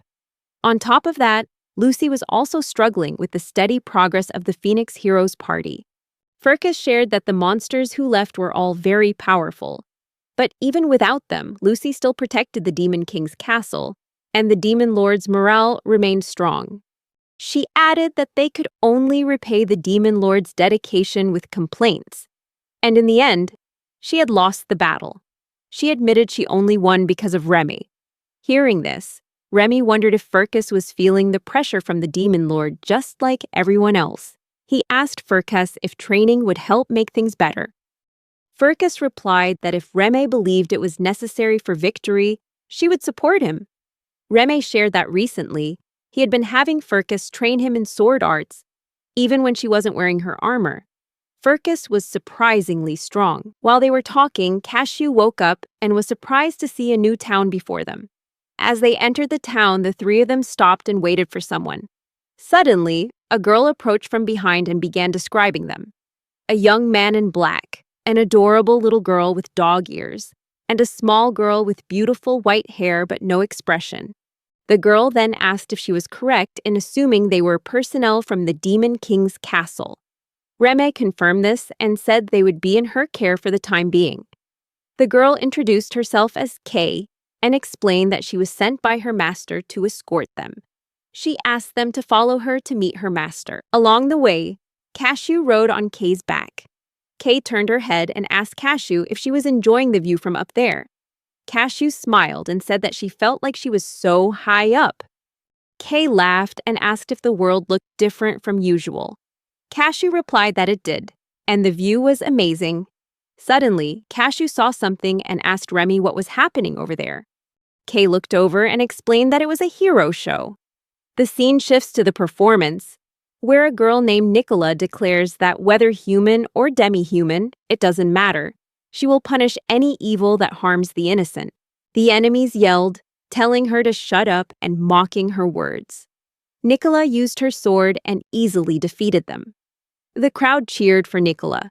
Seeing this, Remy wondered if he remembered correctly that Nicola was the 99th ranked hero. He then recalled that Nicola, the hero of the Silver Snow Mountains, had made a pact with an earth attribute spirit, granting her a spirit technique that allowed her to masterfully control the element of silver.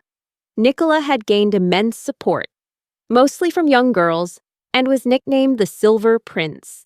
Kay told Remy that what he had just watched was a performance sponsored by the person who was planning to acquire their workplace, by any means necessary. Hearing this, Remy understood that in the performance, the villains weren't demi-humans, but human bandits. The performance showed that monsters weren't always at fault. The blame lay with those who actually committed the crimes. In fact, many in the audience were also inclined to condemn humanity. Remy told Kay that if it weren't for the elimination of dungeon raids, he would have genuinely enjoyed the show. Kay shared that it seemed the person was planning to buy them out and start a new competition. Remy replied that even so, he believed there were other approaches, such as leasing the land, or, better yet, establishing a dedicated space. Kay replied that Remy might be right, but unfortunately, that man was set on putting an end to their dungeon. Remy then said, why not let the man have his way for now, so they could make use of the intellect and power of a staff officer from the Demon King's army. He added that he would support them with everything he had. After walking for a few minutes, they approached a mountain. Kay shared that this was the path to their workplace. Cashew was amazed at the sight of the mountain. Remy asked Kay if this was a beginner-level dungeon. Kay replied that while this dungeon might seem insignificant to those from the Demon King's castle, she hoped Remy would be kind to them.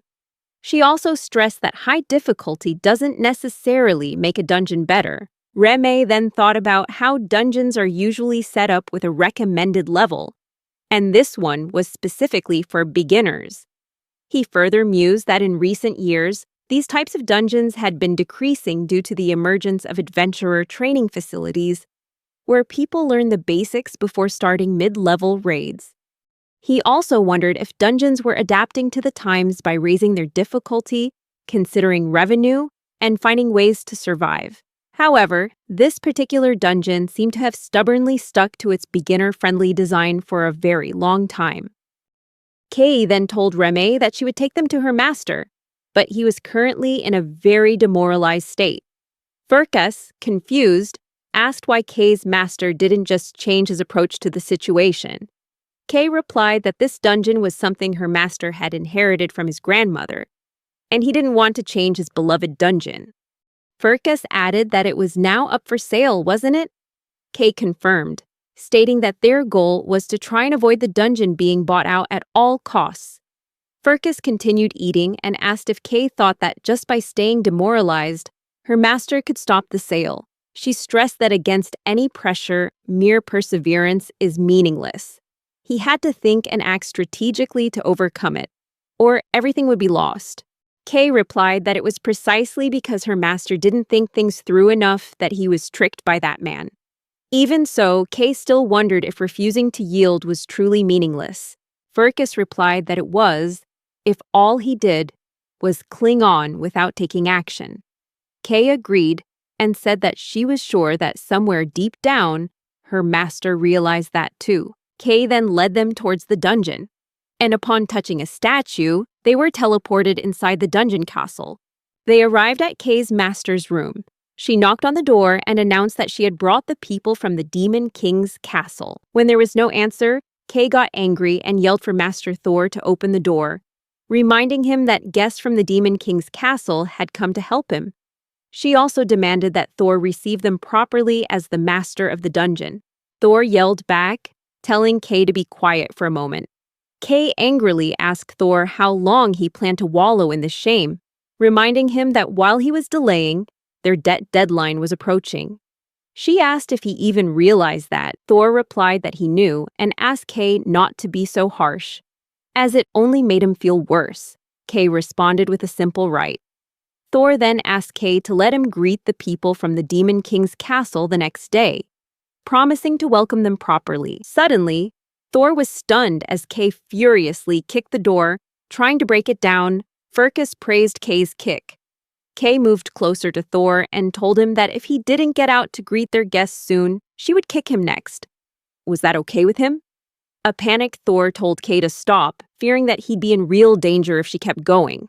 Finally, Thor stood up and apologized to Reme and the others for the shameful scene they had just witnessed. Thor introduced himself as Dungeon Master Thor and thanked Remy for coming. Remy shook hands with Thor, then shared that Thor's dungeon had been in financial trouble from the very beginning. The one who had offered financial support was the demon ruler's father. Thor had trusted the man, who claimed to be an acquaintance of his grandmother. The main problem was that Thor had signed the contract with Lucy's father without carefully reviewing it first.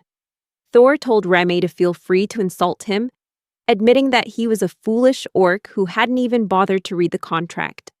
Without a moment's hesitation, Kay immediately called Thor a stupid piece of trash.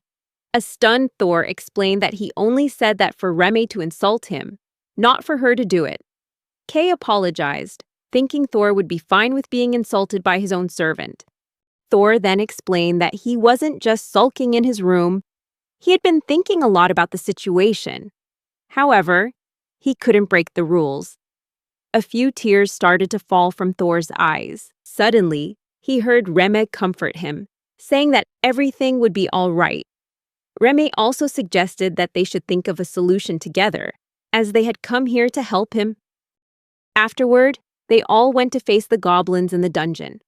Thor asked Reme if he could say a few words to the goblins, thinking it might help. Reme introduced himself as Lemmichton and said he was here to bring salvation to their dungeon. Hearing this, the goblins whispered among themselves, and one of them asked what someone of high rank from the Demon King's castle could possibly do for them. Reme replied that it was nothing special, just an offering. The confused goblins asked what an offering was. Reme answered that it was a way to survive. One goblin said they believed they had survived to this day only because they had done everything they could. Reme replied that this wasn't true. The goblins, bewildered, asked him what he meant by that. Reme continued to explain that the creator of this dungeon was truly skilled. The first floor, the Goblin Forest, helps adventurers get used to surprise battles against monsters smaller than themselves. On the second floor, the Kobold Cave, adventurers must fight in the dark and navigate complex corridors. The third floor, the Orcish Village, challenges them with head-on battles against monsters who use pure strength as their weapon. Reme said that this dungeon was designed to teach adventurers the basics through combat. However, he admitted that some might mock this, calling it old-fashioned. Even so, Thor and his goblin subordinates, as well as the demon ruler, didn't think that way. They shared the same viewpoint as Reme. Reme asked the goblins and other monsters if they were content to let things end like this. He also asked if they had nothing better to do than wait for their beloved dungeon to decay, completely ignored by everyone. The monsters didn't answer. Reme repeated that those who wanted to save the dungeon should join him, because together they would prove this place's worth. He invited them to reflect, reminding them that this was the very reason they were all in this dungeon. At this point, Thor asked Reme if he was correct in understanding that Reme's branch focused more on defense than management. He also noted that Reme defending the 10th floor was truly extraordinary, but this dungeon was just a basic one. Thor shared that he didn't want to attract adventurers by advertising that they had a staff officer from the Demon King's army as a special guest, as he didn't believe in deceiving them. Reme asked Thor if there was much point in maintaining an elementary level, now that it had become standard for people to graduate from adventurer training facilities. Thor replied that it was true, the elementary level had indeed become a waste of time, and he feared it would be forgotten over the years. That's why, when he received the offer of help from an ally of Lucy's father, Thor foolishly accepted it immediately. Hearing the word ally, Rema wondered if that was how they referred to the demon ruler's father. Regardless, Remy explained that they were just discussing a loan agreement. He suggested that the dungeon's monsters try to earn enough money to repay the loan within the specified time frame. Thor, still doubtful, asked if Remy truly believed that was possible. Remy replied with a simple yes, emphasizing that they were here to help Thor, but on one condition: Thor must not give up, no matter what happened. Hearing this, Thor regained his courage and expressed his desire to receive help from Lemmichton. He then announced to the monsters that while this was all his fault in the beginning, he was not ready to give up on this dungeon. Kay smiled, agreeing and praising his worthy words, saying they reflected the spirit of them all and that she would cooperate as well. Cashew also showed his determination to join everyone. After hearing from the goblins and other monsters, they asked Remy if the staff officer truly had a plan. Remy replied that if there was a way for the dungeon to survive, they should start there. All the monsters grew excited and shouted in unison, "Yeah!" The scene shifts to Nicola as she's on her way home. After arriving and changing her clothes, she suddenly heard a voice from behind, praising her for a wonderful job and calling her their prince. A girl named Layla entered, hugging Nicola from behind. Nicola replied that she wasn't Layla's prince. Layla asked if Nicola was going to abandon her just because she was famous now. Suddenly, a male voice spoke up, saying that might be acceptable, but Nicola's acting skills were still stiff. Seeing him, Nicola called him brother and began to wonder why her brother's words were always so cold. It was her brother Philip, who was also a hero like her, who had created her current persona as the Silver Prince. Despite living in his shadow, Nicola had become famous thanks to this prince role. Her relationship with Layla, a thief, had also contributed to that fame. For some reason, many people even called Layla the Thief Princess. Nicola also worried that while her adventurer rank was rising, she felt the gap between her and the heroic ideal she admired as a child was growing wider. Seeing Nicola lost in silent thought, Philip interrupted by calling her name. Nicola was startled back to reality and asked Layla if she thought that person had been in the audience during the show. Hearing this, a confused Layla asked who Nicola was talking about. Nicola answered that she was talking about the person she respected, the Black Mage, Remy. Layla asked in surprise if she was really talking about Remy. Nicola nodded, saying she had seen a centaur, a dog-like demi-human, and a human girl. She assumed Remy was with them and remarked that they were a rather strange group. Nicola wondered if they were looking for work in the city. Layla wondered why Nicola would admire someone like Remy, such a gloomy guy. She'd asked Nicola many times but still couldn't understand it. Nicola told Layla not to talk like that, and asked in return if she didn't find it admirable that Remy remained so calm, even when everyone called him useless. In fact, ever since Remy left the Phoenix party, the group's radiance had begun to fade. Suddenly, Philip spoke up, telling Nicola not to mention this anywhere, as nothing good would come from trying to defend the expelled Black Mage, Remy. Nicola replied with a simple, okay, agreeing not to say anything more. Philip continued to explain to Nicola that while it might seem like Remy achieved results while staying true to himself, he was actually an incompetent who depended on his close friends. Philip also explained that the Phoenix team wasn't struggling, but rather that the Demon King's castle dungeon was just really challenging. He pointed out that, except for their hero, the rest of the Phoenix team members weren't high-level enough to handle those difficulties. Nicola replied that she believed those people were far superior to them. Philip corrected her, stating that she was mistaken, as the Phoenix team was simply more famous than they were. Suddenly, another man appeared and commented that Philip had good spirit, but he wouldn't accept him looking down on people who were trying their best on the same stage. Philip addressed the man as Fellow, implying it was Lucy's father. Philip apologized to Fellow, explaining that he had anticipated he might lack some restraint when speaking with his own family members.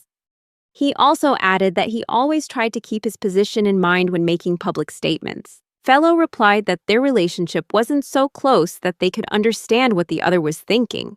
However, he still hoped Philip wouldn't forget to respect others when working with them. Fellow then asked if Philip had decided to participate in the all-out tag team tournament. Philip replied that it seemed his younger sister, Nicola, was still concerned about it. He also asked if the fact that everything was so new would make it harder to attract an audience. Initially, Philip had planned to group the adventurers together and have the demi-humans compete against other demi-humans to draw in more spectators. Philip also expressed that he desperately wanted to participate in the tournament himself by any means necessary. Fellow remarked that having a pair of blood-related siblings who were both heroes was very rare and believed that it would also attract considerable attention. Philip smiled, agreeing that he thought so too. Nicola, troubled, wondered if her brother was becoming obsessed with achieving fame, going against the image of the charming hero she once admired. Now, she felt uncertain about what she should do next. Nicola pondered, wondering what Remy would do in the situation, as he always remained steadfast on his path regardless of others' opinions. The scene shifts to the city, where people are reading the newspaper, astonished to learn that there's a reward for clearing the beginner-level dungeon. They were shocked by the total prize money and began making plans to go to the dungeon, fight monsters, and claim the reward by defeating them. The scene then shifts to Thor's office in the dungeon. Thor asked Rema if he was sure about giving rewards to those who cleared the dungeon. Reme confidently replied that it would be fine. Thor added that he believed new adventurers always needed money, so offering a reward would attract them to the beginner level. However, Thor admitted that this meant he would also owe Rema money. Reme thanked Thor for his concern but reminded him that he had already decided to help. Reme then asked Thor if they were getting more applications besides his own. Thor replied that they were and asked why, noting that just as Reme had suggested, they had received many applications from mid-level adventurers who were also seeking the reward. Hearing this, Remy wondered if the original purpose of the dungeon was changing. As a beginner-level dungeon, their goal was to teach newcomers how to fight monsters and experience the feeling of victory. Reme then asked Thor if he would mind if adventurers who only cared about money deliberately ruined the beginner's class and ended up getting wiped out. Thor replied that it was fine, adding that he honestly wanted Kay and the others to win as well. Remy was glad at the thought that it would indeed be wonderful to teach adventurers the joy of victory.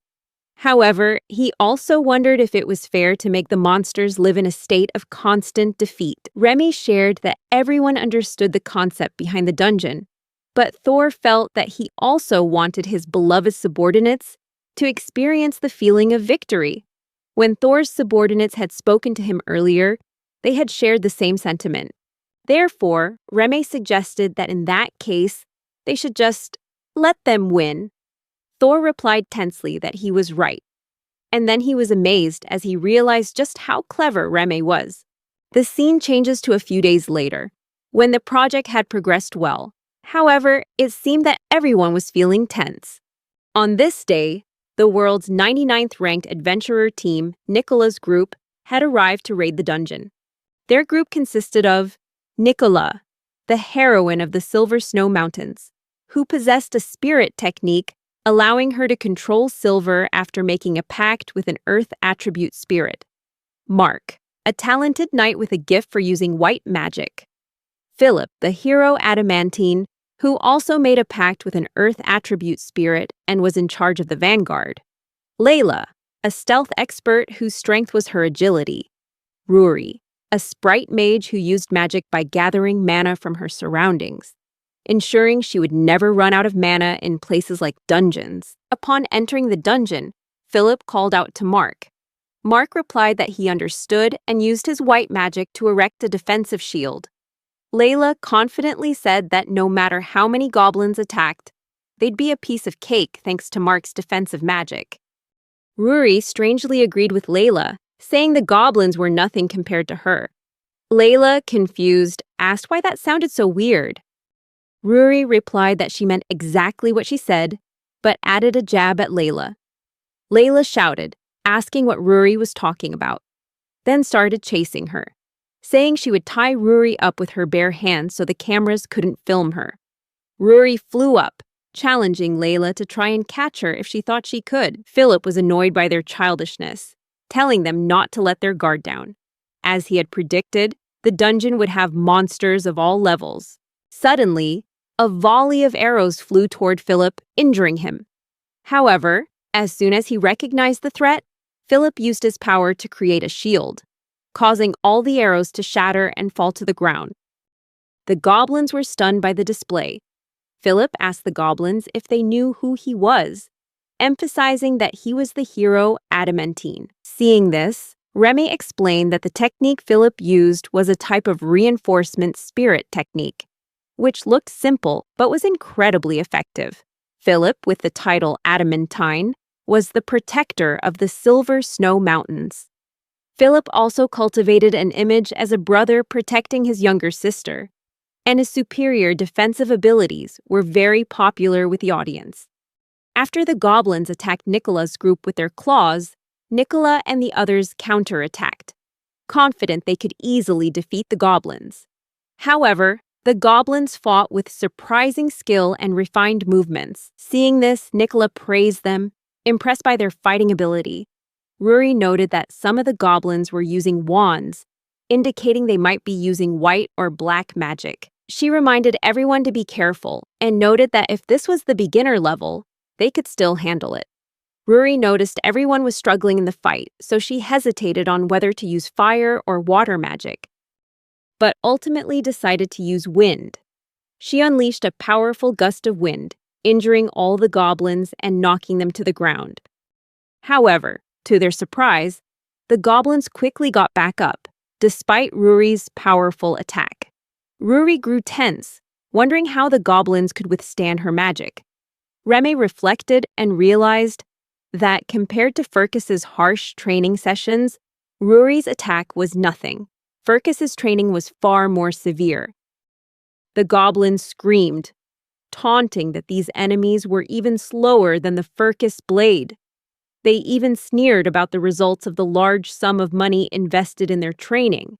Philip angrily asked Ruri why she was so flustered and urged her to cast her magic quickly. But before Ruri could cast any spells, a large blade suddenly pierced through her body, leaving everyone stunned. Philip was shocked, wondering where that blade came from. Slowly, Kay emerged from the thick undergrowth and warned Nicola's group not to judge someone by their appearance. Remy explained that the centaur Kay was once the undefeated knight archer, a master of archery. He noted that Kay's bow always hit its target, even from incredibly long distances. Nicola's group also began to realize that the dungeon's difficulty was no longer at a beginner level. At that moment, Nicola stepped forward and told Philip to move aside. She unleashed her silver snow technique, freezing some of the goblins, but many others were still standing. Seeing this, Nicola grew tense, realizing the challenges ahead were greater than she had imagined. Philip reminded her that there were still wand users hidden among the arcane archers. Suddenly, something struck Philip, causing him to buckle from the blow. At that exact moment, an arrow from Kay flew through the air. The attack knocked Philip's glasses to the ground. Before Philip could react, the arrow was already hurtling toward him.